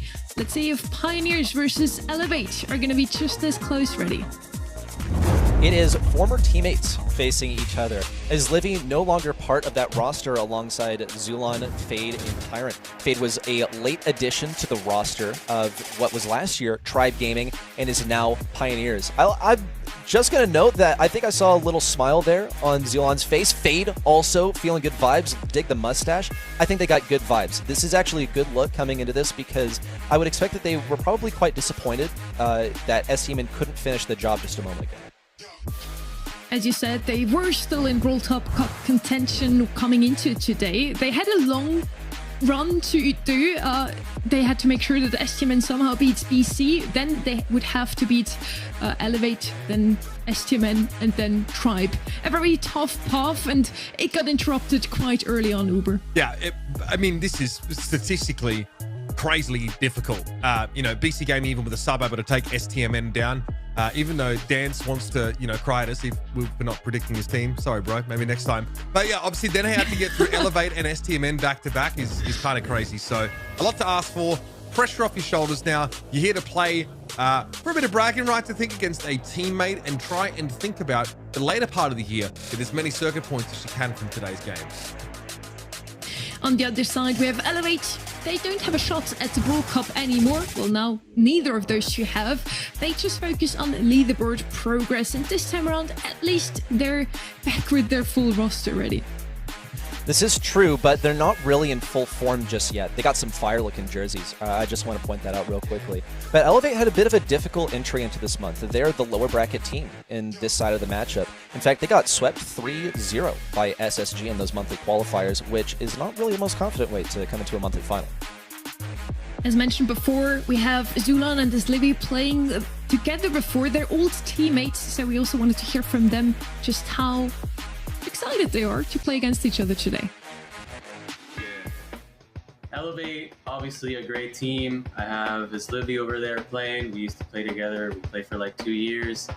We did a lot of great things, so all I can say is Livy, I love you, brother. Pioneers, that's my old team, and I played them round 1 this month. So hopefully everything goes my way, selfishly, but I love those guys, so I'll always be rooting for them if I'm not in the running still. So much love in North America. That's beautiful to see. With the game mode win rates for you, everybody that loves some stats, here we go, Uber. Yeah, look, I think a couple of things worth looking at is Pioneers' win rate on those bounty games. That's definitely been a bit of a pain point for them. And I wouldn't worry too much about Brawl Ball. Whereas Elevate, like we kind of seen maybe a little bit less from them in terms of just overall games here. But obviously, another team that is pretty good when it comes to Hot Zone. And yeah, I feel like they're favored heading into bounty. But again, your fortunes, your win rates on those map modes also depend on whether the brawlers that are the current meta picks are ones that you're comfortable with. So far, from every single team we've seen today, I feel like we've seen beautiful drafts, some new ideas with the Terror, Cordelius, Melody making it back into the region. Meg has been showing up so often. I'm super excited to see what they are going to show us here now in Open Zone. You got a fair bit here for Elevate. Pioneers comes out of a 9-0 run in their monthly qualifiers for this month. They just didn't even drop a single set, whereas Elevate, they lost 0-3 to Space Station Gaming Ready. Yeah, that's like sort of the polar opposites here, right? They come into this super confident, Elevate, just about the opposite. And now you're also having to play against your former teammates in the very first round. But I know that there is a lot of mutual respect between these two, especially Zulon, who was team captain on that roster that Livy was once part of. Let's talk about these players in particular as well, and just like what modes they're good on. I think that for a good while, what used to be the Tribe roster, what is now the Pioneers roster, found a lot of their comfort in their specialty playing these control modes, okay? Now, this is a more aggro meta, but when you look at Open Zone, this is precisely what it is. It is about area control, not just in the mode, but also the map itself. A lot of respect between all teammates and a lot of love. We're heading into our draft number 1 here, match number 4, quarterfinal number 4. Bowie's gonna be the first pick here for the side of Pioneers, and he's been showing up here quite a bit, Uber. I feel like Bowie is the perfect start into a draft on open zone. Yeah, he's looked really good as a very serviceable mid on maps that obviously require there to be a role. And obviously your ability to control those zones is very, very powerful. Zar there, of course, previously on that STMN roster last year, Elevate really became a bit of a collection of the players left behind by a lot of the other top teams in this region. As Livy, someone I would sort of consider there as well. So an Amber pick here for Juan Carlos. There's maybe a couple thoughts here. Obviously, you do know that Lola is open. Amber amazing, obviously, at punishing tanks that want to walk at you. You take the Lola alongside of it here. You still have very, very powerful damage dealers that can really punish Pioneers trying to stand up on the point. Plenty of options to go with. When we've seen this Amber before, it's typically been paired with a Byron, which was aptly banned out by Pioneers since it's such a powerful combo. But Elevate has still gotten a couple of strong things on their side. The Amber always does like raise a question mark for me because usually it requires that Byron to actually keep it online. And it makes me just a little bit concerned. Yeah, and here's Carl. Carl is like kind of the better Amber right now because her super is now just a cooldown for him in the form of that gadget. So it's you know, a worthy conversation. That plus he's very good into Lola. So I think that this is a pretty smart selection from Pioneers. Sure, I think that's definitely worth considering. We get pretty excited around here about the damage that Heat Ejector can put out. And like you mentioned, that's something that is super good for controlling the middle part of the map. What's so cool about it is you keep burning for so long. You know, you take one tick of that and you're like burning for the next 3 seconds. So not only does it do more damage than you normally think, but it also delays your healing, your natural healing to begin, which really is nasty on a map like this where you really need to be in the fight as much as possible. So Elevate haven't really tipped their hand too much here. I do think that there is a brawler that needs to be the glue to this comp to come in here. It could just be yet another strong duelist, another brawler who like operates pretty well at mid to long range and is quite punishing. You could look at a facilitator for either of these. Yeah, bit of a centerpiece in Hank now to round things out. Once more though, Hank is one of those brawlers that needs to be enabled in many ways because usually the combo is there with like Gray or something like that. So maybe the decision to not involve Gray in this draft so far was a way of concealing the fact that they did want to end up getting that Hank. So you're going to have a bunch of health to work with. That plus a tank trait means that you're going to be getting super for free. So that is the idea of getting the bodies on the point, fulfill the objective, and win the game? That's the question mark for now. I think that Amber is going to struggle just a little bit because I'm not seeing stuff that it's actually very good into. You know, usually you want to leverage the fact that you outrange stuff that's aggressive, and there's just not an opportunity for it right now. Keep that in mind, folks, as Elevate here already dipping their toes onto the point to start with. Juan Carlos able to get pretty close to Fade. And Fade, you know, obviously needs to operate within relatively close range. It's not a mid-bow, and there it is. Bubble burst there for Fade. Brutal stuff. Good stuff for Elevate. That's what you're looking for. Tyrant also is going to find himself pushed out of the map quite often here. Even though we feel like Carl may be in many ways the better Amber, Zara has been shooting pretty nicely here, keeping Tyrant honest. Not a whisper from Pioneers on this point just yet, but it's going to change now with Zulon popping the hypercharge. Juan Carlos brought to his knees, and then he's right back up and healthy using that super. The way that he holds this bubble and snaps it quickly, it seems to catch Pioneers off guard just a little bit because he's been getting one kill after the next with it. We'll see him burn down. Thankfully, an opportunity for Pioneers to, I don't know, maybe sit and collect their thoughts for a moment because there was no chance of them bringing back that point. That's one of the more dominant hot zone games that we've seen in kind of a while. Does this really play out the way you expect it to? We know that Hank can be a real problem, but flanked, I think, by that Amber of Zara popping off so much, it seemed like Elevate did barely break a sweat. Another worthy conversation point there is that the Amber, even though it's not played in its traditional sense of like, okay, well, you went Meg, and I want you not to be able to run me down. Okay, it's not played in that context, but Zara is still very skilled at this brawler, and Pioneers are really feeling the heat, so much so that they've actually opted to switch the lanes. Tyrant now on the right side, and Zulon placed on the left. Zulon is getting some damage on Zar at long range, and this is the only semblance of control that we've really seen from Pioneers so far this set. So it's already an improvement just from the rollout of those lanes. Zar really got pushed back there. Zulon just imposing his will on him, I suppose.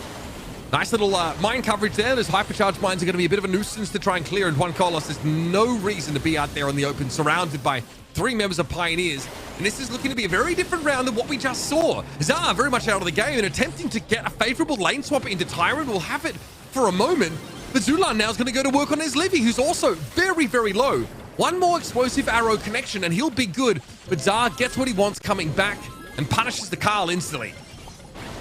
As Livy flew a little bit too close to the sun there versus Zulon. He wanted to bait out that ammunition, but he was only operating with 1 tap of health left. Fade, securing the kill on the right side, and now repositioning back to mid for even more damage onto Juan Carlos. He's using that shield, but now it's worn off. Tyrant going in for the big damage, trying to keep the distance from Juan Carlos. Pretty successful. He was only hit by 1 torpedo and will escape within an inch of his life. Is Livy with the diff on the left side, now slapping down the ego to get even more control. And now that he'll have the opportunity to heal up, this is looking like a successful retake for Elevate. Great that they can also clear those hypercharged mines. Zulon had put them down. That would have been a problem. This is where Elevate can start to make a comeback into the game. Zulon no longer gets to bully the Amber out of lane. Tyrant now has to do that. It's not been fun for him so far, and now that oil field is definitely going to cause him some concern. This is a beautiful comeback. Elevate now are within striking distance of Pioneers total and look to get even further ahead of them. Zulon might need to take some risks, but as Livy's long-range poke is definitely a little bit worrying for him. Juan Carlos pushes up. Nice little connection there off the torpedoes. I saw that. He gets topped back up, and now Elevate have a solid lead. A beautiful comeback, a composition that's worked to perfection for them. Not just that, but they played it so successfully. Hats off to Zar specifically for his Amber gameplay there. I think we saw basically both sides of what Elevate were coming at that battle with. Not just how effectively they can hold a point, but also that they can retake the point successfully, which I had my doubts about after we saw Pioneers successfully get that hold in the early game and climb up to nearly 70%. It's just beautiful to see how today it really seems like the underdogs, the ones that don't really get the popular vote, usually take this first set. It's really back and forth. Even in North America, everything can happen.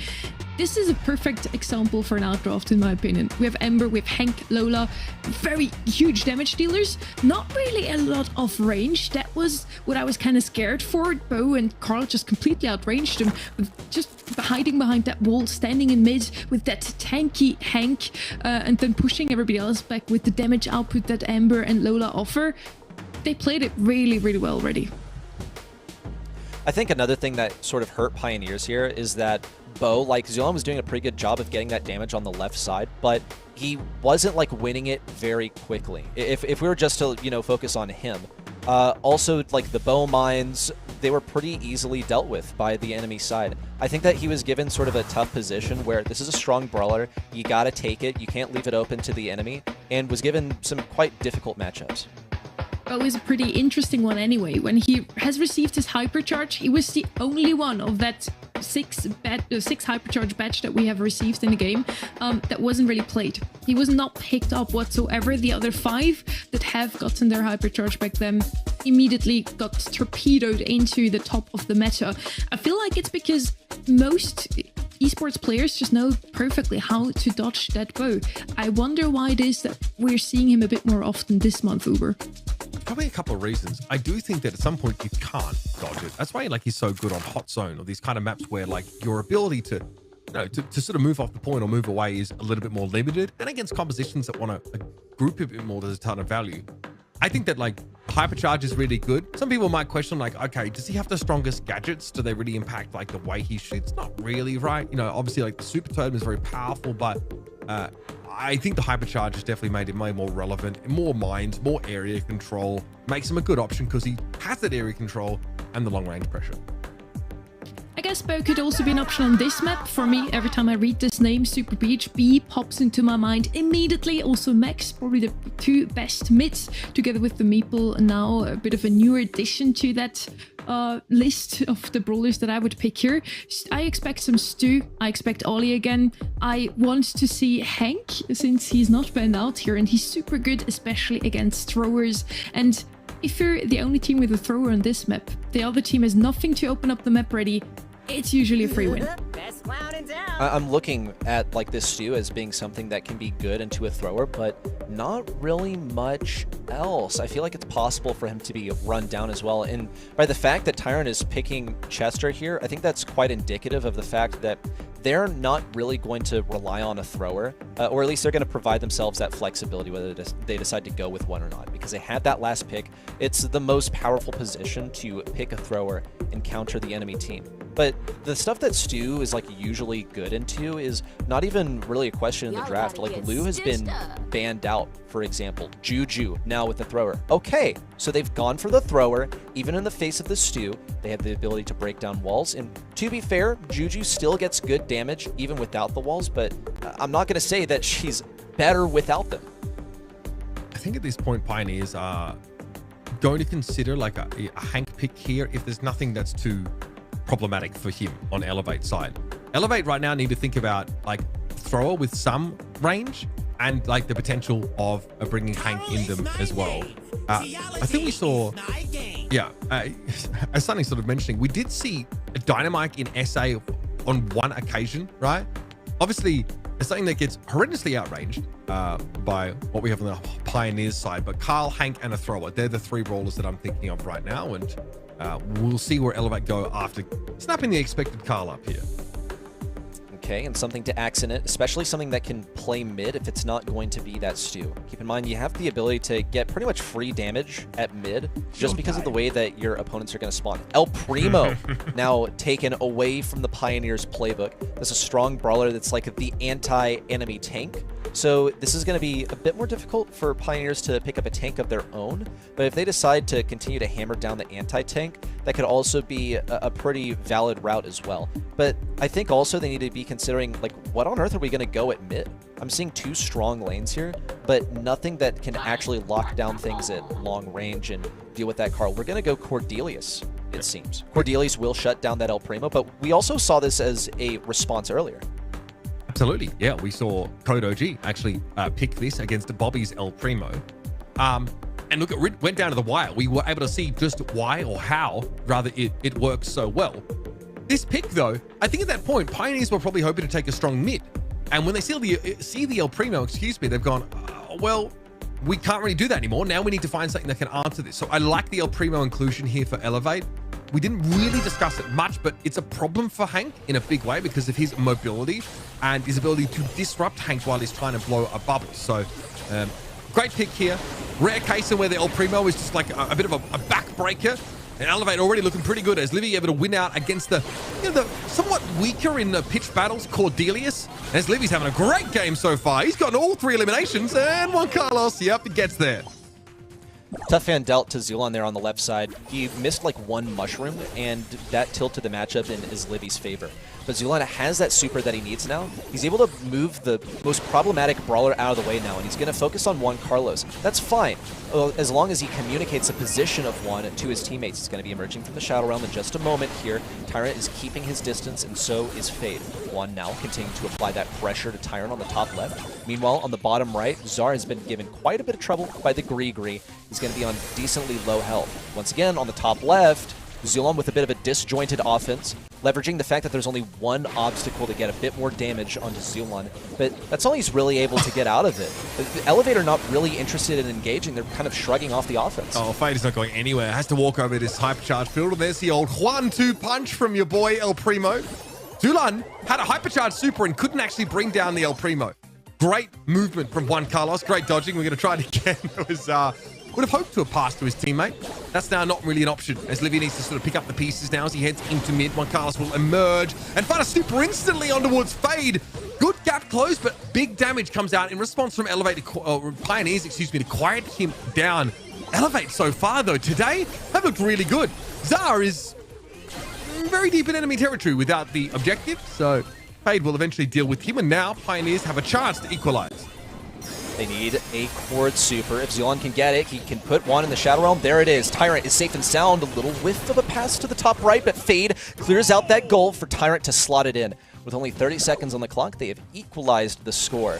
Pioneers, they got that Chord Super exactly when they needed it. Folks, it only takes one in order to get a goal. And also, without the obstacles to hide behind, Juan Carlos is going to be quite a bit more vulnerable to these supers from Zulon. He's probably just going to wait another 10 seconds before he pops this one off. Or, never mind, catches Livy off guard. Now keep the distance from Juan Carlos. Not possible. Juan has a super at the ready. But they're backing up, so hopefully they can get some reinforcements with a respawning teammate before they try and generate a goal. I think they got their wires crossed.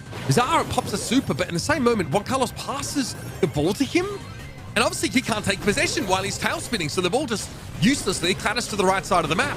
Elevate lose a window where they could have come forward, could have claimed a bit more space. But at least they do have the dive here from Juan Carlos at the ready. Okay, hit ejector. Big coverage on that one. Hypercharge from Zara. Not enough to take Zulan out of the game, though. Juan Carlos is going to be hitting hard. Tyrant throws a hypercharge down on his own position. Juan Carlos gets caught in the slowing field. Now it's up to Eslivy, looking a little bit uncomfortable as he has to face down the entirety of Pioneers. And surely Fade can find an opening with this shot. Tyrant has a super shot, gets it in there after landing the bomb. And Pioneers get a round back. I was waiting for that to happen for a while. Maybe they saw something that I didn't. A pass to Tyrant could have been that like a couple seconds sooner. That one had me just a little bit worried, but Tyrant slotted in the end with actually some pretty impressive synergy from the squad. It was Zulon to place an enemy in the Shadow Realm that would have otherwise been blocking the goal. Now we'll see Pioneers lead with the same lane layout that they did last time. Juan rotating over towards the left side. Is Livy trying to encroach as he did last time. He was able to upset Zulon in that lane matchup with the use of a breakthrough. But Tyrant's here for backup. A little pass to the right side to give this one to Juan Carlos. And already, wow. Okay, Elevate. They're really against the ropes here. They've already cornered the ball. Yeah. But that should tell you everything you need to know about how much pressure that Elevate are feeling like they're being put under. And that cornering the ball doesn't really help them much at the end because KCP take map control. Fade moves up, spamming some of those shots onto Juan Carlos here, as the Meteor does take out that form of cover that Juju would like to use to be a real nuisance in this part of the map. Common spot for her to hide. Here's Grigri. Oh, I see. Grigri comes out with the slowing attacks. Interesting use of star power there, and a goal snuck through by Tyrant. Can be very effective for dealing with enemy tanks, especially when you're in an aggressive mode where you, as a brawler without CC, need to have it in some capacity. Here comes Fade once again with the slowing on Juan Carlos. Couldn't really create a gap between himself and Juan, thanks to Juan getting his super. And Tyrant threw that bomb to the backside to try and take down Juan Carlos. I think that might have actually been a missed opportunity for Tyrant to break open some enemy walls. But if nothing else, Pioneers do have a lead here in the form of one goal. So if they can just hold this position, then they're looking pretty good. Kind of pinched here. Too much damage coming his way. He falls down. That's not good. Going down on his side of the map. Juan Carlos taken out of the game here, which makes it a 2 versus 1. The easiest of easy walk-ins there for Pioneers. And they, folks, are back on the board. Elevate get the drop on them early, but they adjust and they see the Cordelius. They know they have Elevate right where they want them. Forced to counter it with the Cordelius and not able to use it effectively. Still, I'd say for the fact that Pioneers had an 86% vote from the public, 14% only for Elevate, they made it kind of close. As you said, Uber, Elevate did score that first goal. It looked like they can double down and maybe make it a 2-0 after this set here. And it's also crazy to me. We have such a one-sided vote here. They're only 1 point apart in the leaderboard. 94 points so far for Pioneers, 93 for Elevate. Where does this Elevate hate come from, Reddy? I mean, look, who knows? I think like this Pioneers core are so popular, right? That old Pride gaming team and Fade is also really loved. So that might sort of be what you can chalk it up to. To correct myself, the Cordelius as a counter to the Primo really works out. Initially, right, Zulan gets run over by Eslivy pretty badly at the start of this game, and it's like, oh, Cordelius can have problems, but we can see why he's so powerful. Not only as a counter to the El Primo in many cases, I also think the star power choice on Juju is amazing, as we sort of discussed, but to take an extra player out of the game, to remove like 12,000 points of health, even if you're not trying to actually eliminate the El Primo in the Shadow Realm, it gives your team a huge advantage, especially when you are playing in their side of the map. Reddy, what can we expect here now coming into set number 3? It's going to be Bell's Rock. You feel like Elevate is going to double down now, or will Pioneers just continue in their stride, take the momentum into the set as well? I think we're moving a bit more into the comfort zone that Pioneers operates within. I think that there are brawlers that even like Fade, who's more of like the aggro tank specialist on the team, is entirely capable of playing that just are not worth a ban. I'm looking at the Fade Bell. I want to see the Fade Bell return. For Elevate, I mean, you ask about like why the Elevate hate, you know, why don't we see that percentage come out to support for them? And I think the reason is something that we sort of discussed before we even started the match, which is that these are sort of like the remnants of other teams. I think that mentality sort of echoes throughout the region where they're presented with like the nice little package of Pioneers. Like they're a known quantity. We know what they are capable of. They make it to LCQ. Elevate, you know, some question marks here. I guess it's also just a name that people still remember. Pioneers has been a name within Brawl Stars for a while now, Uber. Now on Battles Rock, we've seen this map before as well. What to expect? Which brawler comes to your mind here? I mean, again, this is the kind of map where in the past I've seen Eslivi play throwers and look really good. That's kind of something that he used to bring to the Tribe team as a pinch hitter. They come in and will pick like a Sprout on some maps and look really, really good. But we know that Rico's quite effective here. Ollie has been picked often on this map. Tons of options. And of course, you want to involve some sharpshooters where you possibly can. We talked about the Rico having, you know, good ability to bounce a lot of shots off there. The Bell, definitely a go-to. And these bans here, not too surprising. Lou and RT, definitely. We often see RT just like picked up first on this map as it doesn't really give too much away. And he's just very solid in both phases of the game, regulation time, and that gas enclosure overtime.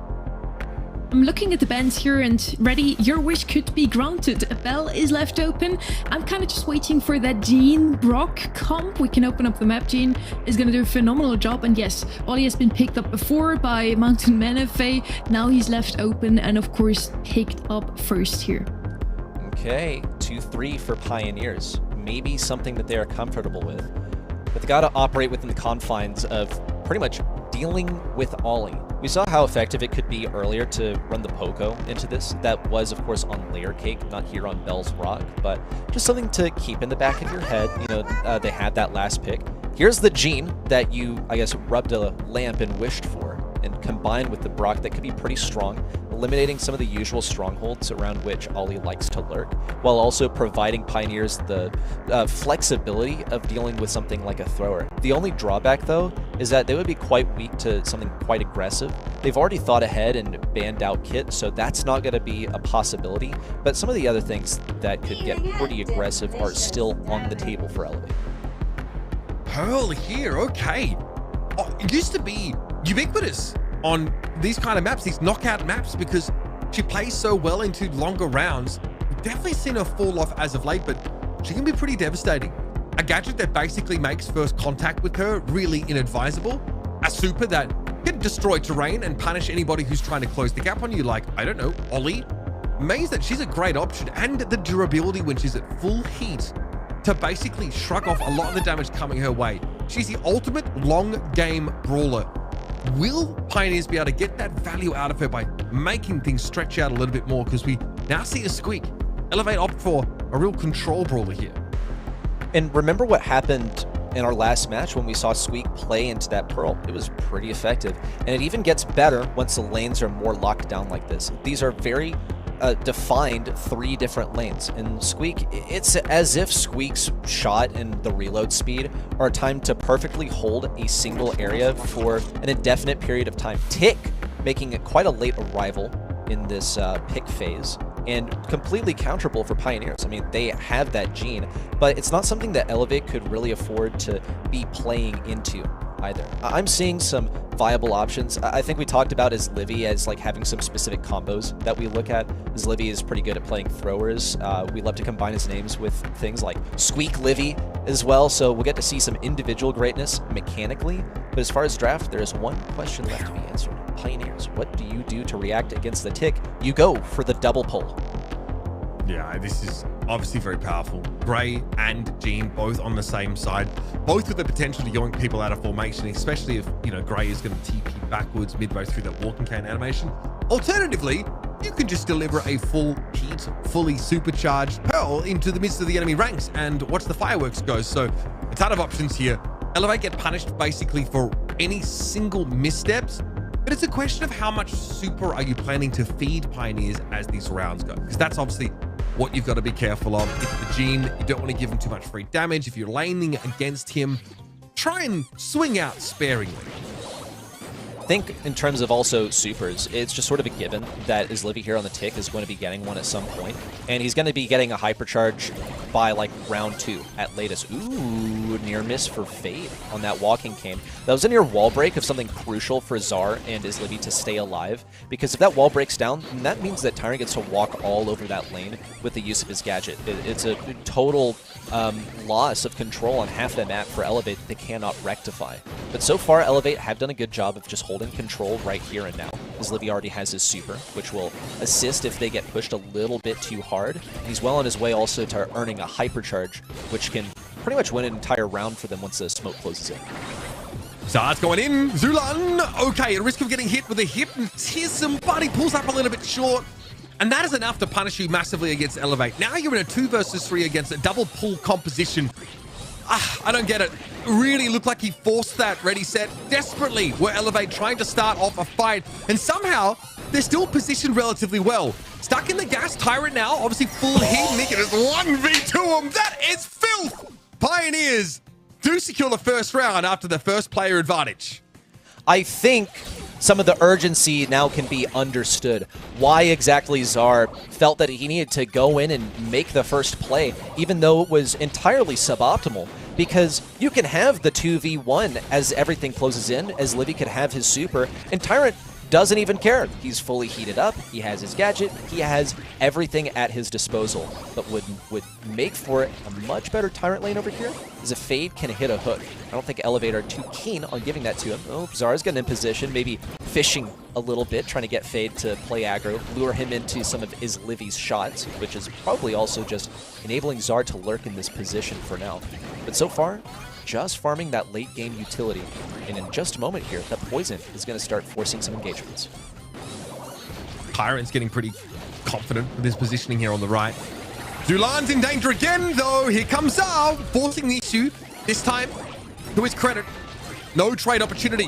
One shot on Zar will get the job done. Juan Carlos going to be the recipient of the damage anyway. Can Fade make a play here with the dimensional door in a 1v2? It's probably too much to ask, and he knows he's cooked once that last squeak bomb got stuck. Hypercharge now available for Fade, but likewise for Livy. So if Fade encroaches on Elevate's territory a bit too much, Livy is ready with the punish. He could also just drop down the old-fashioned tick super if necessary, and he wants to conserve that hypercharge for the later stage of the round. Once again, this is like a game-winning strategy. A little bit less so now that some of these walls on the diagonal have been broken open and are thus missing. But something that Pioneers are going to have to play around and obey. If they can bait that ability, then they would love that. I know that Fade is keeping that in the back of his head right now, so that they can get rid of that before the poison actually starts forcing things. Oh, big dive for Fade. Zara going to respond here, but this will allow KCP to have big map control. What a good hypercharge there from Livy. Tyrant couldn't push through those mines at all, and he couldn't go to the help of his teammate. So this sets up the 2 versus 2 now. Tyrant at full heat at least, and Zulan with a hypercharge. Not that that's really something you write home about as a Gene. Zara and Livy looking to make another play in the direction of Zulan. He is ready. Takes the raw stat boost now as Zara goes in. Oh, Gadget actually causes him to miss that super. Now he's going to be stuck in the corner. Zulan needs more shots in his time to reload. And once more, as the dust settles, it's Tyrant's Pearl. Last one standing.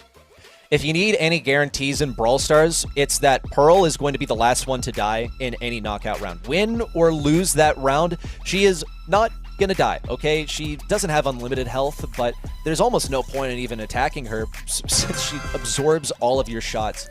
But the thing is, if there's one player that you want to be the last standing, it's got to be Tyrant. He is, I think, really the mechanical wizard of this team here on Pioneers. And once again, he's going to be occupying this right side. It is a priority for Fade to break open some of these walls. And he was quite successful in doing so in the last round. So he's hoping to replicate that success. And Zara is determined to prevent that from happening by, instead of lurking near that destructible obstacle, now near the indestructible.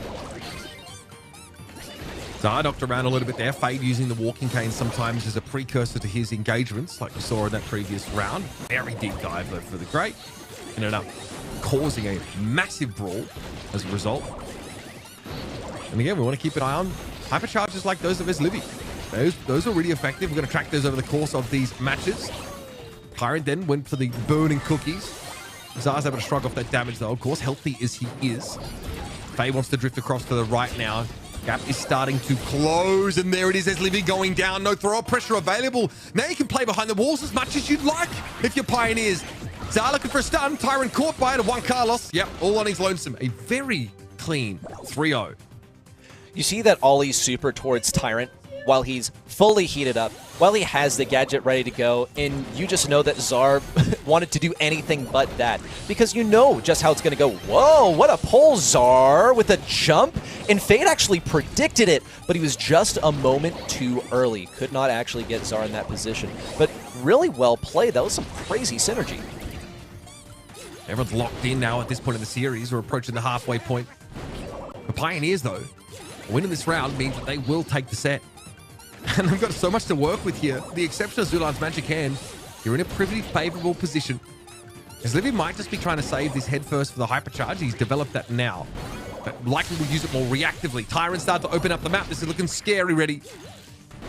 You almost never see a Pearl do that, by the way, but it was so crucial. Tyrant's willing to take the hit so that his teammates are able to succeed.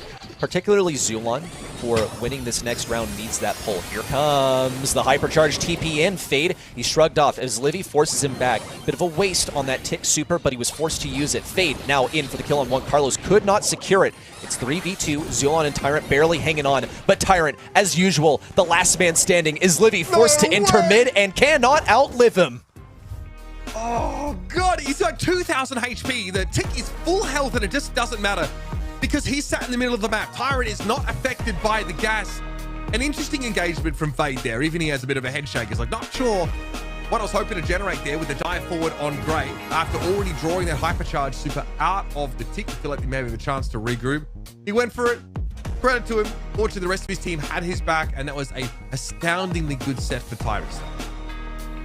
Now, will Pioneers make it a second 3-1 today, or will we in fact see 34 or 35 possible sets today? We'll see. If Elevate can prolong this one. I feel like it was pretty obvious that the lack of DPS with Tick and Squeak didn't really work out against the comp from Pioneers here. Every single brawler on their side, Grey, Pearl and Jean, have above 7,000 HP ready. That's a good read as well. Yeah, they can take those hits from Tick, and they're both able to independently defend against the Tick super. Jean probably has the toughest time, but Tyrant's always going to be on the case. Look at this guy. He's reliably the last one to survive on the field, and this happened like 3 separate times throughout this entire set. Here it comes once again. Zar went for the hypnosis. Yeah, okay, you managed to hypnotize Tyrant. It only cost you like 6,000 HP. Once again, Tyrant. Tyrant's like a forever chemical. You know, the stuff that like gets put out in the environment and never biodegrades? Man. Yeah, there you go. Like, you know, he is a big garbage patch right there, but like in the nicest sense of the phrase. That is beautifully put by the two of you. I'm sure he feels very flattered to hear that. We're heading into set 4 now. Pioneers could close it all out here. Not going to Brawl Cup, but still get ahead of Elevate in the leaderboard. As of now, they're only 1 point ahead of them with 94 points versus 93. So I'm sure they want this win just to move up the leaderboard ladder a bit more. Uber. Yeah. And hopefully, like, coming to this one, Pioneers are ready to close it out. Tyrant, is, instead of researching where microplastics are commonly found in the human body, is just trying to think about how he can elevate, if you'll excuse the pun, this composition for Pioneers now. We're going to give it a shooting star. So it is that kind of open map that makes Pioneers want to ban every single sharpshooter in existence. But Sunny, they can't ban them all. You unfortunately can't. We have a lot of long range out of the way on the side of Pioneers here. We still have a lot of them open, though Byron could still be an option here, as well as Salu. We have seen him on this map before. OUTT, always a fan favorite, Jean as well. Let's see what is going to be the first pick here for Pioneers. We could still also see some Gus 8-bit we've seen before from CodeOG. Worked out phenomenally. Carl still open to snatch away that blue star from under the opponent's noses. Ready? What would be your first pick here? On Shooting Star, I feel like in the conversation it has to be like something like Tick, and I'm a little bit surprised that it wasn't selected here, given that it wasn't banned. Maybe it's fallen off a little bit. Maybe Pioneers are, or rather Elevator, like a little bit shell-shocked as well from not being able to make much use of that Tick with the lacking DPS. But they are geared up for some of this stuff, as you referenced, Sonny, that Carl is going to be making an appearance here. In many circumstances these days, he will be still grabbing that blue star thanks to, you know, the health that he possesses, but not sacrificing the super strong gadget for the one that gets you better position. Still possible, of course. Pioneers opt to go for something that's a little bit squishier, and here comes the gray from Pioneers. Gray often combined with something like Hank as well, which is not totally out of the question here on Shooting Star, but Elevate have kept themselves too long range, I think, for that to be that safe of an option. Yeah, I wonder. I think there's, you know, we've seen obviously the Gray used to, you know, start fights often. We see like Melody, Gus are also two reasonable options here. Okay. So Kansas City Pioneers say, we want a sharpshooter and we don't really want to risk them getting counted out. So they bring the Nani in. Also, you'll notice there's basically hardly any left. There's, it's really hard to find one. So fair enough.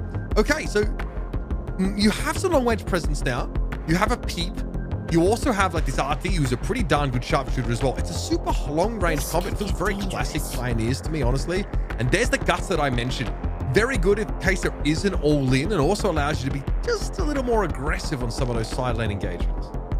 Low-key, I kind of thought Elevate might lean towards a thrower direction here. Something pretty long range, like Tyrant is able to teleport in. Maybe it's just like the respect that they have for Tyrant's capability of dodging shots, earning that teleport, like they won't be able to deny it to him. But I saw some potential for something like Sprout to be played here as well. Y'all are probably like now realizing the Sprout bias on my end, but can't really complain about the Gus either. It's a good support brawler. You got good options in long range, and with a lot of the sharpshooters banned out, it's now actually difficult for, it's more difficult than it would have been already for Elevate to find something that can go toe-to-toe with this Nanny. All right, let's get busy, folks. On the Shooting Star we go. Pioneers take this and they will advance to the semifinals. Now, of course, with no chance for them to advance to Brawl Cup, they're here for the circuit points, for the glory, the bragging rights, and the cash. Fade wants to get aggressive here, and that cookie, that explosion is something you've got to respect. That was a Peep that come across the map, and Tyrant didn't quite put enough damage down in advance, but this does turn into a decent bit of map control. It's a little funny to see Zulan use a return to Cinder on as Livy's gadget, just getting every single little scrap of damage that he is capable of. Here comes the Peep in. It's going to break up the stronghold in the back right, which is actually quite advantageous for Zulan because he's able to back up Zara into a bad position. Wow, already puts him there too, dropping him to just 1k HP and now coming in for the kill with a hypercharge. Fade looked for the synergy with the knockback that Zulan super offered, but was not able to secure that hit. It was just out of Gray's range, but they still have opportunities. Fade couldn't connect that Walking Cane either. Pioneers are being defended quite well here. Oh, looking to come in. Flying hook used. Zulan, of course, in Peep form and is brought down. A little vulnerable, and that's an opening the Elevator been able to exploit. Fade tries to go in and fix the mess that's been caused. He also will fall. Dangerous now. 23 seconds left of the round. Pioneers behind the ball in a big way. Fade comes forward. Walking Cane connected, and there's a Gus shield ready to keep Juan Carlos fighting fit. Scant seconds and very few opportunities remain here for KCP to even up this game. Fade's going to try one more time, but try as he might, everybody just seems too resilient. One super going to make its way onto the back right. Zar tanks it with just 230 HP, and neither of those shots from Tyrant find their mark. Wouldn't have been a game changer, but would have at least kept Pioneers on some sort of streak of momentum, but nothing. They got 0 starred right there. That was 7 and a blue star to nothing. Totally shut out. I love the heads up of, getting forward with the flying hook. It's not only good for taking the blue star, but you punish Zulan when he's in that Peep form, and nobody for KCP was able to react quickly enough to stop the Carl. You've at least got to find a trade in positions like that. I know that Pioneers are going to be pretty mad. Definitely frustrating for them. But fertile opportunities for a little bit of a bounce back. Here we go. Zulan on the diagonal once more.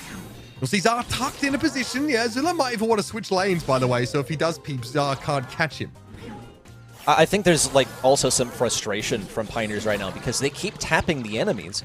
But as Livy is staying close by with the magic puffs, so all of that damage they're actually doing is being negated over time. There is a certain urgency that now matters in getting these kills. And they're not playing brawlers that deal really a whole lot of damage. Like Zulon is able to get quite a lot with his long-range shot if he hits all 3, but if you'll notice, he's usually hitting enemies with like 1 or 2 because they're sitting just outside of his range. That is his strength as an Annie, is outranging all of these enemies. Still just a 1-star advantage for Elevate. Zar's going to get quite aggressive, but he has nothing to punish. Just creating a bit of space for the team. Pioneers pick up 1 kill, and Elevate fire right back, taking down Tyrant.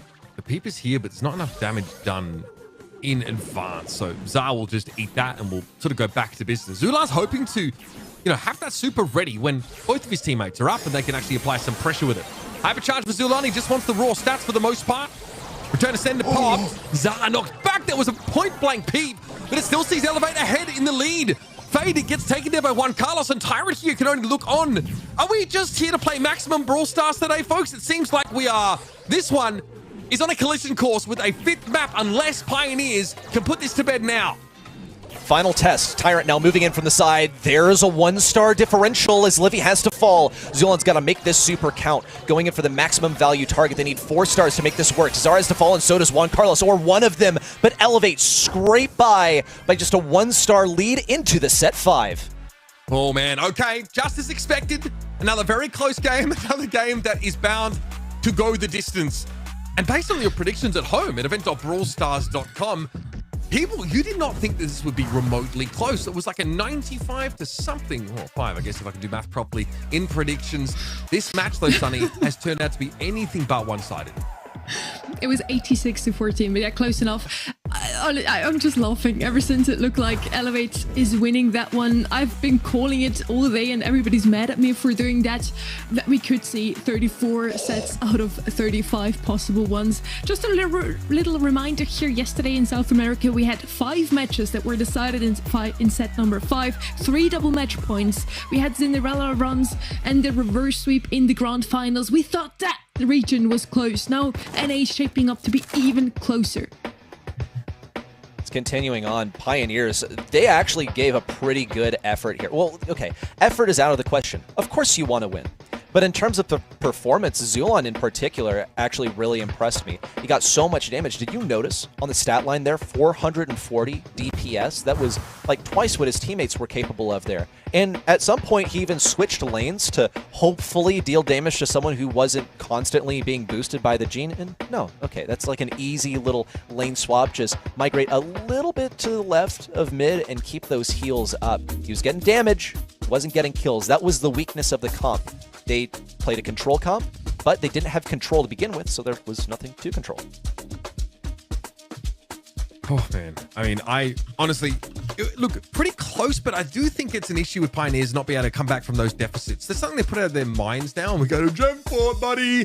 Yeah, I'm a fan of this map. I like how it plays out, and it does open up a couple of brawlers, something that we don't otherwise see. Tara, though, she does get the banhammer. That is super interesting, where we talked about Tara not being in the top of the meta right now. She's even banned out. They deem it to be that good on the side of Pioneers. Now it really could be anyone's match. Is it gonna go towards the heavily favorite, the Pioneers team here, or is it gonna be Elevate that's in the nick of time, turn things around now? Buster's going to be the first pick here. Super good on Gem 4. You really just want to hold on to that mid control for as long as possible. So having a brawler that can just charge his super passively is going to help to do just that, ready.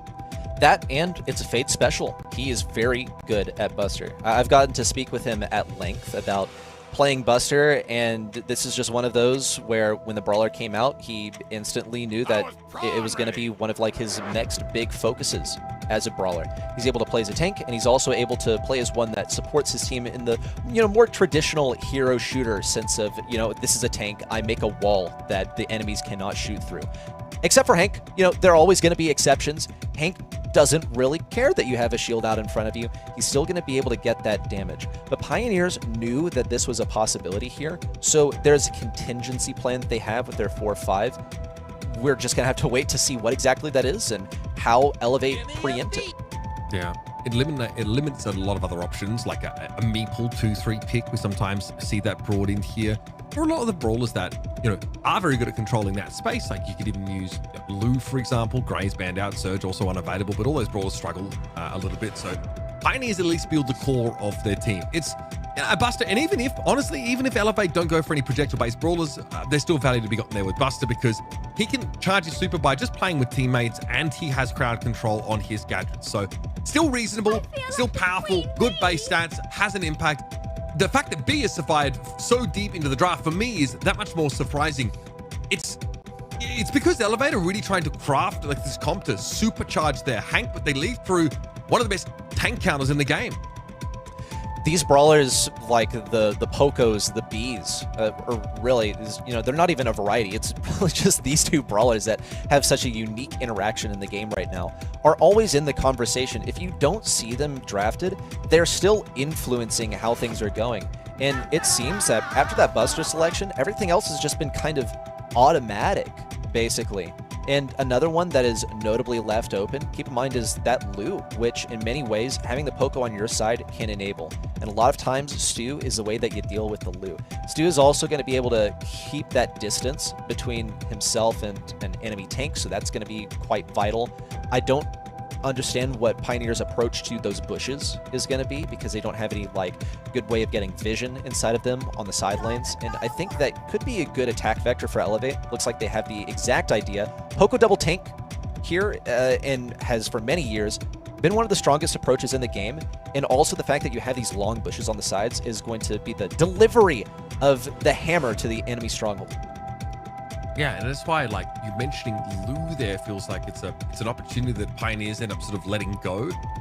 In order to secure this comp, they do need a really safe mid, especially against like a double tank comp that's going to run you down. And Zeus definitely feels like the best option on these gem grab maps for, you know, a brawler that can quickly get in, pick up gems, fire a shot, get on out, you know, much safer than other brawlers. And, you know, I do think B is also a reasonable mid option, but if you have these tanks that move up and take space and the map isn't opened up enough, it could be hard for her to actually get these shots and to get back into the map. Really, we're just looking at some like classic stuff in Brawl Stars. This is, it's a little abstract, but it's stuff that's been in the game for a very long time. B plus wall break equals win. B counters the Poco. Poco counters the Lou because of his gadget, and especially now that it is spammable, since you can use those protective tunes every 15 seconds, and it also lasts for several seconds. So the cooldown effectively is not very long. Look at this start from Pioneers, though. They immediately got that wall break out from Tyrant. You got a couple of those. Keep in mind that's going to be recharged, so there's almost no limit to how much he can break open. Meanwhile, Zulon and Fade have prioritized that right side. They opted to actually back away, and Zulon's got to be cautious, trying to leverage the information that he has to know where Zar is, but he's sort of given up hope of detecting his position. Thankfully for him, Zar has revealed his position, and it's going to pressure Fade and Zulon quite a bit. Fade doesn't have enough damage to three-shot Zar, which is one of the big weaknesses of Buster, is that he cannot three-shot a lot of these other tanks. And that's something that Elevate are hoping to exploit here as they go for the final assault. Oh, here's a big bubble coming in from Juan Carlos, though it's scary. Fade's trying to get away, but that is going to be tough. As Livy, with the hypercharged super, will walk away with 5 gems. Elevate finally get that map control that they've been threatening for the last minute or so. Fade, though, kind of has the advantage that has one less button to worry about than anybody else on the map, because Montage is absolutely bloody useless at the moment. Still going to try and throw it up, still try and make some play of it as Zar comes forward. Hypercharged pop, and no purchase there for Elevate. They are caught out in the open, and Fade steps back up. Note that he is the gem carrier right now. A little bit awkward, but Tyrant had to give up the gems earlier on, and that is a big one. Zulon catching as Livy out. Elevate fall to pieces. With all the healing of this double tank Poco composition, they cannot keep it together. And our Pioneers can walk away with a confident gem lead that really can't be assailed.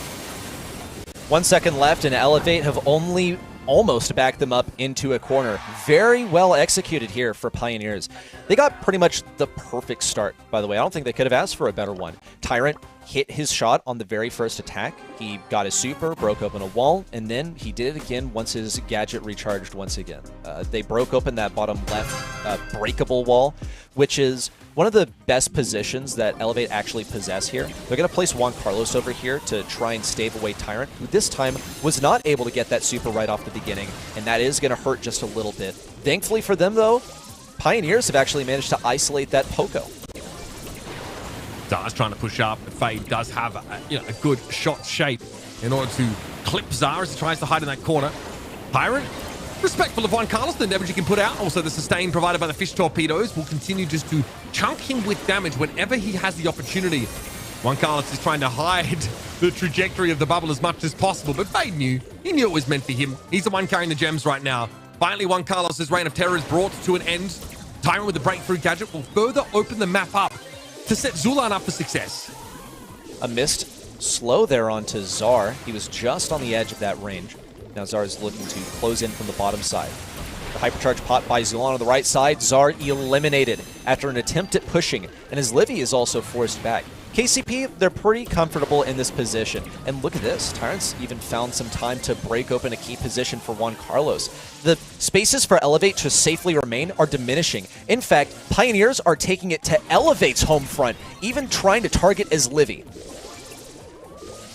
Juan Carlos lost that map control. Brick by brick, they have to try and build into the game again, Elevate, but things look dire. One more gem separates Pioneers from the final countdown of this series. And Fade is going to quite easily have it. He can walk away with a hypercharge ready to give him that speed and durability. And there's not much Juan Carlos and his Livy can really do about it. Tyrant's happy now to get busy with a hypercharge himself. Hold them up. Get in the face of his Livy and Czar as Czar desperately tries to run them down with this Jackie. But he pulls up short, and Pioneers, after quite the struggle, will advance to the semifinals. Another set 5 in the books here in North America. And this weekend that seems cursed to have every match go the distance. The Pioneers have earned their spot in such a tricky draft as well, where they're forced to deal with some of these picks that you are forced to pick. The B, the Poco, I think that this was well executed. That Buster, that was their first selection, wound up being one of the more valuable selections on the map. In the end, the team with the most votes wins it. It was a close one though. We had to go all the way to the very last set once again. And I'm loving how close these matches are today. Honestly, every single game feels like it could swing either way. North America is really delivering so far. And the level of competition is off the charts. Zulan takes the MVP here. Not picked up a lot of gems despite playing B here. Huge surprise to me that actually Tyrant seems to be the gem carrier alongside Fate here. Ready.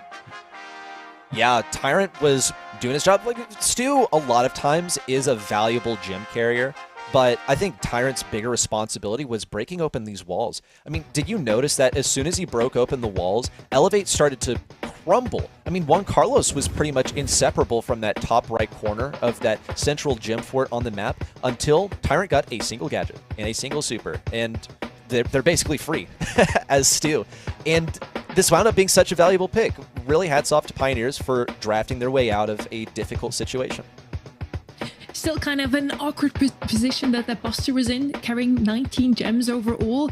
You don't want the gems on the tank usually. We have the semi-finals ready after this match. Pioneers is gonna follow as our last team, and they have to face up against BC Gaming. What's gonna be our first match though, Uber? I mean, we're Tribe Gaming, Space Station Gaming, which is going to be a ton of fun. I think out of this first round, the heavy hitters of NA have all managed to advance, which means that we should be in for a treat. We should be in for some really solid games. I'm a little concerned about BC Gaming today, just because as good as Patchy's been, they were a little bit shakier against STMN. They were straight up dominant in those last two monthly finals. So there might be a chance here for, Pioneers to get that grand finals berth if they can't, put it together over on the side of BC Gaming. But that top matchup is good. Bobby and Co have said, we kind of have to do crazy stuff today. We really need to win out. It's really important to us. Again, it's been a long time since he's been able to win a monthly final. That team wants to prove they still deserve to be in the conversation of the best in the West. Tribe and SSG have never faced off against each other in the monthly finals. Today we get that treat. First off though, ready, the people have voted once again. Who do you think is going to be the MVP? Okay, this is a tough one because we saw moments of greatness from everyone, but I only have like half a second to say it, so Tyrant is what I'm going to say. I liked seeing Tyrant on that Pearl, particularly in Knockout. I think he saved the day. Zulan! El Rey, as he is sometimes called. And that final set also, I think, provided an instrumental role. He topped the scoreboard in terms of DPS as well. As Gene, this was quite a like difficult matchup for him. In fact, I think he was willing to take some of the more difficult brawlers during this match. I'm remembering back to like Open Zone, where he had to play that boat. That's when we started to cast doubt upon like whether Pioneers were going to be able to pull this one out versus Elevate. This is a different Elevate that we're seeing this month, but brought together in the end. I mean, he's a lifeblood of this team. He is the team captain, and he sure captained them to victory today. In the end, it is a team effort, and every member of Pioneers did pull his weight. Otherwise, they would not be the ones to beat Elevate today. It was a close one yet again. Are we going to see some more best of fives going all the way? Some more 3-2s after the break?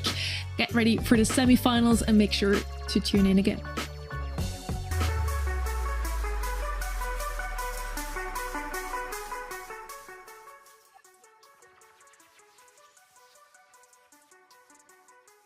Chester. There we go. I don't know. Janet. Oh, okay, that makes sense.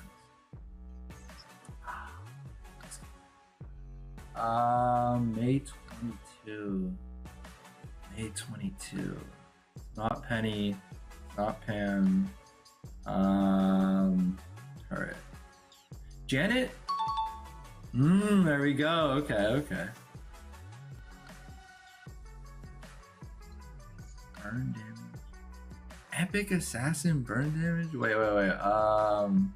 Burn? I don't know. Oh, that's bad of me. Okay, that's kind of bad.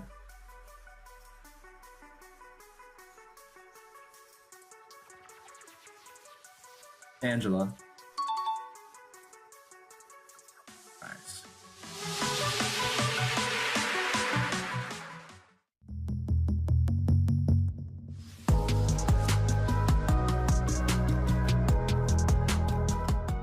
Yo creo que nuestro punto más fuerte es que podemos jugar cualquier cosa. Tipo, nos pueden poner un meta de tanque, jugamos tanque. Nos pueden poner un meta control, jugamos control. Cualquier meta, yo creo que nos podemos adaptar muy bien. Y más en este, que es como una mezcla rara. El meta está un poco raro. Pero siento que nuestra habilidad más fuerte es saber adaptarnos al meta, que es de las cosas más importantes. Y el punto más débil de nuestro equipo, aún no lo sé. No hay ningún equipo que nos haya decir como esto es nuestro punto débil. Por ahora, quién sabe para la tercera mensual. Pero por ahora no encuentro ningún punto débil en nuestro equipo. Yo creo que por el trabajo duro. Siento que somos el único o de los pocos equipos que está todos los días jugando. Y siento que cada uno hace como su parte. Obviamente se puede mejorar y más, siempre se puede mejorar, pero siento que estamos número uno porque nadie trabaja más que nosotros. Bueno, en Twitter hay una tabla que dice las scrims que hacemos y creo que somos el único equipo en el mundo que tiene más de 2000 scrims, algo así, no me acuerdo muy bien, pero sí, somos el equipo que más trabaja en el mundo.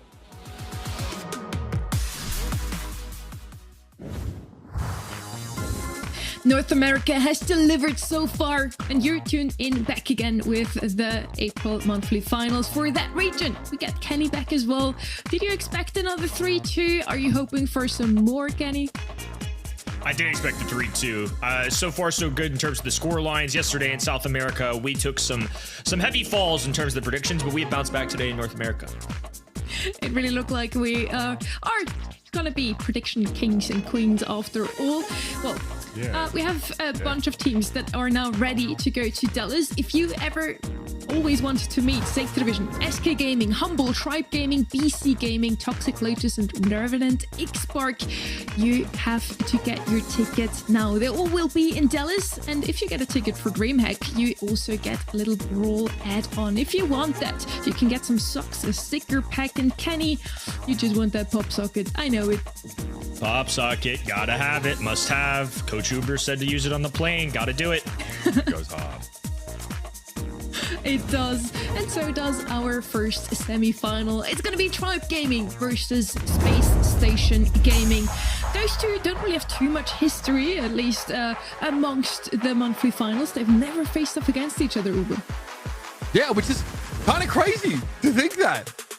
Maybe it's Space Station's difficulty sometimes getting out of that first round, but either way, I mean, they are definitely quite a match on their hands, because this Tribe Gaming team looks pretty clean.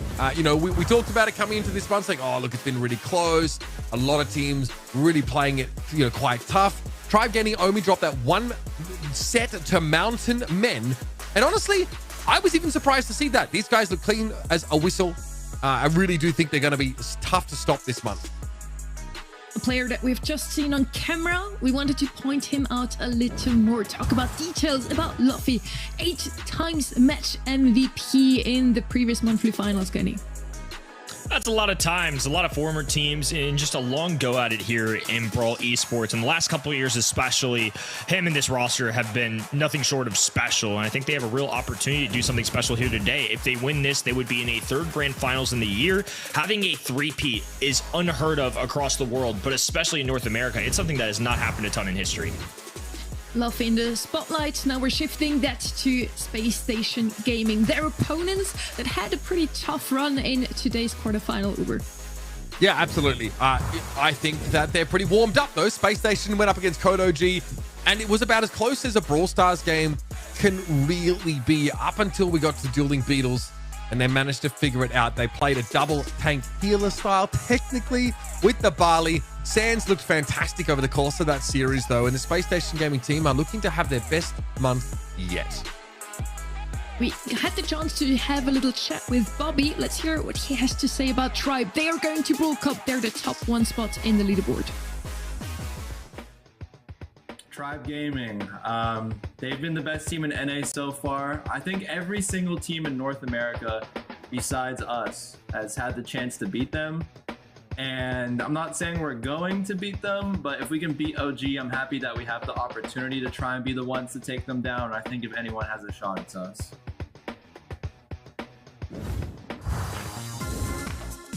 If anyone can beat Tribe Gaming, it's us. Those are huge words, Kenny. You feel like it's going to be possible for them?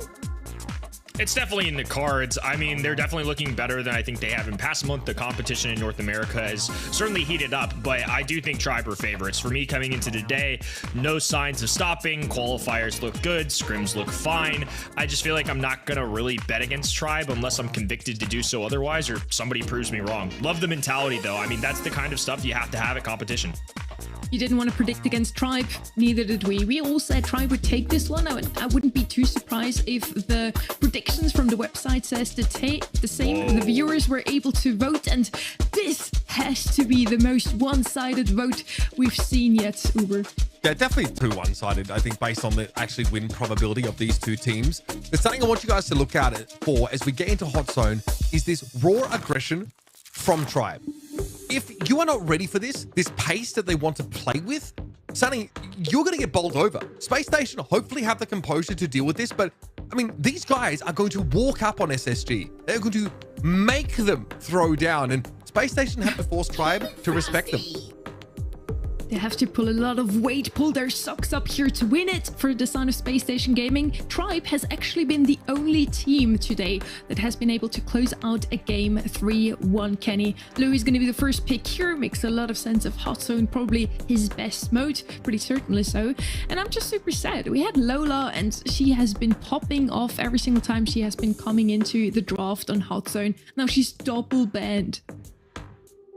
Lola's been pretty instrumental in the North America meta for this map, and also I think largely due to Meg showing up a good bit too.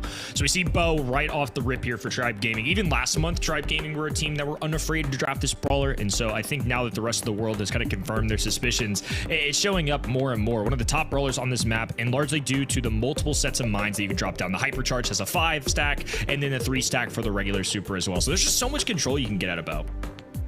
I mean, I really think that this brawler is just, we're going to keep seeing more of him.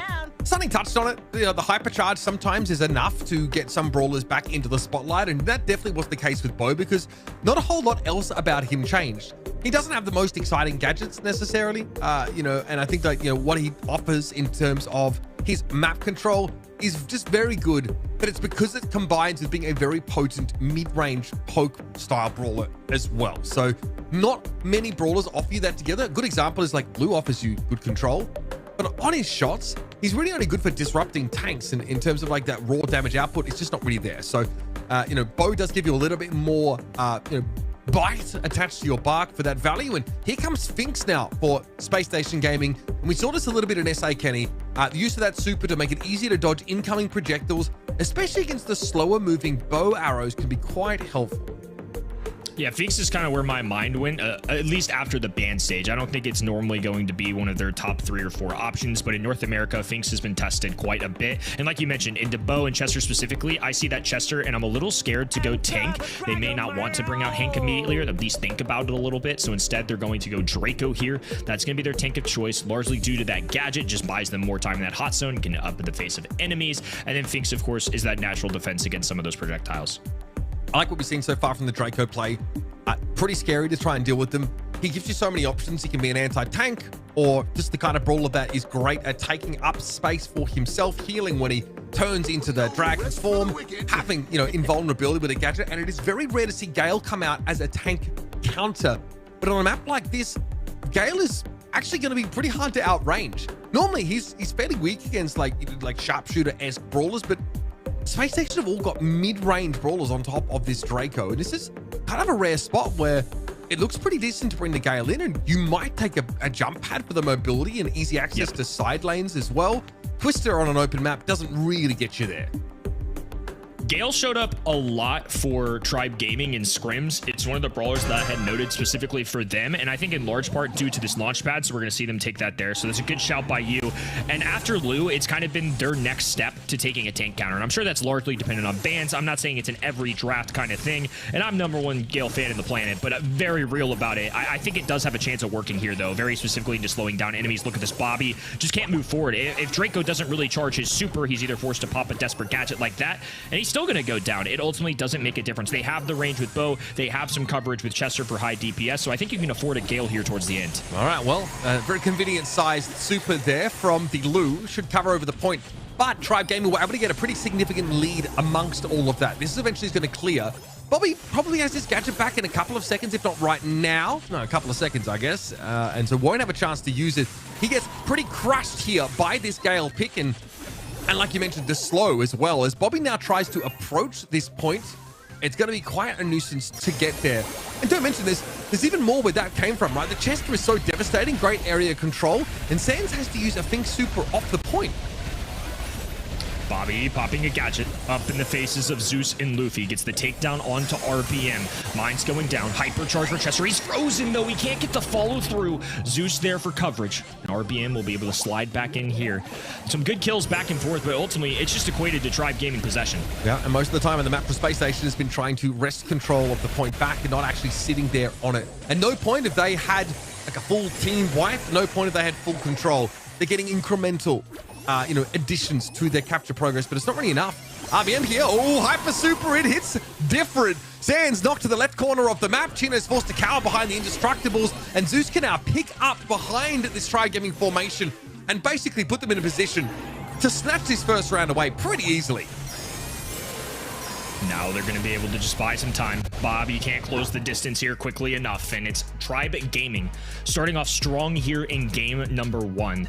Gale, according to our resource here, and Sunny on the sidelines, has not shown up a single time this month outside of this, which is kind of wild. But again, Tribe Gaming seemed very comfortable with this brawler. When I was watching practices for them, it was one of the more used brawlers for them. I'm sure it's down the totem pole a little bit, but just given the ban stages and how frequently anti-tanks are drafted, it's kind of the next guy up. Yeah, and honestly, the jump pad is just a cute little boost that gets you to the point, like, a full second before your opponents. So that's pretty handy as well, giving you what we might call priority in Brawl Stars, especially when you have a comp that wants to, abuse being in the favorable position of this open map. So he's getting some good damage here. Bobby does have to use a gadget just to touch the point, and again, Space Station never feel good in that position. Bobby wants to use a gadget when he is supering, and he is amidst the entirety of the Tribe Gaming backline.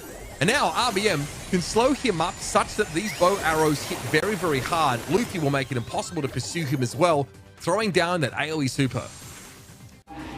All of Space Station Gaming just in this top right-hand side corner. They've got mines down now, and the Fink Super should help them out, but they have to dodge all of this. Bobby circling in, Luffy trying to deal with him, but not enough DPS, especially into an invincible gadget to trade their Sans TP. A little back in time to get that frag. Luffy, though, threatening with the hypercharge. He's trying to close it, and he does. Gino's going to be forced away. A mini Lu Super, and he meets him with his own. Gino, actually dies to the poison. That hypercharge is so powerful for Luffy. Even if you don't get hit by the bomb in the middle, you're going to invariably fall to the poison ticking damage after it.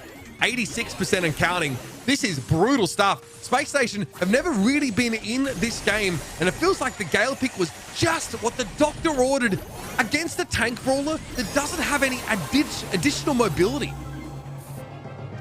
Just a clean set out of Tribe Gaming.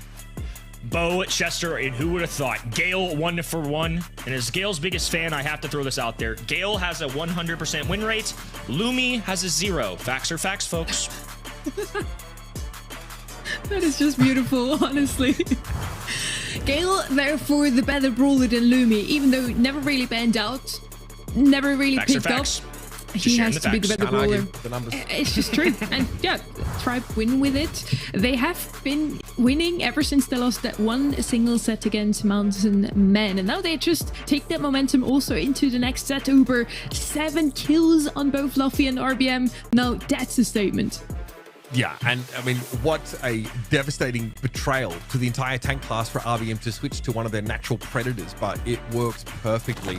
Space Station were kept at arm's length the entire time in this game. That was a dirty hyper super there from RBM. Sans obviously tucked into the corner of the map. But the little combo, honestly, of, slowing down Bobby so that everybody could just take turns slapping a kick me sign on the back of him and going to town. It's very, very difficult for the Draco to get any space, any room to breathe there. God forbid he has a chance to touch the point. That's not going to happen. We are heading over to Pinhole Punt now. It's going to be an interesting one. Brawl Ball sets, those are usually the ones that really can go either way. It comes down more to just surprises, to quick plays. We have seen a lot of Melody on the side of Tribe for that case. Let's see if she's going to be brought back in, Kenny. Melody's a good shout. I mean, in North America in particular, it seems like this is a brawler teams are prioritizing, and Tribe have been very good about it in the past. One thing Tribe have been really good of just in general, some of those surprise gadgets, they're not afraid to go with the alternative to the shield, which is something we saw last month on this map as well. Hank, Carl, Buster, Chester, all some of those top brawlers on my mind. Absolutely. I think that Carl and Melody are pretty similar, almost analogous to each other, in that, teams are trying to use them in the same way. Dive on in, hit the back line, have extra durability, either from Protective Pirouette, of course, from that gadget that Melody makes use of extensively. But we know that, in general, Tribe just prefer that Melody specifically. All the regular suspects, Sunny, taken off the table already with the B, the Hank, the Lumi being looked at. Also, Buster and Lou taken off. I wouldn't say all the regular suspects. We still have Chester, for example, left open here. We still have some tankiness open with the Ash, for example, with the Primo that we've seen before. And of course, Gale, the best brawler in the entire meta right now, is open as well. And Carl, we completely overlooked that. Of course, always an option. If you don't really know what to go with, there are a couple of those brawlers that you can't ever go wrong with. Carl is one of them, Kenny. And up next, I'm thinking Chester could be a part of this decision here for Space Station Gaming on the 2-3 turn. Buster would have been in that mix. B, of course, banned. Lou, not necessarily as much. So yeah, I think naturally just one of the better brawlers in the game, has a hypercharge. One of the most picked brawlers this weekend, even leading up to this. North America has certainly continued that trend. Primo. We've seen Space Station go for it on Brawl Ball maps before. Pretty decent if you're expecting to have to answer a problematic tank, but Hank has been banned. So that one might be able to get kicked down the road a little bit more now, as Meeple will form the sort of 2-3 rotation here. Again, fairly powerful, but this doesn't exactly form the backbone of a hyper-durable composition. Space Station going to leave their pivotal pick for their last one, so all eyes will be on that red side pick 3. Tribe, though, now have to finalize their composition immediately. They're thinking about a thrower, and they're hoping for one that can't be easily countered. Pinhole Punt does have a lot of shrubbery, so the Juju is a reasonable option. You want to try and secure the long range option, and we've seen Meg's hypercharge cause a lot of problems, especially in maps with these closer packed areas where it's an easy super swing. Meg isn't showing up everywhere in Brawl Ball, but for whatever reason, Pinhole Punt seems to be the fit for her in North America. That hypercharge a big reason why she's getting noticed nowadays, but also I think just the way this map interacts with the decent amount of range you can get does help Meg out. She's very beefy, just hard to bring down. We've seen Lola be the answer to this a lot today, and a lot of the times we've seen Meg with Ollie. I'm curious if that's what they do here. The only risk they run with that is the Carl can do pretty well at stopping Lola, especially that tailspin can pierce through both brawlers. His natural shot can as well, so I don't necessarily think that's what Space Station Gaming are going to go with here. I think they may look for a goal scorer. Okay. I don't necessarily know if you need to worry about trying to counter this Ollie specifically. Maybe give yourself a strong core, and there it is. Jackie picked up, outranged, generally by the Ollie, but a great option when you want to take matters into your own hands and finish the job. There isn't a great combo here with mentions of Meeple. So you might end up seeing Rage Quit picked up just in case this is the more mobile version of Ollie that wants to gadget forwards and try and get those big supers off, because the lower Meeple is, the more effective the knockback on that gadget is. Jackie's going to be the goal scorer that they're looking for. So it'll be Carl, Meg, Ollie versus the Chester, Jackie, and Meeple. A little bit of everything here in this draft. And it's going to be a start here of a Meeple gadget. Cutoff point. Zeus with the dish to the left-hand end is Luffy. He's going to pocket this on the top left-hand side. Chino in the meanwhile. Bottom right. Trying to corner RBM, but going to backtrack to try and catch up with the teammates. Wow. Space Station really shut in already. House arrest being declared. Chino, though, of course, is to start making his way out. Bobby really just uses mentions of Meeple there for a little bit of space himself. And now, yeah, pretty obnoxious. Use that super behind the indestructible boxes, and that's something that, frankly, Tribe just have to respect. So that's tempo generation here for Space Station, and Chino slowly but surely, not very inconspicuously, is trying to sneak down that right wing. And Luffy automatically sends the ball in Sans' direction. He'll be called to account for his crimes, and he's hit with a hypnosis. Great mansions there from Bobby. That is going to make it impossible for RBM to score right now, but he goes with a super. Chino does get stunned, and Zeus is too early on the super swing. Sans was invulnerable with spawn protection. Oh, that defense was insane! A perfect roll of the dice for Sans as well to get that off. A gadget from Bobby at the goal line. Oh my gosh, that was unbelievable. It should have been a Tribe Gaming goal, but instead SSG are the ones now moving it up the map. Yeah, not ideal for Tribe. Just a bit of a misstep. However, they seem to have a composition, Kenny, that's just a bit stronger. At least it allows them to bully a bit more. Arby and Zeus, by the way, 300 health between them. Yeah, thank God. I mean, surely Sans has to finish them off here. But Luffy sees an opportunity now for a hypercharged super. Chino, though, thought the same thing, apparently. And Zeus is demeched. Chino, though, going to burn down. Luffy was able to get, apparently, some heat ejector ticks on towards him. And now Bobby will be in the 1v2 to buy a bit of time. That ball going to be resting right next to him. Has a super available, so RBM is going to get shot up for free. Chino going to try and go through these walls. He's sprinting straight at Zeus, though. Jackie is going to be the way to get that Meg demect. Now 3 brawlers standing for SSG. Kick over to the right-hand end, but Chester is too low HP to grab it. Luffy holds on for dear life, clings on to that ball, and is now going to move it up for Tribe. Good damage on Chino here for Zeus, but so as respect what the Jackie can output. RBM caught in prison, not happy. Do not pass go, do not collect $200. Do have a chance to break on out. We're going to see the map open up a little bit here momentarily. RBM would kind of like to get ahead of this by punishing either Sans or Bobby for walking up too far. Very patient, very careful play from both sides. Now the map will open up. And Chino, the one in control. Hypercharge goes down from Chester. Kick to the top left-hand side. Brings down Luffy with him. Now Bobby racing down the sideline. Zeus, RBM, beating them as Sans has the super. Flashed it. Elects not to fire. It's a good call. It would have been stopped by both of those brawlers. Zeus got very low on the end there. Went for a normal super swing. And it worked out. Chino, having cycled a super, can now interrupt yet another tailspin from Luffy if it comes to that. RBM goes in, wants to try and stun Chino up, but he does hit the hypnotize for the damage follow-up. No one's looking at Chino right now. Luffy and Zeus have got their minds and eyes elsewhere, and for good reason. Luffy's able to run Sans down, and that'll be Tribe. Get themselves the first round. Whew. Another intense one.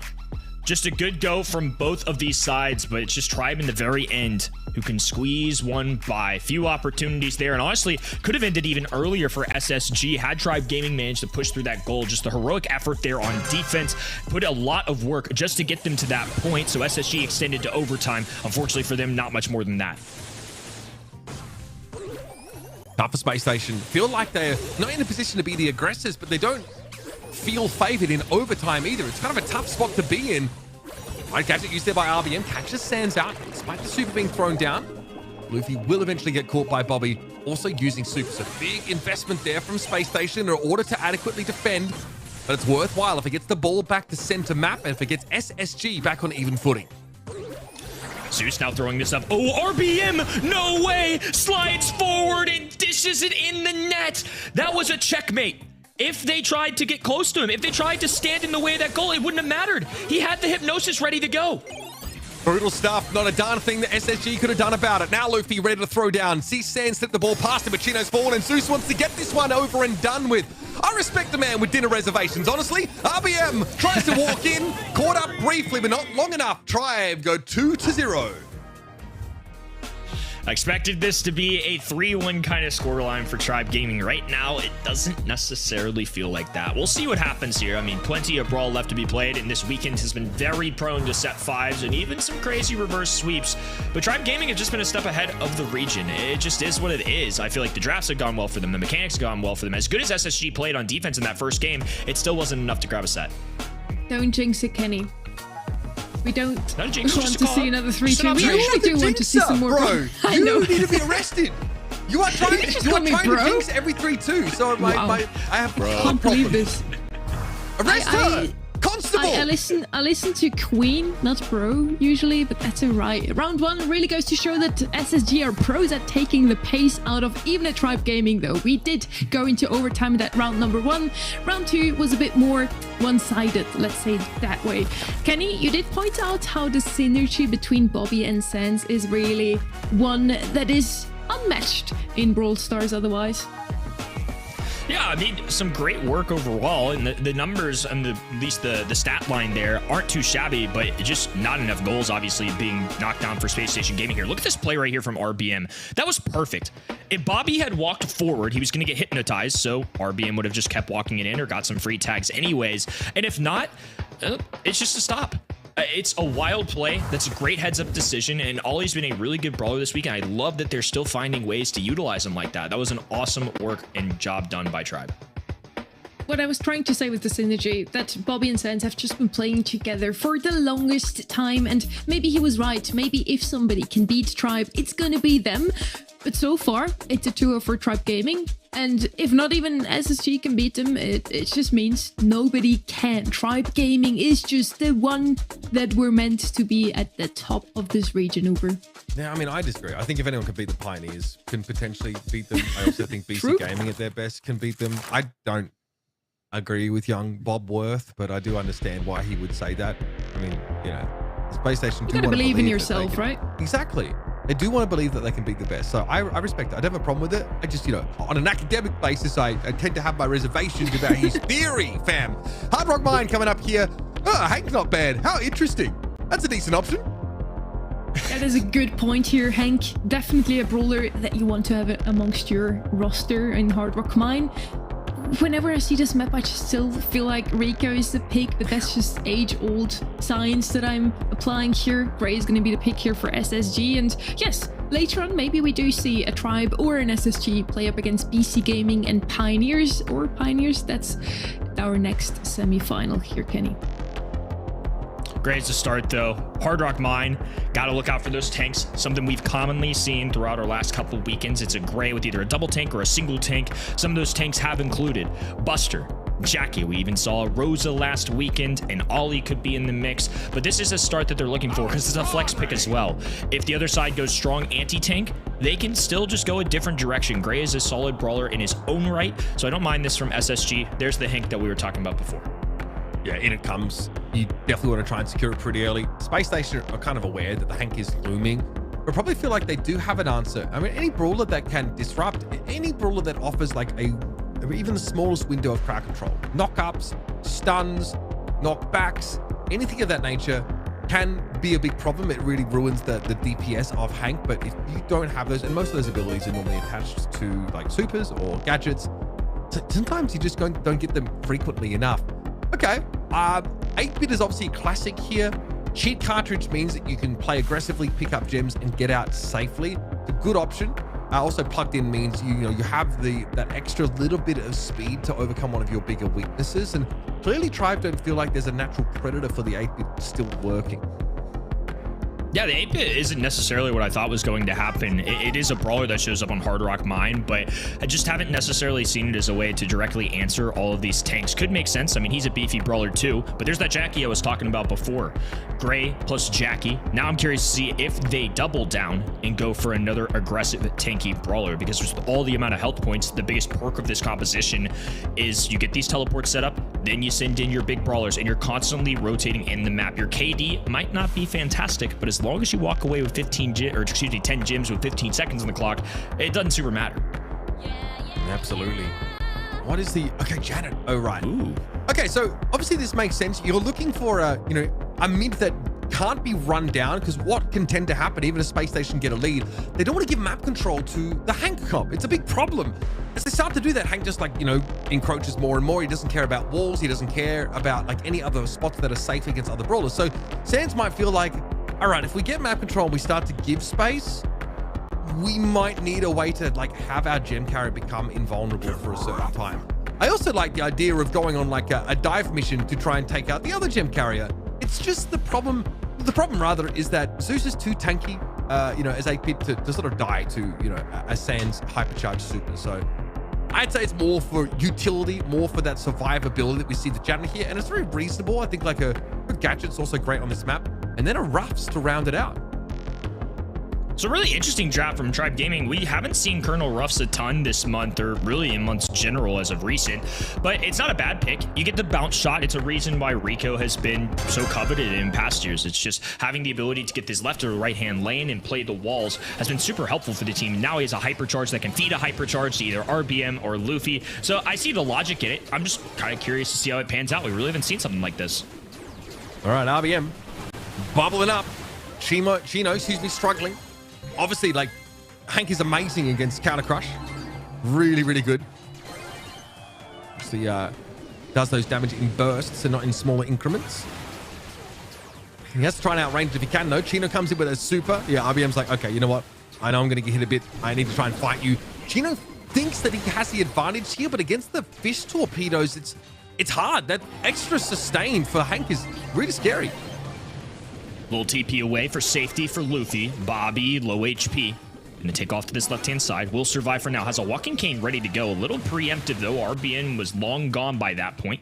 Chino, Sans still holding on to supers on both sides. So like you mentioned, Sans might just attack the other end. Not even necessarily as a gym carrier, just to try and get aggressive. Give a little gateway for Chino to try and move forward, but it's not doing great right now. Sans back in the sky, though. Luffy has a teleport available, but it's just that easy cycle you were talking about. And it's going to lead to Tribe still in a lead, but I see what they're going for. Yeah, absolutely. I didn't expect to see that Janet uses the Mark Phillips instigator meme on the left-hand side, always looking to just build super with poke damage and then, put extra threat down. It's cool. I think it really works really well if Chino's alive and in the game and putting pressure on Luffy. It's not easy, though, to satisfy those conditions because Luffy has sick mobility with cheat cartridge, right? He just pulls back out. And now that map's been given up by Tribe, can Space Station capitalize, Kenny? It's going to be tough. Sans has to move in. Jackie goes down, though. Bobby, the only one left standing, has a hypercharge teleport, but into 3 beefy brawlers. Just not going to cut it. And with a GG game there, Luffy and his teammates are now going to be 1 game away. This is going by pretty fast. Unusual for this weekend, Duber. Yeah, kind of owned, honestly. that was really tough for Space Station. And this would be, maybe the only 3-0 that I would expect to see today, unless Pioneers, end up just being a bit more dominant than we otherwise would have expected. But this is Tribe Gaming for you. What I like about these guys is they don't get complacent. They know they're going to Brawl Cup. They know that they're pretty sorted for that. And they are still here to continue to show that brand of dominance. They never want to take their foot off the gas, and that's good. It's going to make the rest of the teams in this region into stronger ones as well. Sans has his bubble burst in mid. Chino's looking for Zeus here. It's not a matchup you want to be in as the Ruffs, and that illustrates it pretty well. Luffy still holding on to 3 gems. Classic 8-bit. Still having it in 2025.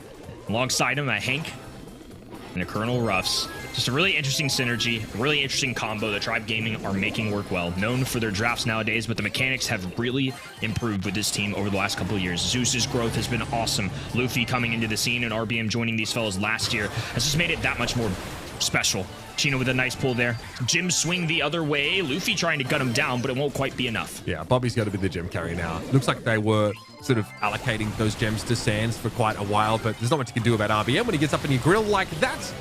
Chino's going to be in trouble here. We saw a walking cane just used it by Bobby. No longer has that available to interrupt the Hank bubble. That is actually a big deal. Luffy now, just playing the safe game here, kind of knows that eventually with some map control, Tribe could really threaten the gem carry, but here comes Sands for a bombing run. Notice Chino coming in for the left. There's going to be a real pinch into the back line. Initially looking at Zeus, Sands going to touch down. Luffy, of course, it's an easy cycle of the super when Sands is at point blank range. These gems are going to drop. Yep, nothing Luffy can do about it, but Zeus is a reasonable replacement for a gem carrier. It's nice to have a backup plan, and Luffy now back in the mid. Bobby does have 9, though. This is a close call. Walking cane available, and this hypercharge coming in from Gray could be a difference maker. Zeus trying to get a couple tags in there. Not enough. Luffy from the distance looking for one. Bobby at about half HP here does have to back off. They've got a 9th. They've got 10 seconds. Should be enough. Luffy has to scoop these up, and they have to grab the one in the mid. RBM there is a little bit of coverage. Chino rushing in. Will tie things up, though, so it's going to be all even out here. And another red team countdown. RBM just dropped the gem, though, so that'll make it 11 to 10. Should be enough time here for Luffy to get the next one. Chino knows it, so when he has to go, and 8-bit is just far too slow to get on out. And there, finally, the real use of the dimensional door comes in from Bobby. He escapes with the bag of gems, but we are still tied up. RBM has 11 to his name. Chino's trying to get in there, but from behind him, Luffy is pouring damage in. Another countdown cancel. Space Station, of course, even things up now as Zeus charges back into the middle of the map. Oh, and he's going to get a takedown there, too. All the gems spill. Zeus picks them back up, and it swung to a blue team countdown. One more to make it even. And a Janet Gadget just for a little extra pressure. Look at all this. A Walking King goes down right into Chino's hands. RBM, though, explodes. All of those projectiles connect, and it'll be 14-13. Sands taking off, trying to get to the other side to get some tags. Oh, and it's not enough here. Zeus juking, gets the tag, 600 HP to preserve his life. And for the 3rd straight month in a row, Tribe Gaming will be a representative in the grand finals. Absolutely clad. Luffy doesn't even know what he is looking at there. It ended up being a really close game, but it was an awkward situation where the Jackie ended up with a large number of the gems. Bobby obviously really tried to make that one work. But I'm sorry, from start to finish, I felt like the drafts out of Tribe were dominant. Their gameplay was sublime. They really didn't break a sweat in this kind of matchup, and they'll be ready to take on any challenger in our grand final. Really an unstoppable force. Tribe Gaming did it again. They're running through this region and are in the grand finals again. Last month, it was a 3-0 versus Code OG in last month's semi-finals. Now his former teammate Bobby has received the same fate. And how do we call it? They made the 3-peat happen, Kenny. Yeah, the 3-peat, baby. Yeah, it's a 3-peat. Yeah, it's a hard thing to do, and it's been a few years since this has been achieved in North America. So the fact that this new age Tribe Gaming roster could do what old age Tribe Gaming did back in 2022, I want to say, would be pretty wild. That's obscure. They knew which team to pick up, honestly. Tribe Gaming seems to know what's up. And yeah, Tribe Gaming does it again. Now let's see who they could potentially face in the finals, Uber. Okay, so my hopes are for a Pioneers Tribe Gaming matchup, just because I think that right now Pioneers are, firing on all cylinders. They're at full strength. They took down, their rivals, I'd like to say, in Elevate. BC Gaming can definitely give them some trouble, but I do think they suffer without Vegeta on their team. As good as Patchy is, and he is good, one of the best that NA has seen, he's moved on. And I think Vegeta is just a crazy, young, cracked player. Coming up here, Pioneers, I would like to see them advance, take on Tribe Gaming, and give us a close final. I've always felt Pioneers, even though, they've been sort of on the outside looking in, deserve to be like a top 3 team in this region. It's going to be tough either way. I'm kind of in the same line of thought of you. I think KCP are a good enough team to where BC Gaming with the substitute can finally break the streak of Tribe Gaming versus BC Gaming, but BC Gaming held by on a thread last time. They somehow found a way even with a substitute. So maybe they can still make it happen once again. It'd be really interesting to see if our Brawl Cup representatives could go for 3 straight monthly finals facing each other. It would be the third time in a row where Tribe and BC Gaming are standing in the finals if they now beat Pioneers, and the third time's the charm. Usually we say that, no? So let's see if they actually make it happen. It's so interesting how yesterday we were talking all about how in South America, every single month we have 2 different teams in the finals. It's the complete opposite here in NA. MVP was Uber. Quick. RBM. Yeah, buddy. 12 kills on Hank. I mean, for me, it's the Gale pick that just completely ruined Space Station Gaming. Like, Bobby got absolutely clowned on, man. It was so hard for him to play the Draco on that hot zone map. We're going to throw back some painful memories for you, for the Space Station Gaming guys here. Obviously, Gale is a niche pick, really situational. The Tribe Gaming do such a good job of sniffing out an opportunity where there just aren't any good long-range brawlers to punish that Gale pick. That's where he really suffers. And on an open map, you would never really take him unless that condition was satisfied.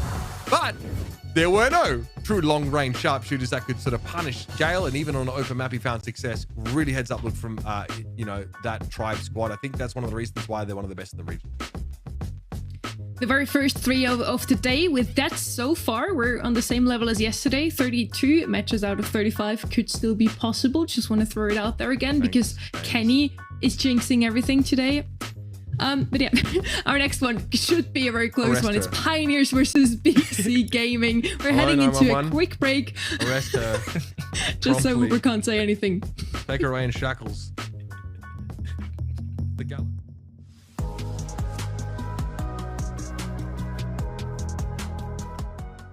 I think our strength as a team is when we have Fade on a tank and we're playing an aggressive comp. I think if we can get those drafts more, we can do pretty well. And I think our weakness probably is when we just don't have the draft and we get outdrafted. That would probably be it. We need to work on the drafts. I would say me, but recently Fade, we would go crazy like auto. We get to kill. And it's just very loud, but yeah, probably me or Fade.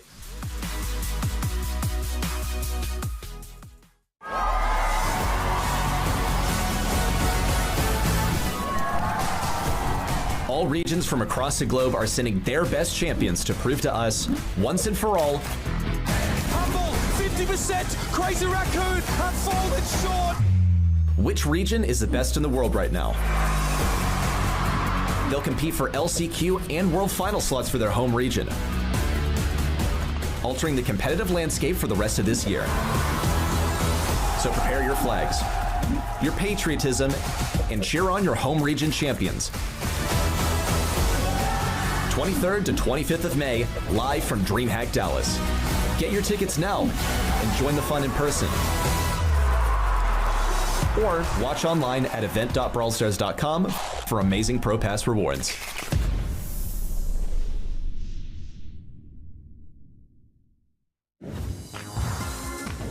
It's time for semi-final number 2. North America so far delivered. We get ready back. We're super happy about that because the other guy was kind of trying to put me to jail for jinxing. Is that a thing now? Ready? I guess so. I mean, geez, it's a good thing that you cut him off and throws to a break real quickly so you could get him out of here. But he's going to be coming back to here for the next match, so I'm sure he'll have some choice words. We agree it's all Kenny's fault, right? Yes. Yeah, now I see why Uber's gone. Now I see what you did to him. Now I get it now. I get it now. I'm not going down for this. How about framing somebody in Twitch chat? That I think is definitely a crime. I'm on board. That is definitely a crime. For the viewers right now, do you still need some socks maybe? A pop socket? You can get that and a ticket to DreamHack, and you also, on top of that, get to go to Dallas, a beautiful city, right, Ready? Yep, I spent a couple of years there, and I gotta say, it is quite nice, and that's a wonderful convention. I've had the pleasure of going for the past 3 years. There's all kinds of stuff to do as well between Brawl Stars, so I would highly recommend you get a ticket, even if there weren't Brawl Stars. So you see the link on your screen, get your tickets now. And now we strap in for semi-final number 2, Kenny. It's BC Gaming versus Pioneers. Should be an interesting one.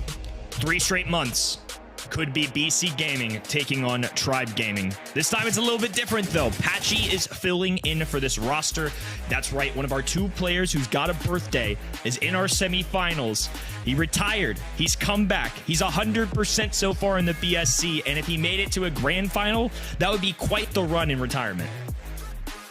That would be insane, really, for him to be able to make it to that point. But I think really just from the player cam reactions that we saw earlier, he was quite impressed at his own performance, and maybe even more broadly just at the fact that they were winning as a squad, as BC Gaming. This is a bit more of a taller order, though. They really just needed to win that quarterfinal with a substitute. Now I think we're venturing into like untested territory, right? Like international waters out here. Pioneers, they planned for this scenario. BC Gaming didn't need to make it here. It's a spicy one to say the least. Personally, I'm going to believe in KCP with the substitute here. I think it's just going to be hard for BC to win. What a nice birthday present it would be for Patchy. Before we dive into the action though, we wanted to hear what the teams had to say about their opponents. And let me tell you, there's no shortage of respect once again. BC Gaming, a new team, rookie team, very strong. They definitely know what they're doing. They're drafting and playing very well, so definitely a strong team. They deserve it. I don't know how to play against Pioneers on monthly final because this could be my first time if they beat Elevate and I beat STMN, so I'm really excited to that match. It could be the first time to facing Pioneers. So many kind words they have to say to each other already. Isn't that beautiful, the love between the teams here? It's wonderful. I think if you're here on BC Gaming, that has to mean a lot coming from Zulon, one of the undisputed greats in the region that first represented North America back in, what, 2020 at the World Finals? I mean, he's been sort of one of the kings of North America for kind of a while, so his opinion means a lot. If I remember correctly, he's also the player with the most monthly final appearances or the most wins, Kenny, is that correct? I honestly am not 100% sure, but it wouldn't surprise me. Just him or Tyrant have got to be in that mix, you got to think. I'm referring to a certain graphic I saw on Twitter. Maybe you saw it already, I'm not sure. But yeah, we have the map pool now. We have the teams that are already ready. We're just waiting for them to start a draft, really, and we can kick things off here. We're pretty one-sided with our picks here. Surprisingly, we're voting for the team that is not the one that have been standing in every single monthly final up to this point ready.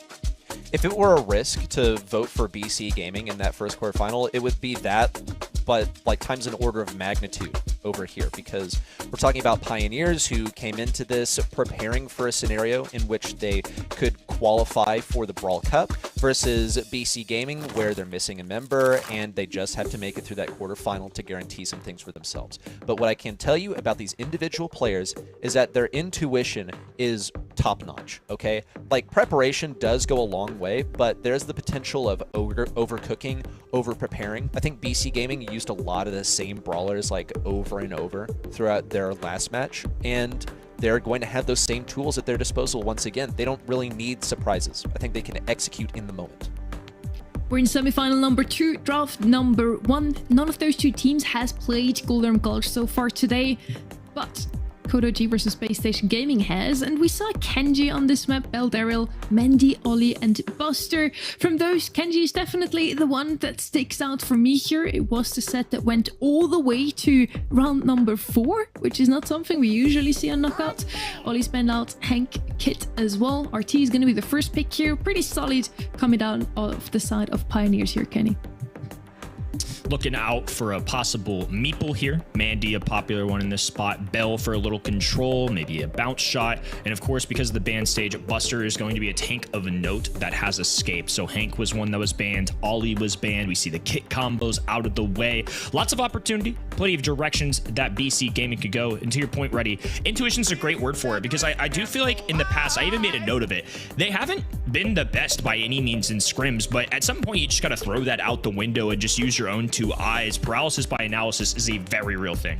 Yeah, you just got to be in the moment pretty much and use the stuff that's the best in the game. You don't really need to venture beyond that unless you think it's going to give you some like huge leverage and you're quite certain of it. I think the meta is pretty clear right now. Angelo, also just one of the best brawlers on this map. Don't need to get outside. Hello, Evex. Okay. He like stared straight into my soul there for a moment. That was a stare of someone who's about to select Buster. Ah, how could I have not seen that coming based on his facial expression? That's a great. That's You can read a lot from someone's eyes. There, Ready. You're just an expert. You're just an expert with people, Ready. I don't know what to say. I don't know. Maybe I watch a bit too much of the player cams and cross-reference it with the draft. So let's talk about this Buster, by the way, and how this is going to work. I think this is quite intelligent because, first of all, this is just a good brawler overall, but also it's one of Pioneer's like key brawlers now eliminated. Squeak is what they're going to be going with. That's going to help them lock down this diagonal. They're still operating at a range disadvantage compared to Angelo, so they're going to have something else up their sleeve in order to properly deal with that. Squeak's not bad. Squeak's been in and out a little bit in terms of the results category. Has shown up a smidge over our last couple weekends. I really like the spot that he's in. I think in Knockout, you have a little more of a debate about which gadget you can choose, but just the potential for damage with Squeak is so high right now due to the 14-second cool up on wind up, because if you make a connection with Squeak, the next shot that Squeak hits, it'll immediately blow up the previous shot. So you just can cycle so many just easy tags, honestly. Sometimes you can just gun people down with the auto aim, hit your gadget, and blow them up for close to 8,000-ish HP. It's pretty wild. It's pretty insane, and it gets easier when you're in close range. It's going to make him quite viable if things get a little too close. You know, push comes to shove there towards the end of the game.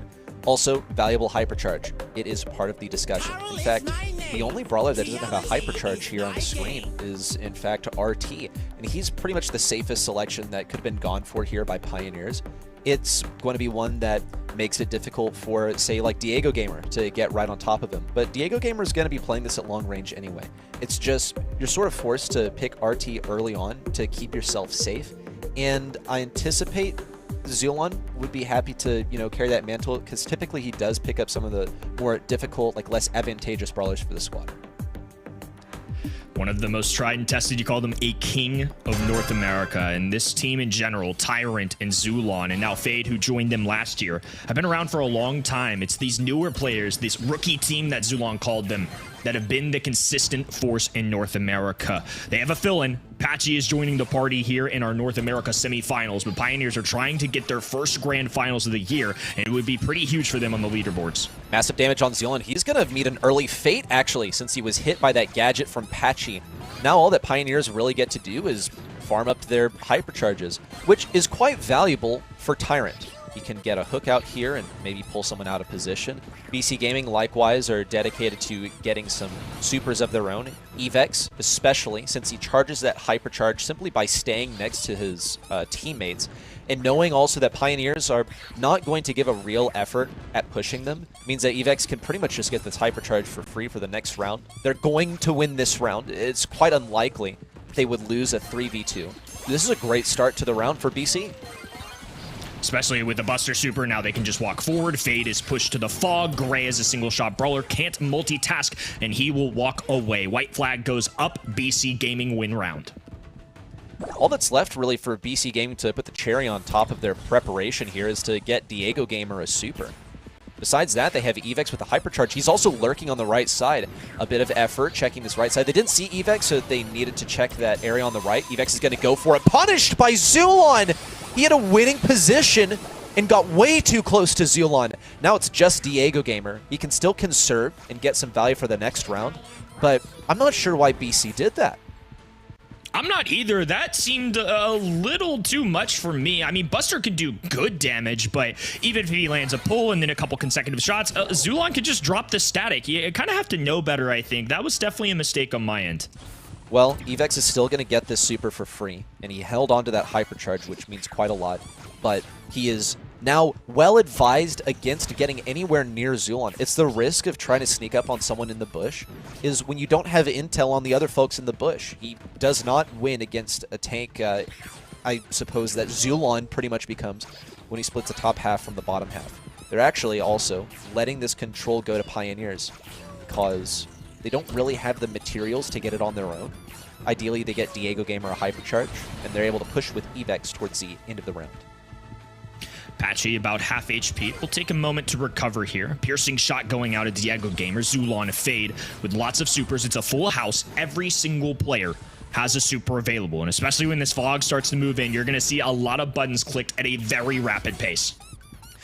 Mistook there for Tyrant. It will recharge in time for when that poison makes everything very close in. But he's going to have to stay alive for a few more seconds to make that happen. Fade now out with the hypercharge. Evex in hot pursuit of that right side eliminated. Fade still alive. Looking for the kill on Patchy. Zulon splits. Gets the kill on Patchy to secure game 1 for Pioneers in what looked like it should have been one for BC.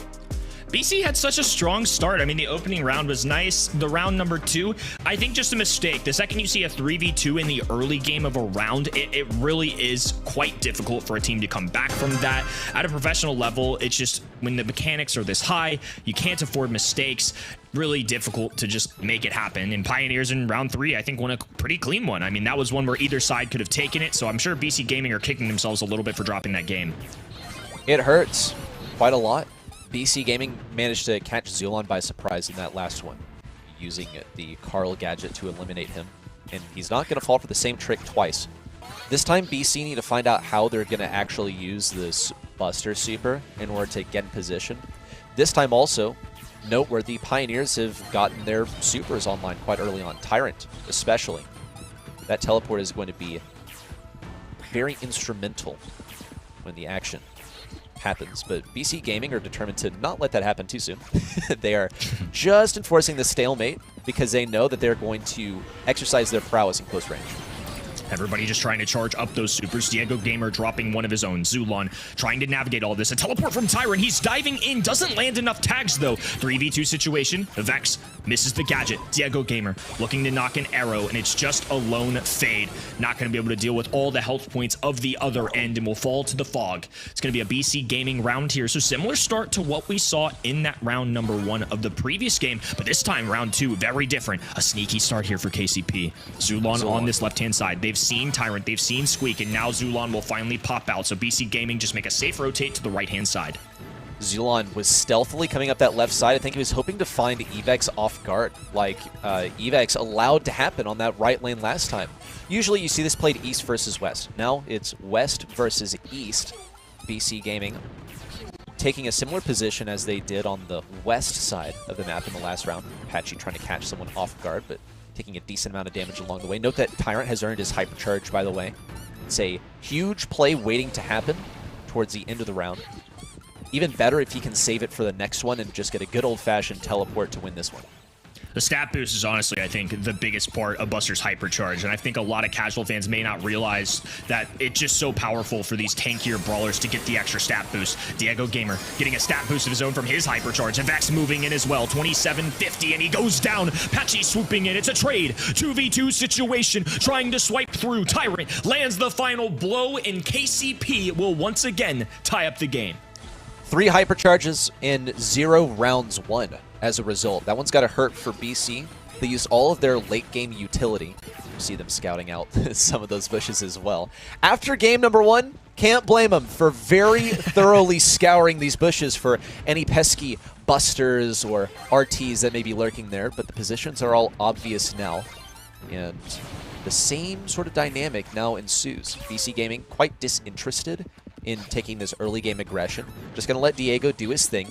Maybe Patchy like hits a gadget. But aside from that, they're going to exercise this Buster Super in the late game.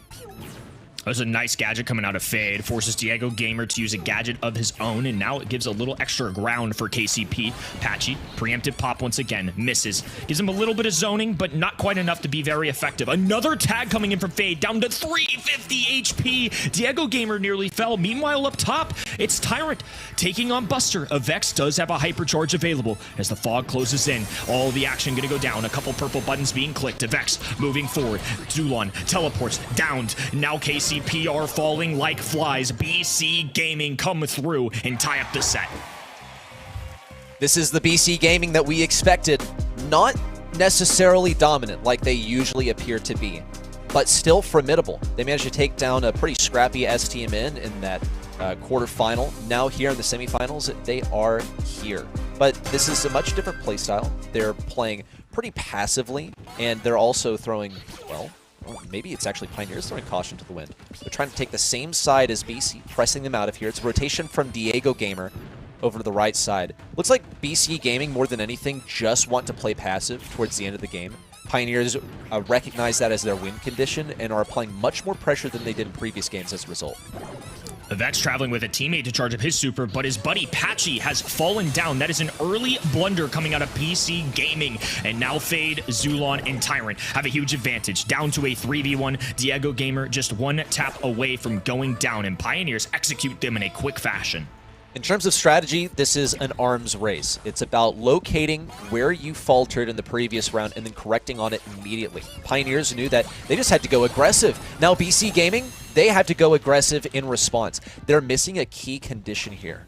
Now, since Buster is eliminated, Squeak proved to be a pretty large issue as well. On terms of the matchup, this actually looks quite even between BC Gaming and Pioneers, but that's a super that they no longer have. That's the late game condition that Buster had in that shield. Down to mechanics at this point. Whoever can land the most shots or maybe find an earlier frag is going to be the one that takes this round. For Pioneers, if they win this, they would take a 1-0 lead on our second seed in the region. Zulon with a super in his back pocket. And Diego Gamer, of course, can drop one as well. A nice tap from Zulon. Diego Gamer will rotate to the right-hand side. Now he's tagged up both of these enemy sides, and Patchy, without a super, can't close the gap quickly enough. They've got a gray walking cane. Zulon with the static, so a little extra utility certainly on KCP's side. Diego gonna pop this super. Not really getting anything. Wants to hit Zulon or Tyrant, and he gets Zulon. That's excellent. Bit of a whiff there from Patchy, but he zoned Tyrant into the bottom right while Diego took down Zulon on the top side. That's Tyrant eliminated. Whole set is on the line. Just one more round to go. Pioneers and BC Gaming carefully weighing their options. Which lane are we going to play? It's back to the round one tactic. Spam that left lane. We see the super in already. That was pretty preemptive from Fade. That's lost utility. Now in with the windup on the right side, trying to zone in BC Gaming. But BC have really rocked with the pressure a little too well for Pioneers to be able to get accustomed to. Now, BC Gaming are in a strong position, especially now with the supers available and Evex ready to move on the Hyper. And Fade's definitely going to regret using that super. I mean, that would have been super helpful towards these in-game moments. It's just so much easier to land when you can see all your enemies. They're clustered together, especially in those Buster compositions. One Squeak super can really do some damage. Patchy, Vex on this top right-hand side playing together. Diego Gamer now joining them in the grass. It's just KCP raining down on BC and left to the fancy footwork of BC to make sure they don't take too much damage before this in-game. KCP are prepared. Zulon has his super. Tyrant has that and more with the Hyper. Just up to this poison to force everyone to move in. Evex with the speed, with the shield now moving in. Tyrant looking for an opportunity, has to pop that Hyper, needs a TP in. He's in the smoke, has to go to the bottom left. Evex still alive, and the last kill coming in for Patchy. BC Gaming now taking set number one, and Patchy, I don't think he can really believe it. He's basically just living in the moment now. But the thought that he gets to sub in for this team and they've made this deep of a run in the monthly finals has definitely got to be a bit of a mind-boggling one. BC Gaming had the better start twice, round number 1 and 2. It was taken once by BC, once by KCP. And then the third round, finally, Pioneers had a beautiful start, but then they haven't been able to close it out. In your opinion, Kenny, what was the issue? I think ultimately just some mistakes more of just not getting aggressive enough. And I think it wasn't from a lack of trying. It really felt like KCP were trying to get in closer to the enemy side, maybe pick up some of those earlier kills. You saw Zulon trying to navigate that grass on multiple occasions, but just a couple trip-ups there. I think if they'd managed to maybe make that not an in-game battle with things like the Buster Shield or tailspins from Carl, where it does really well up close, they may have had a better chance. Fade also dropping that super there, and while it is highlighted in purple, did kind of mess up, I would say, on that super in the final game with the last round. So I think there were certainly opportunities. Again, just a lot of buzzer beaters going off today. This time, the coin toss swings BC Gaming's way. Yeah, I just have to wonder, like, what exactly went wrong for Pioneers? You know, you gave your version of why that happened is maybe not finding that aggression in some of those key moments. And I have to agree. I think BC Gaming, when they did end up feeling too much pressure, was because Pioneers got aggro early on, like as soon as possible. They were not winning that matchup into Angelo, where he's just poking them at long range. They can't really safely approach that Carl because they know they'll get burned down. Same goes for the Buster. You know, you could get sucked in. This is a tough one to approach. I think BC Gaming knew that they just need to play a passive game here, and they played it successfully. They really proved to have a lot of patience. They had to play passively, wait out until the smoke comes in, and then Diego Gamer dropping 7 kills. Definitely an MVP, at least for me, that one. Heading over to Dueling Beetles now, a map where I do expect to see some more of those tanky options here. Kenny, Hank could be an option, Jackie, Draco, Frank. We've seen it all today. Yeah, I'll throw an honorable mention for North America in that mix too. Look out for a possible shade. We've seen it a little bit in practices. It's just one of those unique ones that I write down in my notes just to see if it comes into fruition at all. But I think a lot of those are good names, especially when you associate it with something like a Gray who enables them a little more. Maybe an East Asia thrower. But yeah, Shade has definitely been a fan favorite and the player favorite over there. We have Ollie, Meeple, Barley banned out. Barley has been the pick before from Space Station Gaming here in this map, and they won with the comp. So let's see if that's gonna hurt them later. They do have the first pick here. There's still other throwers that are open. I would love to see a Juju. Could still be very strong, a Larry as well. Probably first pick though, a little bit more of a neutral pick. You don't want to go too risky with a tank or with a thrower as first pick, and Chester is just that ready. A pretty like neutral pick. Nothing really special here. Break the walls, get damage, nothing much else. We saw how powerful that hypercharge can be. Like, we've seen it throughout the day, but especially in our last match that we just had where someone got eliminated just by the candy spray alone. I think it might have been, geez, someone playing Lou as well. He's like got 7,000 health. To be eliminated by a Chester hypercharge by the poison alone is quite something. Here comes a Poco from BC Gaming. This is enabled by that B being banned out. Don't really need to worry about that Lou. By the way, just really any sort of status effect now can be canceled out by that Poco, including that poison from Chester. I don't think that's what's dictating this pick. It's more complicated than that. Pioneers have to find a way to actually deal with this Poco, which is going to be a bit of a tall order, but they willingly left this one open, okay? They knew that that Poco was unbanned. They decided to go for the Chester instead, so they have a plan. Whoa, and the Pearl is the plan. It's really interesting. I don't see Pearl a ton here on Dueling Beetles, but it's clear that North America are valuing Pearl a little bit more than other regions, or they found this to be a solution to some of the problems maybe they're dealing with in this meta. So they go with Poco, who's already just generally good on the map. You would kind of assume that they might be looking for something more tanky towards the end here, but when you see Chester on the other side, it has to make you question it at least a little bit. Barry, so they're going to go for a healer of their own, and this time it's a thrower, so playing into a little bit what Sunny said. She mentioned Juju and some other throwers, but Barry, of course, is going to be one of those that's right there in that mix too. It's a support character, also can play over those walls, and now, without a doubt, you got to think they're going with something aggressive, and there it is. It's going to be Buster, a staple of the meta. So the way that this is going to work out, Buster is going to have trouble into anything that has a little bit too much health. Something like a Jackie would be pretty good at dealing with that Buster. He also doesn't want to gadget it at all. But it's also going to be a challenge for Patchy to play this Pearl over here, given that since the Barry is here on the field, that means that BC Gaming is going to have to churn out damage. That's not something that Pearl is good at. What she's good at is waiting for the proper time to strike, charging up her damage until that exact moment. So BC have decided to go with the Draco. It's going to drain the enemy ammunition. He has like some okay damage, like not good burst damage, but he has crazy good survivability, and that will be excellent for dealing with that Buster. Two very interesting drafts. The Pearl, the most notable one to me. I think you could have told me any of the other 5 brawlers that are shown on this map, no surprise, but the Pearl specifically. That burn down damage from the gadget too does interact very interestingly into the heals coming out of the Barry, so it will kind of counteract that a little bit. Obviously, you can't just spam pop that gadget or anything, but just a worthy note. Another thing on paper to kind of keep our eyes on. Here we go. BC Gaming squeezed by in set number 1. Now they're going to be taking on KCP with a very unique composition. Draco, right hand, and as KCP cluster together to make sure Fade can get that super with relative ease. Tyrant, Zulon, now out. Oh, and Zulon with a little bit of a whiff there, went right into that wall and also died in the process. That is a tough beat. Mid super is a difficult one to get that Barry eliminated. The Tyrant has gone right to the source of the team. Patchy now taken down, Evex to follow, and Diego Gamer now forced back into this corner. He's trying to get some damage out here, but he's not going to be churning out the damage that, say, Evex or really maybe even Patchy will be capable of, because he has to charge up that heat, and Fade seems to be ready with that shield. 2 gadgets in a row. But with the wall broken open, Fade's job has gotten a little bit harder. Same goes for Zulon, who's now deciding to act as an assassin. He's not facing that much DPS on the enemy side. That's the supreme weakness of BC Gaming. They have healing, they have permanence in Pearl, but they do not have the damage that is required to chew through this enemy healing.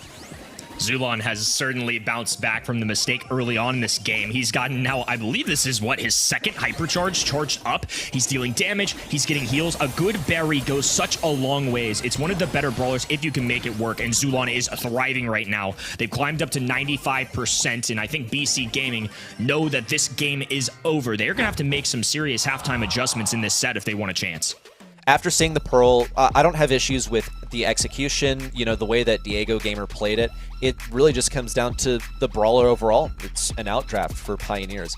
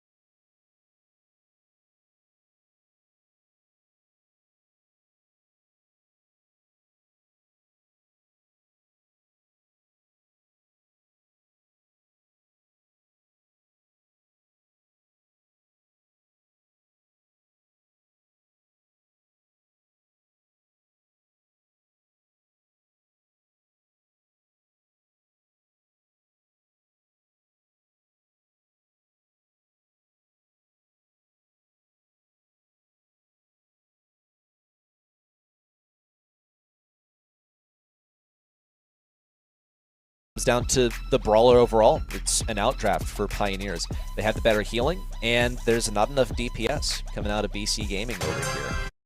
Basically everything else, right? That all collapses when Poco's teammates that he's healing are not actually winning the objective. BC started with map control twice and that one again, but as soon as they got pushed out of the mid once, they completely lost mid control and they had no chance of even making it out of spawn, it seemed. That certainly had something to do with the hypercharges. All three members on the side of Pioneers, Barry, Chester and the Buster, had hypercharge ready, supercharged up by the time that BC Gaming were in spawn. I like numbers over just here. Not kind. Yeah, I'm looking at this right-hand side with you, Ready, and it's just numbers are not looking pretty for that side on the left. It's 5, 6, and 9, and just plenty of highlights to back it up. Check this out. Let's see what Tyrant was capable of, especially with this hypercharge over here. Didn't even need to use it in that specific circumstance. Kept the enemies back quite reliably. Really, I think the star of the show, we pointed it out during the game, has been Zulon throughout both of the games in this series, which went by lightning fast, by the way. There was a moment over here where he was trapped deep in enemy territory and still found his way out because he was kind of a low priority target. And also he had a hypercharge and a super. The mobility, the healing, gone back to the enemy side, just a supreme draft really from Pioneers. Very good draft from both sides, I feel. Even in this one, Dueling Beetles, it looked like BC Gaming had a clear game plan. It just didn't really work out for once. We now have an even out scoreboard. Pioneers do manage to get a set win as well. 1-1 now, everything's open. We're basically back to start here and heading into triple, a map I feel we haven't seen so far today. It's a fun one though. Do like triple dribble. Thrower is certainly a possibility here. some of those tanky brawlers as well. We've seen kind of a lot of different stuff from across the world here, so curious to see how these two teams will kind of adjust, see what the other regions have done, what they've done in their own practices, and how it'll interact here in our third set. Once again, a map where you could pick a thrower. Not something you want to pick up as first pick though, especially not on Brawl Ball. Otherwise, you can still go with a lot of tanks, or again, those neutral picks to start out the draft. Something like a Stu Chester, maybe, but those are all banned out already. Some of the obvious first picks have actually been eliminated by the team with the first pick. This could maybe lead to some of that funny business that we see with the Lu, the Poco, the B being in play. It's a bit of a curious one, and they're certainly taking their time on selecting their first brawler. Patchy on the comms also contributing to the draft selection. Hank is the highest priority here. Once more, keep in mind that stuff like the B and the Poco is still completely fair game here. You wouldn't want to pick them as like a 2-3 that Pioneers do have the option of doing. It's a delicate dance between BC Gaming and Pioneers here, with those brawlers influencing the draft, but likely not going to be picked. It really is just interesting to see with the ban stage what direction these two teams are going to go, because this is one of the brawlers that escaped that. I feel like the more unnatural ones from BC Gaming allow for some tougher choices, because if you go Hank, well, now the other side's going to go B. Kind of curious if this is a spot where they want to pair it with a wall break option. I mean, we haven't really seen anything like a Griff too much. I can't imagine a Brock shows up here, but I feel like it's kind of more natural given some of the bans we've seen. There's a lot of different directions that are still possible. I mean, Thrower is in the mix. I think B is just going to benefit from the extra wall break, especially into something like a Hank who likes to press up against those wall, put some pressure on you, move you back. Instead, they're going to go with Ollie. I don't mind that either. I just think the Hypnosis could be a really good way to deal with Ollie, or excuse me, with Hank. This is true, and I think, you know, there are like a couple of ways of dealing with Hank, pretty much. Something that Hank does boast that Ollie doesn't is the ability to attack over these walls, which is going to be a key fixture of the interaction here. I think Ollie also does suffer into the Poco, which the B is going to help out with. BC Gaming would be a little bit ill-advised to play that here on triple dribble, because Pioneers can open up the walls with their last selection. They cannot do it with Stu, though, so Poco is the route that BC Gaming have decided to take. Now, how they are going to play around these walls is sort of a different question. I think it also mandates Pioneers to go something that they weren't really keen on picking, which is a wall breaker, but they have plenty of options at their disposal. It's just a matter of like how efficiently can they get those walls broken down. Yeah, this is a puzzling one for sure. I just feel like there's definitely potential for either of these sides to win. Shade was just on my mind for the fact that if they don't go wall break, I feel like now there's going to be not a lot of ways to deal with this. So I've heard a back and forth from the pro scene on how to deal with Shade. Jackie would have been a good option. Hank, the other good option, which is the only reason I was kind of thinking about him, because if Pioneers want to go a thrower, it's going to be hard. You can punish Shade early on. You can make it harder for him to pass. We get that super. Once he's running away, once he's in and out, and we saw it earlier, you can stack that speed at an unbelievable rate. Well, at that point, then the squishy brawlers are going to have a hard time. So I kind of go back and forth on that. Oh, okay. So we're just, okay. So it's kind of Jackie, in fairness. It's kind of, it shoots through the walls, and it has HP. This is incredible. Not ruling it out. I think we're watching something magical, right? I mean, speaking of magic, I mean, that is the glizzy of revitalization that this guy is operating with over here. So the idea here is that Doug has so much HP that it's going to be difficult for Shade to get rid of him. It's going to be a tough task for Poco as well. The fact that he can revive himself as well is going to be a central issue. He's already now pressuring down that left side. Really going to hand that one more to Tyrant than anyone else on locking down that left side against Hank. But Zulon is here as a deterrent, and he can hit through these walls, so Evex is not as much of an issue. Option 1 is Hank. Option 2 is Jackie. Will option 3 for the Hank, or for the Shade, be Doug? Time will tell. And the Immortal Hot Dog will continue to march his way down the map. Diego Gamer forced away. Gonna move up and down, just trying to connect with the bubble, catch somebody off guard. Vex off to the races here. Does have the super and can go through those walls. Fade now moving forward. Diego Gamer pops the super to preserve his life. Vex once again going crazy. Left-hand side. He's got a shield up. Has to get through Fade first, though. And now Tyrant backing up to try and assist him. Well played here from BC Gaming. Take control. A heal from Patchy there could have been clutch, and he just used one now, but he has that hypercharge at his disposal as well. He needs to get the next heal so it can be a really impactful one. Diego Gamer in close range, pops that hypercharge. He's almost got a kill on Zulon, waiting for that to expire, but did it a little too early. Trigger happy, but still managed to cycle some hypercharge out there. Actually, high IQ play. Thankfully for the Pioneers, Tyrant played at the proper time, but I do think that we actually saw a decent play there from Diego Gamer in cycling his hypercharge again. Yeah, well played just all around both of these teams right now. Tyrant's hypercharge really goes to show why B can be so lethal in this current meta. Zulon diving on in there will go down. 2v1 situation, Vex without a super. Just gonna have to play it patient. Now Fade, striking, goes right at Vex. They have him stunned. The hypnosis goes through. The other two respawn, so it's gonna take a second here. And KCP are gonna wait for Doug to kind of back themselves here. Make it a 3v3 situation, but this time it's gonna be KCP occupying the mid. Evex having to back away. Zulon a top priority right now. We'll see Evex in the wall as well. Zulon gets to revive. Diego Gamer runs up the left side of the field. He has that super, but he's hypnotized by Fade in close range. Evex looks for the kill, but Zulon is hanging on by a thread. Meanwhile, on the left lane, Fade has the HP to pass this one over to Zulon, but Evex blocks the pass. Now he's trying to run this one all the way down the field. There's one hit on Tyrant, who has the slow right at the last second. Thankfully for Evex, he's gotten it transported all the way across the field, and with only 10 seconds to go, it's an impossibility for Pioneers to extend this one and get a goal in the last second. We'll have to see who was, a little bit, I had to hesitate there for a second, but just not enough time to punch that one through. It's going to be BC Gaming. Look, this is an interesting spot, because once they see the shade, again, at a pro level, it's typically Hank, Jackie, and this Doug pick, I don't know if this is something they had in the back pocket. I don't know if pros just understand that this is kind of the next guy up when dealing with this, or if KCP just on the fly listed all the reasons I did for Jackie and Hank and said, oh, Doug kind of fits this, except he heals a little bit. Hard to say. Obviously, it didn't work out in game number one, but I'm not going to rule it out. I mean, I think it's still a possibility. It wasn't a runaway, but right now, the Vex running right towards that ball. Pass up to Patchy. Fade gets the hypnosis off, and Patchy healing. Now it's going to take Zulon and the entire team just to try and bring him down. They're still hovering. Almost a suicide there by Patchy as well, as he was running towards. He just knew from his supercharge bar that he was going to get it by getting only one more hit. Whoa, Evex tried to rush that one in.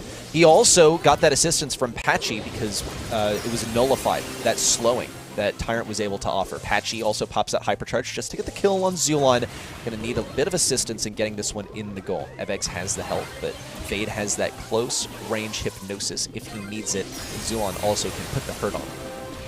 Zulon gonna pop a super, and he's a dead man walking. Now he's gonna pop right back up. Diego Gamer, left-hand side, playing alongside Patchy. Vex through the wall. Tyrant trying to operate with whatever space he can. B is a mid to long-range brawler, so all these walls make it rather difficult. Heals going through from Zulon. Patchy making his move now to dive forward. Oh no! He dove right through the ball, and the teammates got the kills. Perfect play coming out of BC Gaming. And now, Evex passes it back to the left side, and it has an odd exchange where it now actually moves over to the right side. We'll see a little respawn here from Zulon, now in hot pursuit of Patchy, who, despite being hypercharged, has been dropped to low health. No issue, a team wipe, a wide open goal for BC to secure, and the set heads their way. It was certainly an interesting one. I don't mind the creativity. The idea kind of made sense. I just don't know if Doug is high enough up the tier list to pull it off. But I do think credit to BC Gaming, who kind of trapped the other end. I mean, with Jackie banned and Hank on their side, I think they kind of knew that Shade may have been an option later down the line that KCP just didn't have an answer to. And I think that's exactly what happened. North America, the region of mutual respect and unconventional drafts. First we had a Gale today, and now we have a Dog. I think it was to address the Shade specifically, but Evex was still just unstoppable regardless of that Dog on the field. What's gonna be next, Kenny? Do we see a Bonnie? We certainly haven't seen her in a hot minute. No, that can't happen. Yeah, I just don't see that one, unfortunately. Doug, I didn't see coming either. Gale, I had a little tip of the hat from Tribe. They did show their cards with that brawler a little bit on that map, and we are known for some unconventional stuff. Look, we're creative if nothing else, Sonny. That's what you're gonna get in North America. Entertainment and a lot of different stuff. Love the NA drafts coming out here to play. Honestly, I was a bit of a believer in that Doug had had its moments. I think BC Gaming were just a little bit too good at dealing with it. Also, let's not forget what we saw in the stats. We saw Tyrant leading the lobby in terms of damage and kills on that B. There is a reason that the draft works this way, but it didn't seem like they were necessarily adequately prepared for the scenario in which BC Gaming actually don't care that the biggest Poco counter in the game is being played. They're still going to run it because they know it works that effectively.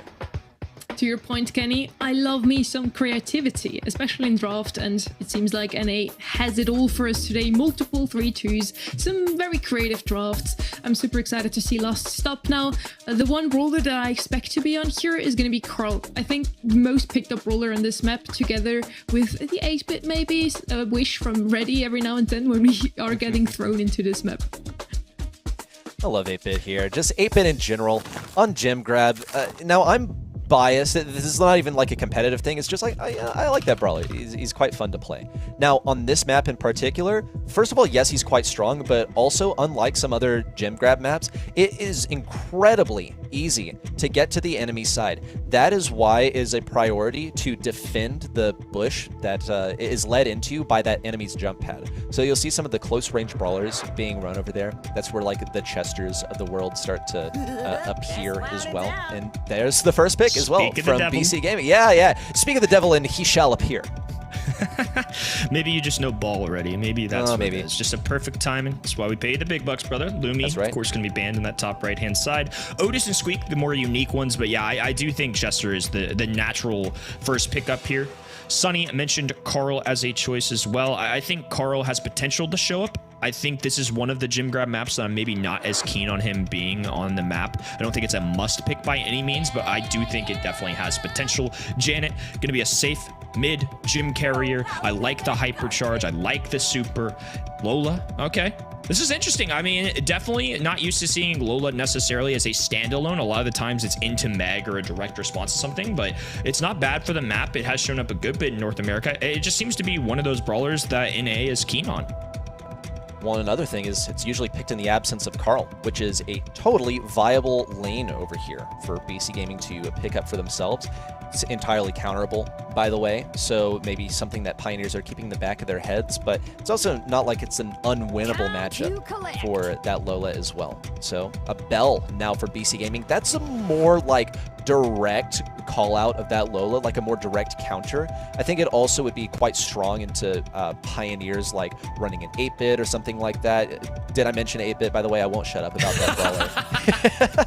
But also like with Bell having pretty much infinite gadgets now, you can get a lot of nest eggs down on the field. That helps in scenarios where, like, let's say Janet decides to land near you and try and heist all of your gems away. Well, now her escape is blocked a little bit more effectively if she needs to make that trek on foot.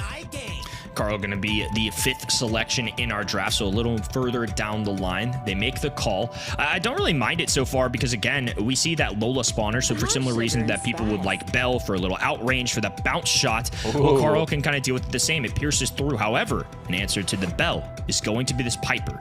This is really interesting because I feel like we don't have a traditional, really aggro brawlers for KCP. This is a lot of control going down on Last Stop, while on the other end, Chester, high burst of damage. Bell, more of that traditional safe mid. Carl can be kind of a hybrid of both. So no tanks really coming out here, no Taras, no big play brawlers, I would say. Interesting. Yeah, and I think some of that also is because Pioneers decided that what they wanted to use their last pick on was their mid brawler, which is quite untraditional in Gem Grab. Usually your last pick is an opportunity to pick the big thing that's going to counter the enemy team. Instead, Pioneers decide to pick up some brawlers that they found would be more important to have on the lanes and then save their mid for last. And honestly, like, maybe they could have put Tyrant on mid. Like, it would have been complicated, but they did need a brawler that would fulfill the role of playing mid. And Piper is going to be better at this job than Bell. She can 2-tap the Bell. She also has the homemade recipe at her disposal, but it looks like she brought homemade recipe because she had nothing for Patchy in close range.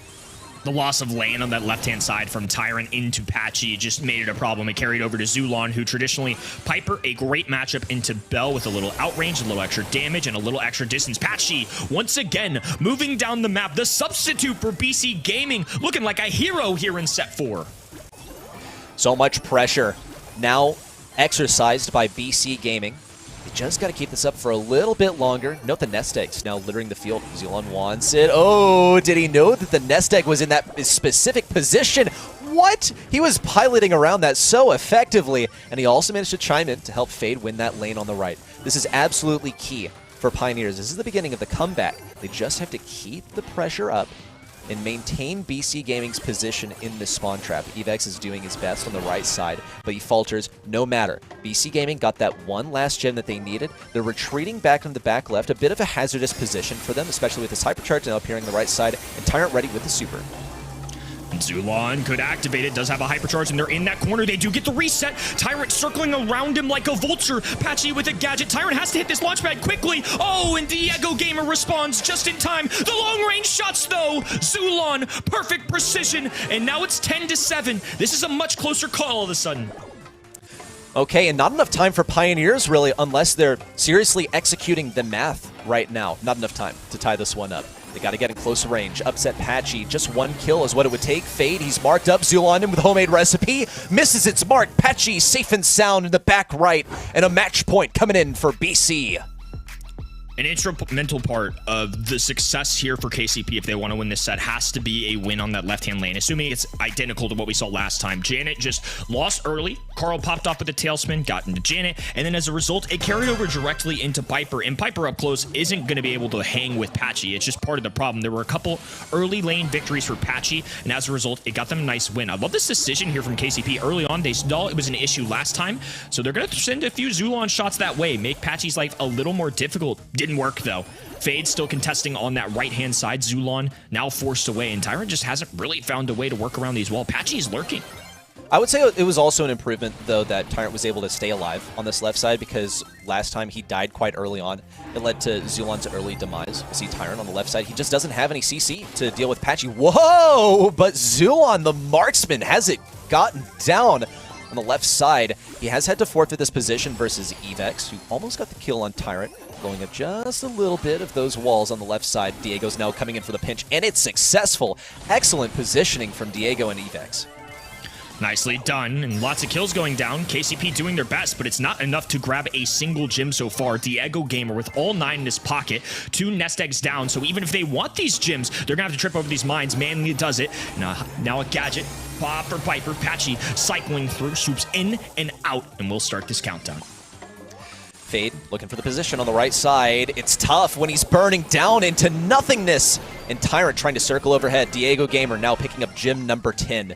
That's actually nice for a BC Gaming to condense all of their gems onto just one player. Zulon's finding his mark. He's got to make this happen here and now. 7 seconds to go. They're looking for Diego Gamer. A kill onto Evex is going to start their assault in here. 3 seconds to go. Diego with the shield up. Tyrant the last one. 196 separation from an interruption. They've done it. Patchy looking for another thing on his phone to show to the camera, but he's just a little bit too late. BC Gaming onto another grand finals. Would you believe it? The 3rd month in a row. 3rd time's the charm. Like I said, coming into this, yet still all of us predicted Pioneers to win that one. Oh well, they did it. Even though they had to play with Patchy, it worked out super well. Who cares about if you have to play with a sub? At this point, BC Gaming made the unthinkable happen. Once again, they're the only ones that are playing with the sub all season long that actually have managed to win a match, and now they're in the grand finals. Kenny, I feel like you've had a pretty good pointer there, that lane on the left side. It was a very unlikely matchup. The Curl against the Janet, Patchy against Tyrant. Janet really didn't have a good time. Yeah, and especially considering how early on in the draft Janet went, it was just really hard to make work. It just seemed like an excellent response. And look, credit to Patchy. Retirement obviously did not faze him whatsoever. He has joined in with his BC Gaming roster and taken on some of the tougher teams, I would say. KCP, high expectations from people at event.brawlstars.com, our entire casting desk, to win this one. And he found a way to be a pop-off player here in the set number 4 and now getting BC to their 3rd grand finals of the year. Tribe were so far the only ones to not see a set 5. Now this one has been a bit quicker as well. It's a 3-1 overall, and we have the same 2 teams in the monthly final, or in the grand final of this monthly final. Once again, it's Tribe Gaming versus BC Gaming. Ready? We talked about some unlikelihoods at the top of the show today. One of them was BC Gaming falling to STMN, and the other one was Tribe Gaming losing in the grand finals, because we were centering this discussion around, is it possible for Pioneers to actually get a Brawl Cup spot? But Brawl Cup is now just like a bygone conversation. We left that in the quarterfinals. It's now back to El Clasico, really, a new typical matchup that we're seeing in the grand final, and the possibility of Tribe Gaming exercising a level of dominance in their home region that we have not seen in a very long time, really, by any team. I think the last team to have this like extended period of domination was maybe like 2022 Reply Totem. It's been like a full 3 years since then.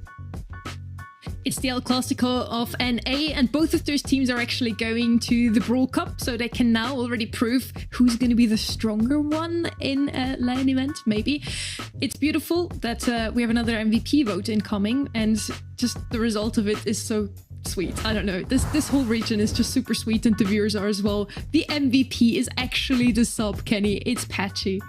A little recency bias for me too there, but that Carl set from him was really good. I think especially in that game number 1, he was a big reason why they were able to go with it. And just being able to jump in here, be a support brawler like we saw in this second set, and really march their way back to victory. Just been impressed with the guy. I mean, he's always been a good player. He's had some close calls in international events, but one of the better ones in North America over the last few years. So to hear he retired was definitely a bummer selfishly, but obviously do what you got to do as a player. But I mean, he's jumped in, and it hasn't look like he's lost it at all.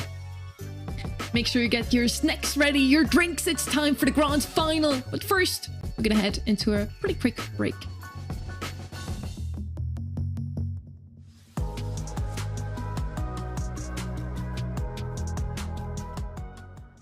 Yo creo que BC, o sea, sinceramente BC, o sea, Eternal nos ganó 2 sets, pero siento que el equipo que más difícil se nos ha hecho ha sido BC Gaming, siempre. Bueno, el primer mes AVOC y el segundo mes como BC Gaming, que ese equipo es muy raro, o sea, son muy buenos y es como piqueando de una forma muy extraña, pero bien, y nos tuvimos que adaptar a su manera de jugar y banear las cosas que saben jugar, cómo las juegan y todo eso.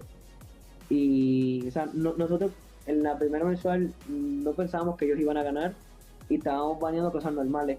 Y perdimos el primer set y luego dijimos como, ok, hay que cambiar los bans porque esta gente juega cosas raras y le funciona. Y cambiamos los bans y así nos fue mucho mejor, y en la segunda mensual pues ya teníamos cosas preparadas contra ellos y ya funcionó también.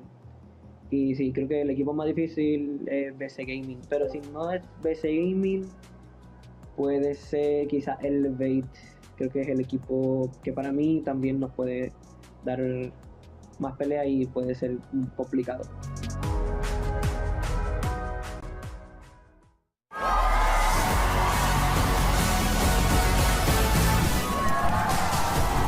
All regions from across the globe are sending their best champions to prove to us, once and for all, Humble, 50%, Crazy Raccoon have fallen short. Which region is the best in the world right now. They'll compete for LCQ and World Final slots for their home region, altering the competitive landscape for the rest of this year. So prepare your flags, your patriotism, and cheer on your home region champions. 23rd to 25th of May, live from DreamHack Dallas. Get your tickets now and join the fun in person. Or watch online at event.brawlstars.com for amazing Pro Pass rewards.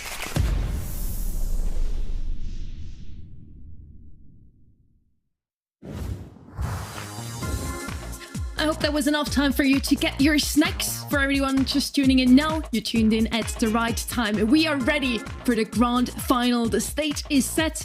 But honestly, it's kind of freezing in here. If only I had some socks to cover me up, Uber. Socks? But why are you covering your... Okay, yeah, there's socks in the add-on for the DreamHack Brawl Stars kit, of course, guys. Make sure, if you're going to be at DreamHack Dallas, purchase the add-on, come and join us at the event, and also you can get yourself some exclusive merch. I am not capping when I say this. This is the very thing that Reddy said, a young Reddy said, started to become a caster for. This merch. And if he would do it, you should too. It's actually like not a fact that I'm ashamed of. Yeah, I like started getting into Brawl Stars content because I recognized that only those people got merchandise for some reason. And like, look, I hit a new low. I even made my own merch. And yes, I wore it. And yes, it looked excellent, by the way. But you can get the real deal by adding it onto your DreamHack ticket. And I think that's pretty dope. You never had your grandma say, keep your feet warm, otherwise you're going to catch a cold, Uber? Yeah, but you're like, I'm cold. And then I'm like, where's my socks? I'm like, we're going to wear them on your hands? On your shoulders? I'm not going to hold my feet into the camera right now. Sorry. So, not in this economy. I get it. Not in this economy. It's fine. Grand finals time. The stage is set. We only need the teams and the maps of the words. Tribe Gaming versus BC Gaming. Third time in a row that they have both made it into the monthly finals. BC Gaming this time around with a sub, but Patchy is doing wonderfully so far already. I'm loving watching this guy today. I mean, what a treat to get to see him come back into the competitive scene and do the BC Gaming thing, make it all the way to the grand finals once again. This level of consistency is just a little bit insane, honestly.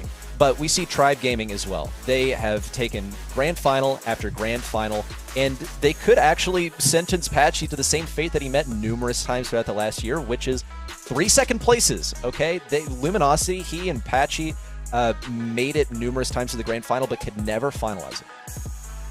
I mean, like, I genuinely feel like this is the kind of month where I would expect BC Gaming to have a respectable quarterfinal showing, right? Get a couple of sets, and then maybe just sort of bow out and be like, okay, you know, and still probably make it to Brawl Cup because no one else could eclipse them. But these guys are looking incredible. I love the way they're actually making use of Patchy. They're not just putting him on like on weird solo brawlers. He's like integrated. He's a part of this team. I think it speaks volumes about his ability, Sonny, that he can just be a plug and play option for a team and make a monthly final. Considering that, honestly, Patchy had some rough months of his own with that Luminosity team. I guess these guys are just a little cracked. Let's see if this also means he's going to be back for the future of esports, or if this really is going to be his only tournament this year. We'll see where he said after the performance he showed us today. Nice. What is this? On the other side, they are the only ones that haven't seen a set number 5 today and ready. You don't believe in them? I didn't mean to so rudely interrupt you there, Sonny, but I step away for a moment, and Uber goes, ready, set, predicts BC Gaming. No! What? Sorry, Evex, sorry, Patchy, sorry, Diego. You went to the bathroom when they were asking for your pred, so I feel like you kind of sacrificed your Thank you for being such a good friend, That is Mitch. so evil. It was really nice of you to put my changed prediction ready? through. Yeah, it's fickle, isn't it? He's the one that ended up trolling BC Gaming by pretending to predict them and then changing it back on them. That's like prank calling so Shadeur mean. Sanders, pretending he's going to get drafted in the second round and telling him he's going to have to wait longer. Nah. Looking at the predictions here from everybody voting at home. By the way, if you didn't do that yet, get your votes in. You can also answer some trivia questions. If you still don't have that pin at the end of the reward track, this really is your last chance because we're in region number 4 and we're heading into draft now for our finals of the North American region here. Tribe Gaming versus BC Gaming. Uber. I'm hyped about this one. BC Gaming have shown that they are the real deal. That win in the previous game, with Patchy on board, getting an MVP performance, no less, was amazing. We talked about the Carl play. That was kind of what we bigged up there. This team, as far as I'm concerned, can go and take it. You know what I mean? They had such a close game against STMN. I was a little worried. There was a little bit of shakiness, but they have definitely shaken those jitters loose. However, Tribe Gaming just put Space Station to the sword. It was not close. It was not pretty. It was brutally effective. So coming to this game, you expect this Tribe Gaming team, the #1 team in A, to continue to show us why they are the best. It's become one of those constants that we observe in Brawl Stars at this point. I mean, it's only the 3rd month, but gosh, they've taken such a gap over all of the other teams. Now we're looking at a BC Gaming where, yes, we had our doubts in month number 1. Things got confirmed in month number 2. We're left scratching our heads once again because they're not operating with the normal squad. But today seems to be Patchy's day, really. And sometimes actually outshining the team members that have consistently made it to the 2nd place. We'll see BC Gaming already start off with some funny business here. The kit composition. A lot of times that is not permitted. Tribe Gaming decide to prioritize some different things over here and have let this through. They have banned out the Daryl. That's one of the main things that Kit is going to look to combine with. So they look to get rid of it by proxy, but not get rid of the Kit directly for some reason. Interesting. Yeah, I mean, Kit is still obviously the operative part of their composition, and you can still work in like a very effective tank pick alongside that. The Buster was banned by BC Gaming, in fairness, so you might have to go somewhere else with that. Hank is going to be the choice now for Tribe Gaming. Remember, Kit Super can interrupt their bubble, can sort of blow it up midway through. But the size of this map, or especially the middle part of Out in the Open, is small enough that, you know, Kit with the cardboard box can absolutely cross the gap and lock one of those brawlers down without too much trouble once that super's developed. Again, it's always going to be, is there enough follow-up to this combo? It's face up for BC Gaming. It's very clear what they're trying to do. Tribe have, you know, basically an eternity in draft terms to come up with an answer. I think Finks will be pretty good at scouting this out. Finks' reload speed, you know, is pretty decent, can occupy a large area. Think about like Gale's attack as well. That's the level of breadth that we're looking at for Finks, so should be able to scout out some of those situations where a cardboard box could come in handy. BC Gaming are going to decide pretty much right now which strategy they're going to go with here. Ollie is the brawler of choice, so cardboard box going to be deprioritized, and now they're going to be focusing on building up that Ollie for a key moment over here. Now, RBM, I think, is going to be an interesting one to watch. I anticipate he'll, you know, swap off of that Finks and pick up the Hank instead. But Finks, as far as a way of dealing with some of the long-range brawlers, can be pretty strong. It would mean that Patchy does basically nothing when that super's up. Yeah, it's a great point. I mean, those shots are going to slow to a crawl when they're inside that Finks super, and he will be able to move aside pretty comfortably. Really handy brawler. Kind of nice in, you know, in these knockout games, because right at the critical moment when you know your opponents are trying to take advantage of their range or looking to pressure you out, and you have that super up, you can turn the tables on them entirely. Angelo doesn't get through often. It's very rare we see this one come up, so look out for Zeus to hit very hard with these single taps. There goes Diego trying to lock Luffy down. At least there's a trade, so that's fine. It's worst case scenario. I think for the Kit diver, you know, I guess it could be slightly worse, but you know, it's acceptable. RBM now can hide back behind these walls and still get damage on MX. This is far from over. The use of the gadgets here has been fascinating because we saw some unconventional things applied here. A lot of times you see the Finks actually used with the recall gadget, the one that returns you to the state you were just a few seconds ago. Instead, it was used to lock that Kit into position, and Kit just utilized, you know, some good timing to jump up at the correct moment. BC Gaming are having a tough time also chipping through the health that RBM has to work with. They don't really have the damage to do so, and it's feeling like a Tribe Gaming win right here. If anything, they want to deny that supercharge to Zeus, which has been kind of unsuccessful. RBM's going to clean up over here. I mean, Evex is going to give it his best shot, but won't be able to deal with Zeus by the looks of things. Just one more shot would do it, and Zeus has gotten a hypercharge out of this extended encounter as well. It's going to be so important. You know, if there is any form of hard engage that comes down, Zeus, the fact that his little pool can move along with him, give him that healing, and also dissuade any hard engage. The problem for Evex especially, and I guess Diego Gamer doesn't want to tangle with that either. Patchy took 2 shots back-to-back from Zeus towards the end of that last round as he sort of just stood still inside the bushes. Very easy for Zeus to pick him up. Now again, it's about dodging that early poke damage. Patchy struggling with that in this occasion again, but Diego Gamer's gotten close, shows himself, goes for a swing. Zeus with a gadget, jumps out. Here comes the combination. RBM is actually ready to fire back. Both he and Zeus have their hypercharges ready.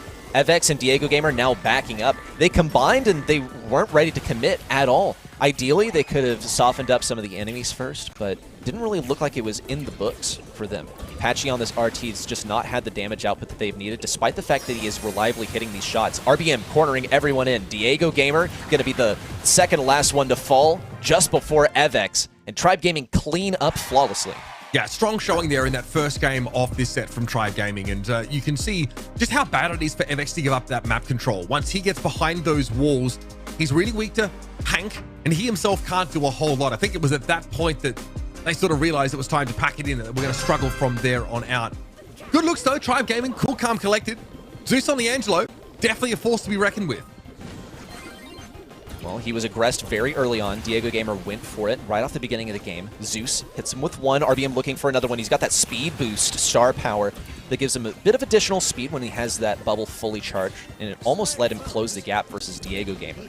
For now, though, BC Gaming has found the chance to retreat into the confines of their home base, but they don't have any more room to retreat. It's time for them to actually combine. Evex frozen over here on the right side, and he's basically a dead man. RBM reprioritizing, now fixating on Patchy, and Evex knows that this is over. They've been outdrafted. I don't think he's really interested at all. He's also keeping himself on low health to minimize the supercharge that Tribe Gaming is able to get out of him.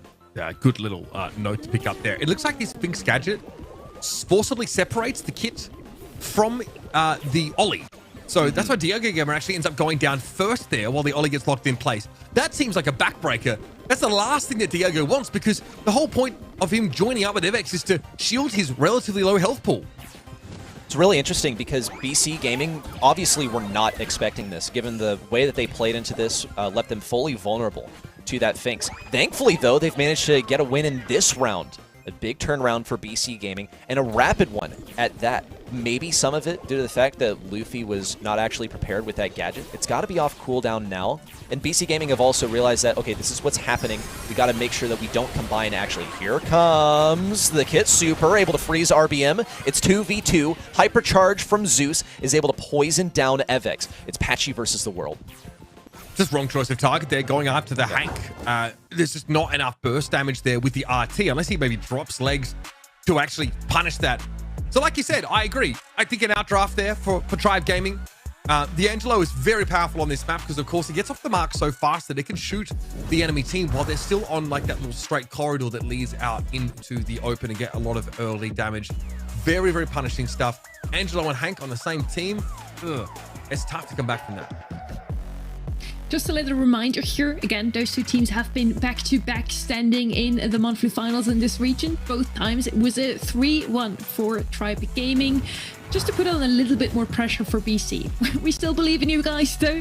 Just maybe get a little bit of a better draft. You really weren't a fan of it over Kit and Ollie. It just seems like Kit has better synergies with other brawlers. I mean, Diego Gamer, I don't even know necessarily if you want to be jumping to a teammate all that often, especially because she got completely countered by the Sphinx gadget. I think as soon as Diego realized that, wait a minute, why am I dying first? Even though I'm still attached? Oh, I'm not. I've been forcibly split apart. I think at that point, you really have to change your game plan. And yeah, I agree. You got to jump on someone. Not the 11, 12,000 health Hank, though, ideally. In that situation, RBM was low, right? In this replay, Diego Gamer was able to clean things up. So it also looked almost effortless when BC Gaming were able to win a round. But, you know, maybe there's other options you want to dive on. If you can get the Angela, that does seem pretty amazing. Tough breaks there for BC Gaming. Solid drafting from Tribe Gaming. It's really hard to see too many of these teams put a real dent on these opponents. They are the best in this region for a reason. And honestly, even if BC Gaming win, they can't catch them at first seed right now because they are more than 15 points apart. I hope BC Gaming had time to scrim the finals maps, even with their sub, because it's a map that Tribe Gaming has already played in their quarterfinal. Could be an advantage now for BC if they have been paying attention and looked what Tribe was playing there. Maybe they can ban it out or pick it up themselves. Or an advantage for Tribe because they are playing this map for the second time today. They are very used to it by this point. Ring of Fire. The Draco Chester was the comp that Tribe Gaming was showing us. Let's see if the same three brawlers are going to be within this draft ready. Yeah, and we can talk also about like draft preparation here. You said just a moment ago, like, I wonder if they had time to scrim the finals maps. And yeah, I have exchanged a few messages with Evex actually literally maybe 30 seconds ago, and he's informed me that they have no prep whatsoever, and they had no time between the sets or matches to do anything. They don't even have data on these last several maps. We still believe in you guys. Yeah, that's so true. I mean, this is the real-time communication as well. I think those messages actually will reach them, which is, you know, a very sweet thing because they are, you know, tuning in and paying attention. But this is rough for BC Gaming. To repeat, they just don't have preparation for this, while the opposite has to be true for Tribe Gaming because they have the finals in their sights. Heading into draft now, folks. Ring of Fire, our second map only. Tribe Gaming so far in a one-set lead. We have Lou, Hank, Lumi banned out from the side of BC. We still have a lot of options open that Stripe Gaming has picked up here before. Could be another B here. Chester's open as well. Draco too. All three of those bowlers that they have played before are open, and they indeed are going to start to draft the same exact way as they did against Mountain Men FA Uber. Yeah, this is the plan. I mean, they have this sort of nailed out. When they go to this map, there are brawlers that they're targeting. Lola also and Bo are out of the picture. So I think that the picks you called out are a great shout. All of them excellent on this kind of map. Really, really potent. You may not feel like you have to play the Draco necessarily here. Obviously, there's no like, sort of Hank at large, so you don't have to sort of deal with that. Stu going to come in here. What kind of prep, if at all, can BC Gaming possibly put together? My guess is probably none. I mean, I don't really know how you're supposed to come into this kind of matchup already. Like, are you expecting to make it into a grand final with a substitute player? Perhaps you're focusing more on scrimming for the maps in the series that would at least guarantee that you'd make it to Dallas, right? That quarterfinal. Here, we just might be on the other side of tomorrow. These guys might have no idea really what's happening. They're just, trying to see what works. This isn't poor preparation. This is just prioritization. They need to make it to LAN, and there's plenty to win at LAN besides stuff just for your region, okay? That is the BC Gaming reasoning here. Besides, they're already at second place in the entire region, and they're basically facing the unkillable enemy in the grand finals repeatedly. But they still can fall back to that intuition. That's something that we discussed earlier, is that they're still really good players, and they have this raw talent when it comes to the draft, when it comes to playing the brawlers individually. But they are at a time disadvantage. They haven't had the preparation to do this versus Tribe, who have been looking into the future, sort of scrying in terms of which brawlers are going to be most effective here. We saw that Finks be an excellent heads-up brawler in terms of separating the kit from whatever it is attached to. And I think we can also ride with that expectation that stuff like that is going to continue throughout this match. Well, 2 out of 3 from Sunny already. In terms of the brawlers that are available. Draco would be the last, and it is the exact same composition here for Tribe Gaming. And BC Gaming, perhaps if they'd have time, if they'd watched the prior games for Tribe Gaming, they would have known to expect this. But god darn, this comp is so well-rounded. We know that Draco is an absolute nightmare. Hank is not available. Is there any brawler that can actually stand up and fight this Draco here? I'm so surprised. If only they watched. How about you just go get your socks? All right. What? Oh my goodness. Get your socks on. I'm happy. It's wonderful. Okay, so hear me out here. I don't think it's better than B, really, but it is a way of dealing with that B. Dude, we're all so pleased here. I think it brings joy to my heart. Speak for yourself. You're literally like, I'm so happy, and then you're like, we're all so happy right now. I'm like, no, just you. What? Buddy. I thought Sunny would be pleased with her predictions on the bans. You really want to throw to her again? You want to take that risk? I think you can. That's true. That's true. Last time you got kicked off the cast. Okay, wow. That's crazy. Here we go. Zeus in mid, of course, on the B. RBM will eventually want to step up and start to contest this as well. But for the time being, there's the issue of the Carl that's going to be poking at him a fair bit. But already, Luffy's swing across from right to left allows Zeus onto the point. There's a heat ejector drawn out of Diego Gamer, and RBM feels like it's good enough for him to go. Zeus is pretty much straight lining this forward. Patchy, though, is doing the thing on Stu. It's one of his most comfortable brawlers. It's one that he's actually really well known for. But it's not enough to completely circumvent this defense that Tribe Gaming has established over here. We'll see Evex actually get the super up as well. And who needs plugged in when you have Patchy that throws the turret down for you? Yeah, that's kind of nice, having a speed zone, and that means you can go for the boosted booster instead. Big fan of that. Patchy, though, does get flattened. Luffy on the Chester, it's just a little bit too strong of a pick, and he's able to wrap through now, and he inhabits the bushes. Patchy able to avoid most of the devastation from that bomb super. But then there's Zeus. Then there's RBM to step up. There's just layers and layers of final bosses here for BC Gaming to try and get through. And Tribe are looking pretty comfortable out there. There are numerous challenges on the field. I have to name number one as being Zeus on this B. He's such a mechanically skilled player. Maybe even stealing the show for the team. And then also placing him on that B, which has run the show so many times in a row, is a recipe for success. Nothing that really BC Gaming could do into that. There was a mentality there with, okay, 8-Bit can compete with that B, like toe-to-toe at long range. It's going to be slightly worse. There is a possibility of setting up the turret and then getting like an anchor on the point from there. But realistically, you're a pretty slow brawler, and B eats those for breakfast. I feel like we've gone from WWE style commentary to golf, because Tribe Gaming are just not really giving us any space to believe in BC Gaming after that showing. Very one-sided round. We're going to run it back the very same here, Ring of Fire. Different approach this time. Diego Gamer taking that left lane, Patchy on the right.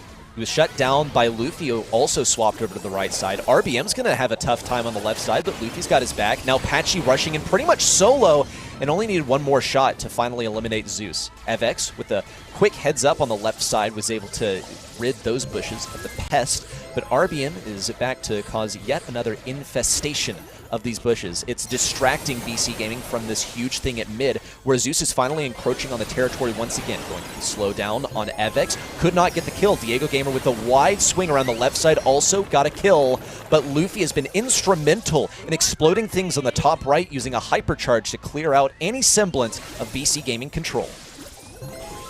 Now the speed zone very quickly cleared, 69% and counting here. Patchy, okay. I did think RBM needed those extra couple salvos of fire to eliminate him, but he just wanted to make it clear. That's maybe there's some acrimony in that exchange. Zeus backs up here, and Patchy slowed up by that Iron Hive. He could not even get the touch. Here's Tribe Gaming, 100 to 12%. Extremely one-sided set, and one of the quickest we've had all weekend. It's falling apart right now. We didn't even see moments where BC Gaming had control. Like, there were a few plays where it's like, oh cool, they got a kill, and it was immediately rectified by Tribe Gaming because they got the counter or they got the trade or something like that. And that's exactly what we observed in Knockout as well. It continues here, and it only becomes more dumb. We kind of expected that, right? Already coming into draft, we're talking about how maybe they didn't really have time to get the prep in for the finals itself, because they made certain to get those prep in for the other rounds. 8 kills on Luffy here, to Zeus on 12. That's ridiculous, honestly. The numbers itself, the draft, all speaks for Tribe Gaming over. Yeah, I mean, and Zeus, as you can see, never really left the point. That has got a whole lot to do with both RBM and Luffy just like running interference in front of him, basically diving into BC Gaming's bush side of the map. Watch it here. Luffy will go from right and cross across the point to the left constantly, not only, you know, causing problems for Patchy, but also making sure like FX doesn't have any space. Like he cannot just sort of sit back, play around his damage booster. It's always being cleared.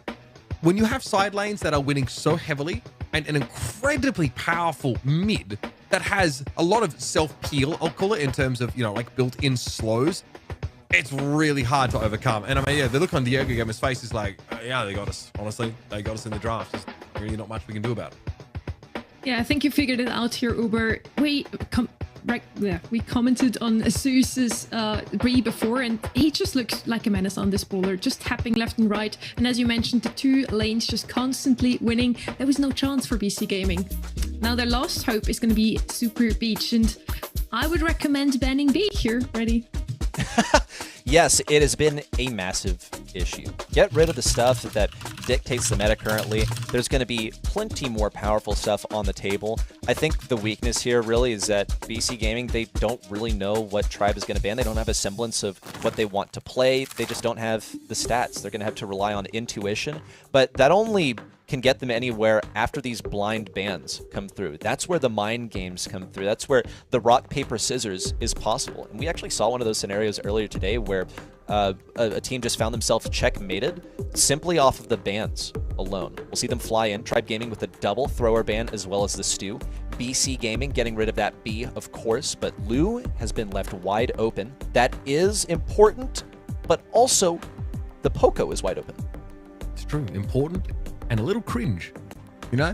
Bring that Lou in. It's a little cringe. It's putting out here, guys. Maybe something a little more hard hitting. It's definitely been, when available, it's been picked up more frequently, it's been off the table.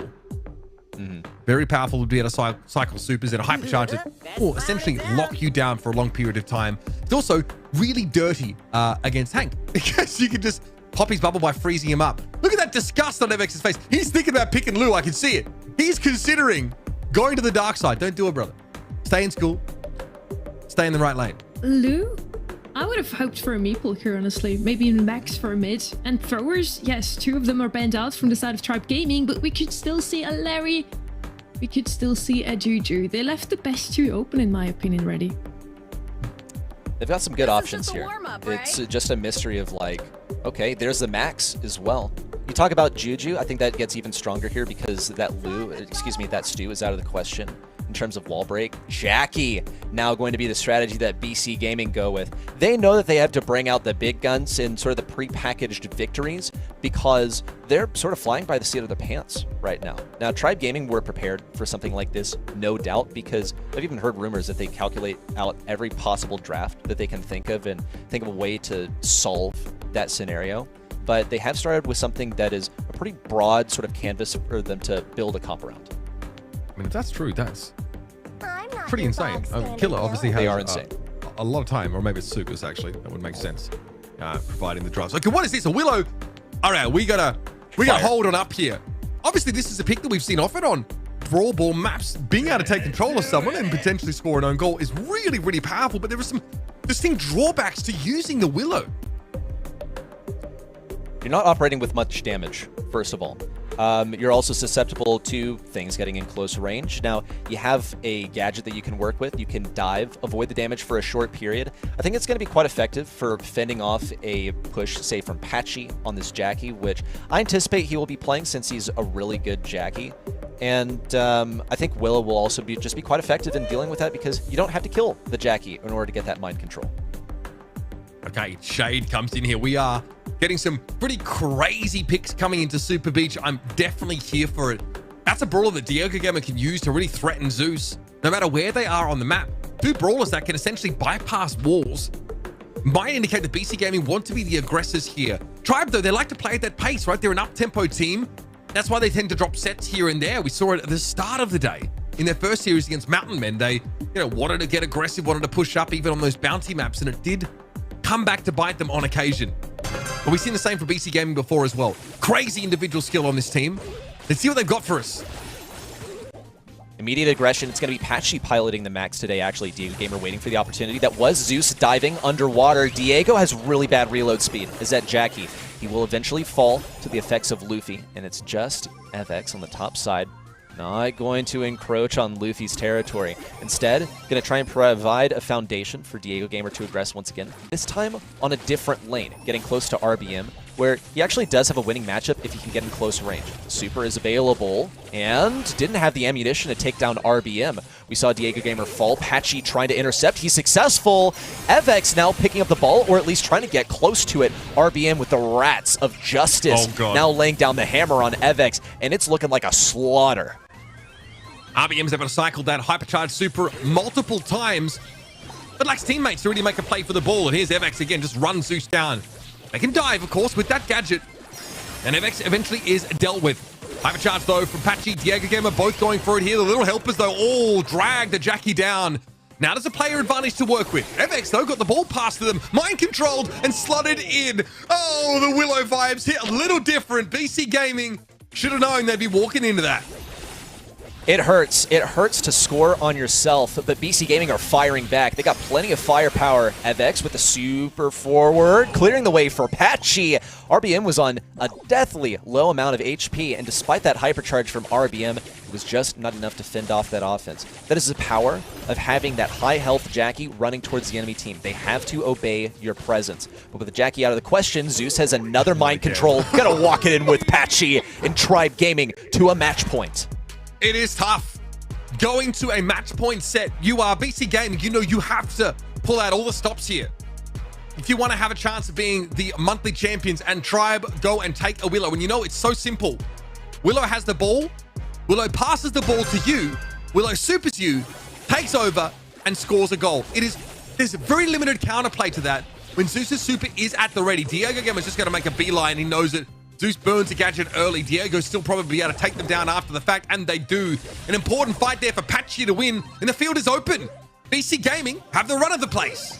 How did that happen? Tribe Gaming were walking these really predictable lines, and Patchy was able to thread the needle through. He picked up 2 kills as max, which is not usually a brawler that gets a whole lot of kills. But I digress. BC Gaming are gearing up for another huge offense. A little pass to an FX that doesn't exist anymore on the left side, and Diego Gamer narrowly wins the interaction on the right side. Luffy is able to break things open, or perhaps not. He was able to take down Patchy, so it's a good thing that FX respawned when he did. Otherwise, that would have been a goal for Tribe.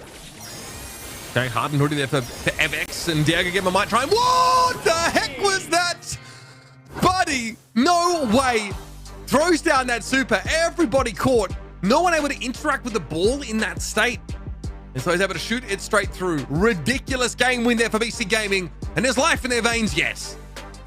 Patchy holding up the #1 there with his finger because they're not going to get swept. Congratulations. That's actually huge for them because they really did have a tough time just finding any sort of momentum here. And if it's going to be with the speed from Max combined with that of Jackie and her hypercharge, then so be it. They got to get a game win in here somewhere, and they got to have something to build a platform off of. Patchy with a little toss over to Diego. Zeus with the interception, and Tribe Gaming now running it to the other side.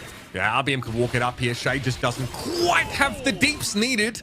And BC Gaming overextend just a little bit.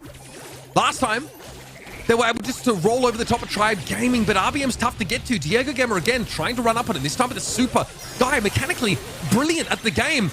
And here come the little helpers. FX has a brick wall in front of him. And now it will be Tribe once more with possession, once more repelling the red side.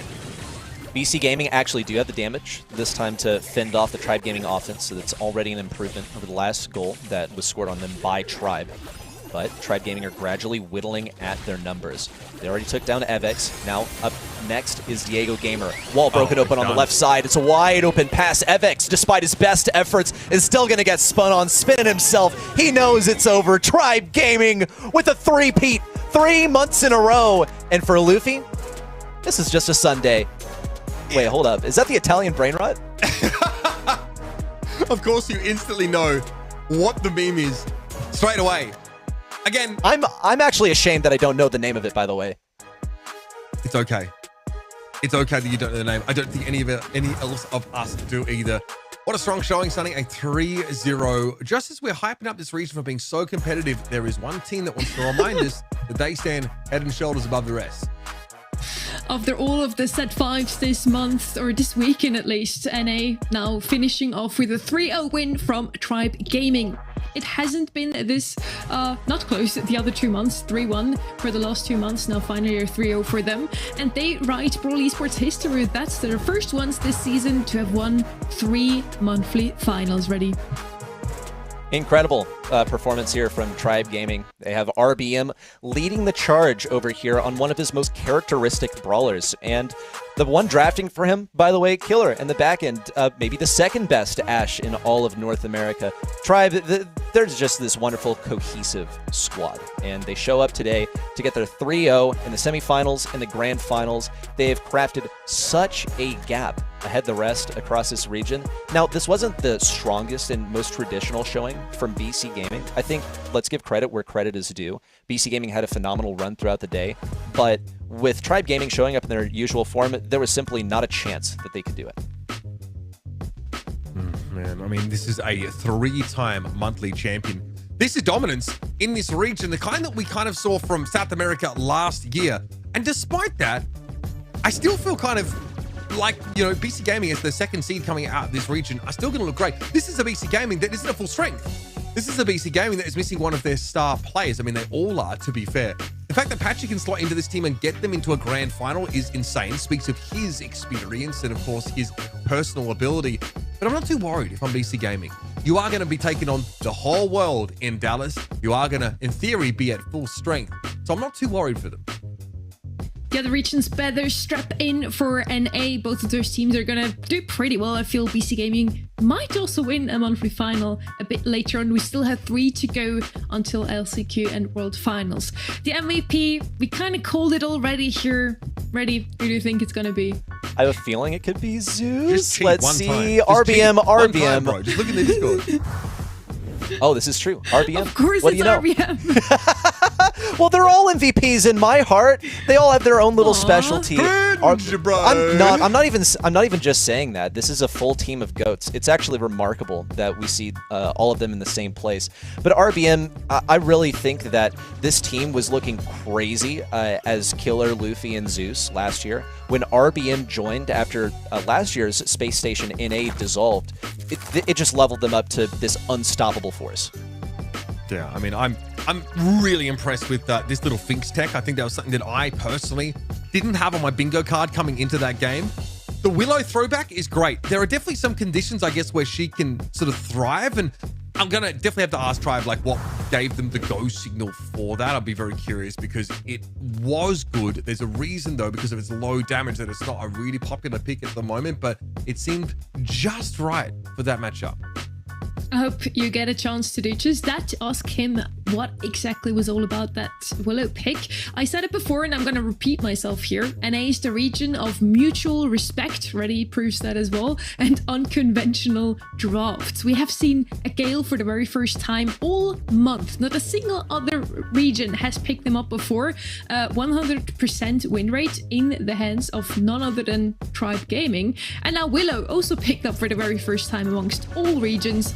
Again, picked up by Tribe Gaming. Again, a 100% win rate. Both of those brawlers therefore better than Lumi, Ready. Very interesting, right? We only got to see her played once, and I think it's one of those where, like, okay, you know, the time that she was left open, it wasn't a good situation for her, and Willow was left open. It wound up being a good situation for her. And a grand final, no less, is just, you know, really, really cool from Tribe Gaming. It goes to show just how deep their knowledge of this game is in terms of the draft. It reaches far beyond just what's meta right now and into what you can just use as a good tool. Yeah, it's also very important to point out every single time, every single month so far, we've seen different metas across the different regions. Just looking at the different picks, we had Hank as the most picked up brawler for both EMEA and SA, and then East Asia with the Bell as #1 pick. Is that because East Asia is just better with long-range brawlers than everybody else? Is it because they just have found her to be a better asset in scrims, and NA just feels like, maybe we just throw some curveballs at your opponents and we can win with them? Dog was picked up by Pioneers as well. Did not quite work out, but it was a great idea, Uber. Yeah, I do think that Bell is such an inherently safe brawler that she seems like such an easy fallback for a lot of teams. And I honestly think a lot of teams reacted, maybe overreacted to the nerfs to the way that Hank's Hypercharge works, right? The fact that like those fish torpedoes used to fully home in on people, and now it's only like a mild degree of magnetism, more like what I guess like Meeple is kind of like, so you know, it doesn't really just lock on. And I think that while that makes him a little bit weaker, it doesn't really address the fact that he's still so strong in this map pool. When you've got maps like Layer Cake or maps with like, you know, pretty heavy walls that are getting thrown up here. A lot of the Brawl Ball maps as well are more enclosed. So Hank's in a great spot, has great sustain from his super, good durability from his gadget. He's a very clear option when you have situations when you've taken map control. We want to make sure that you can ask your question, Uber, about that Willow pick and many more. We have RBN for you and the viewers in an interview. Welcome to the show. Yeah, hello. How are you? I'm good, thank you. I hope you are too. I hope you're going to be celebrating tonight. It's the third monthly final win in a row. How are you guys managing to stay this dominant month after month? Yeah, we're so happy about that. So I think it just is hard work and always do our best. And everyone do his part, so it's part of the team. RBM, how are you feeling about the level of competition here in North America? Because you and the team have stayed so far ahead of the rest of the crew, barring, you know, a few quarterfinals where things come a little bit close. Do you feel like that's adequately preparing you for international competition, especially with Brawl Cup coming up? Well, I think it will be hard for World Cup, of course. So we can tell about that. So I think it will be harder than this region, of course. But I don't think our region is that bad, like the people say. It's just more about the drafts mainly. Yeah, I mean, I'm glad you mentioned some of the drafts because, you know, you guys today have shown us a couple of really interesting picks. We actually ended up getting to see a Gale on open zone, which is pretty rare, but also Willow in that last Brawl Ball game. When you're in the draft, what do you see that makes you think, oh, Willow could be really strong here? Yes, so we did test that comp on scrims like 3 times. So it wasn't like a new thing. Like, we tried new things on screen, so it was the perfect moment to use it. So it was prepared. Very humble from you guys. One last question here. What's the mindset going into Dallas now, into Brawl Cup? The mindset is represent NA like the best we can. We will do our best on Brawl Cup, and we will try to get the spot on NA. Well, the spot, yeah. I'm very sure NA is proud to have you as their representatives. Thank you so much to be on the show tonight and celebrate well. Yeah, thank you. Bye-bye. Yeah, have a night. Bye. Saying a goodbye to RBN, but we get Kenny back, coming out of a little bit of a shorter break than the rest of the day. Kenny was a 3-0 final here. Let's have a look at the bracket and let's have one last look at just how many sets we got to see today. Well, it wasn't quite the SA spectacular that we had yesterday, but it was pretty good in my books. Really interesting to see that those quarterfinals were actually by far our most interesting round, I think. And I think, you know, RBM talked about it. Reddy kind of pointed that interview question, and it made RBM kind of respond with an answer of, this region's better than people think it is. And obviously the drafts aren't perfect, but I think there's a lot of pride, and I think you're seeing that in Brawl Cup. These guys are humble. They're very chill. You could tell just based on that interview that they expected to be here. They expected to beat Space Station Gaming, Mountain Men FA, and BC Gaming once again. This is just another day in the office. We get one last look at the leaderboard as well. Just look at how dominant Tribe Gaming really is here, Uber. Yeah, and look, I mean, they've cemented it at this point. They are the #1 team in NA by a healthy margin, and that's good. If you're an NA fan, you want to send a team into Dallas that looks extremely strong, ready to run people down. I think they're a fantastic team. They look really good, but last year they disappointed a little bit at Worlds against that international competition. This is when they earn back the reputation for NA. We now also get the final groups for the Brawl Cup. Ready?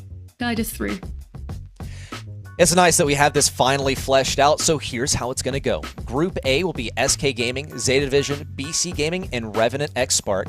Group B will be populated by Humble, Tribe Gaming, Casa Brawl, and Toxic Lotus. Wait, that doesn't seem right. I thought it was supposed to be Loud. Okay, so a little correction there. It is Loud. They're here to make their names known in Group B. Big win for them yesterday, by the way, and they deserve to be in that group. As definitely going to be a tough one. Seeing the domination that Tribe has exercised over this region, that combined with Humble, although taking second place, still being such a fixture in their home region, is going to make that such an entertaining group to watch. You're going to find the graphic later on our socials with Loud included. Now, let's go down the line one last time. Which region do you guys think is going to take it? Next up is Brawl Cup. Who's taking that extra regional world finals spot? Kenny, you want to start us off? Not really, but I will. I think the safe bet would be EMEA. I think they've got two of the stronger teams going into this between SK Humble, some serious training grounds, but I think there's going to be a clear top 4 overall. I think Zeta, SK, Humble, and Tribe are going to be pretty contested amongst the fans. I think just depending on how people feel about the regions is the way the vote's going to go. I think it's one of the best times for NA right now. I think Tribe do look really squeaky clean. I hope that the competition in NA is good enough that it sort of simulates what they can expect globally, but I'm going to throw my hat in the ring for NA. This one time, I reckon they can do it. Me too, actually. I think at Worlds last year didn't really predict a single North American victory because as much as I love our home region, I wasn't really sure how they'd fare. And seeing just how this team performed at Worlds last year, they're quite tried and tested, as well as the dominance that they've exercised in this home region, combined with the knowledge that we have of simply how hard that they work, I'm also going to put my hat in the ring for North America. I think that they can take it. Interesting. I'm asking the North American casters and they're saying 2 out of 3 North America. Well, let's see what the riders has been across all 4 regions though, and now North America has also locked in their Brawl Cup contenders. It's going to be Tribe and BC Gaming. They're headed to Dallas to face 6 teams from all around the globe. You can still get your tickets to the DreamHack, and also the fan art contest. Voting is still open until Monday 3 p.m. UTC. Thanks for spending your April monthly finals with us. Next up is the global stage. We'll see you at the Brawl Cup. The countdown to May 23rd starts now. You're an air host, by the way. You know that, right? I should have said.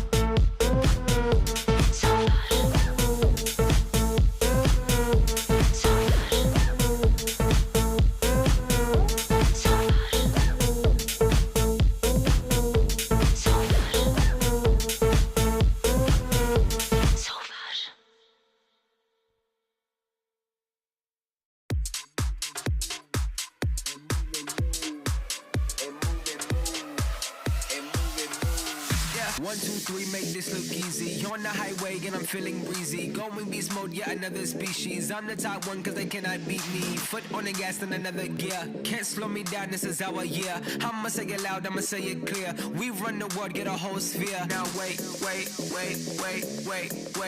Let's turn this up. Okay, let's work it out. Okay, let's shake and move. Okay, do what it do. I'm feeling great. Now let's turn on the cool. Yeah, baby.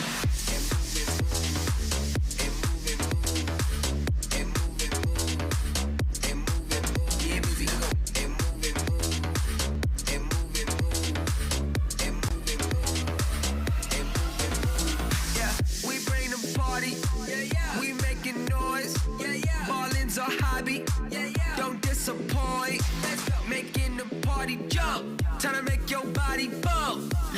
the dance floor up and do it like we want. Now wait.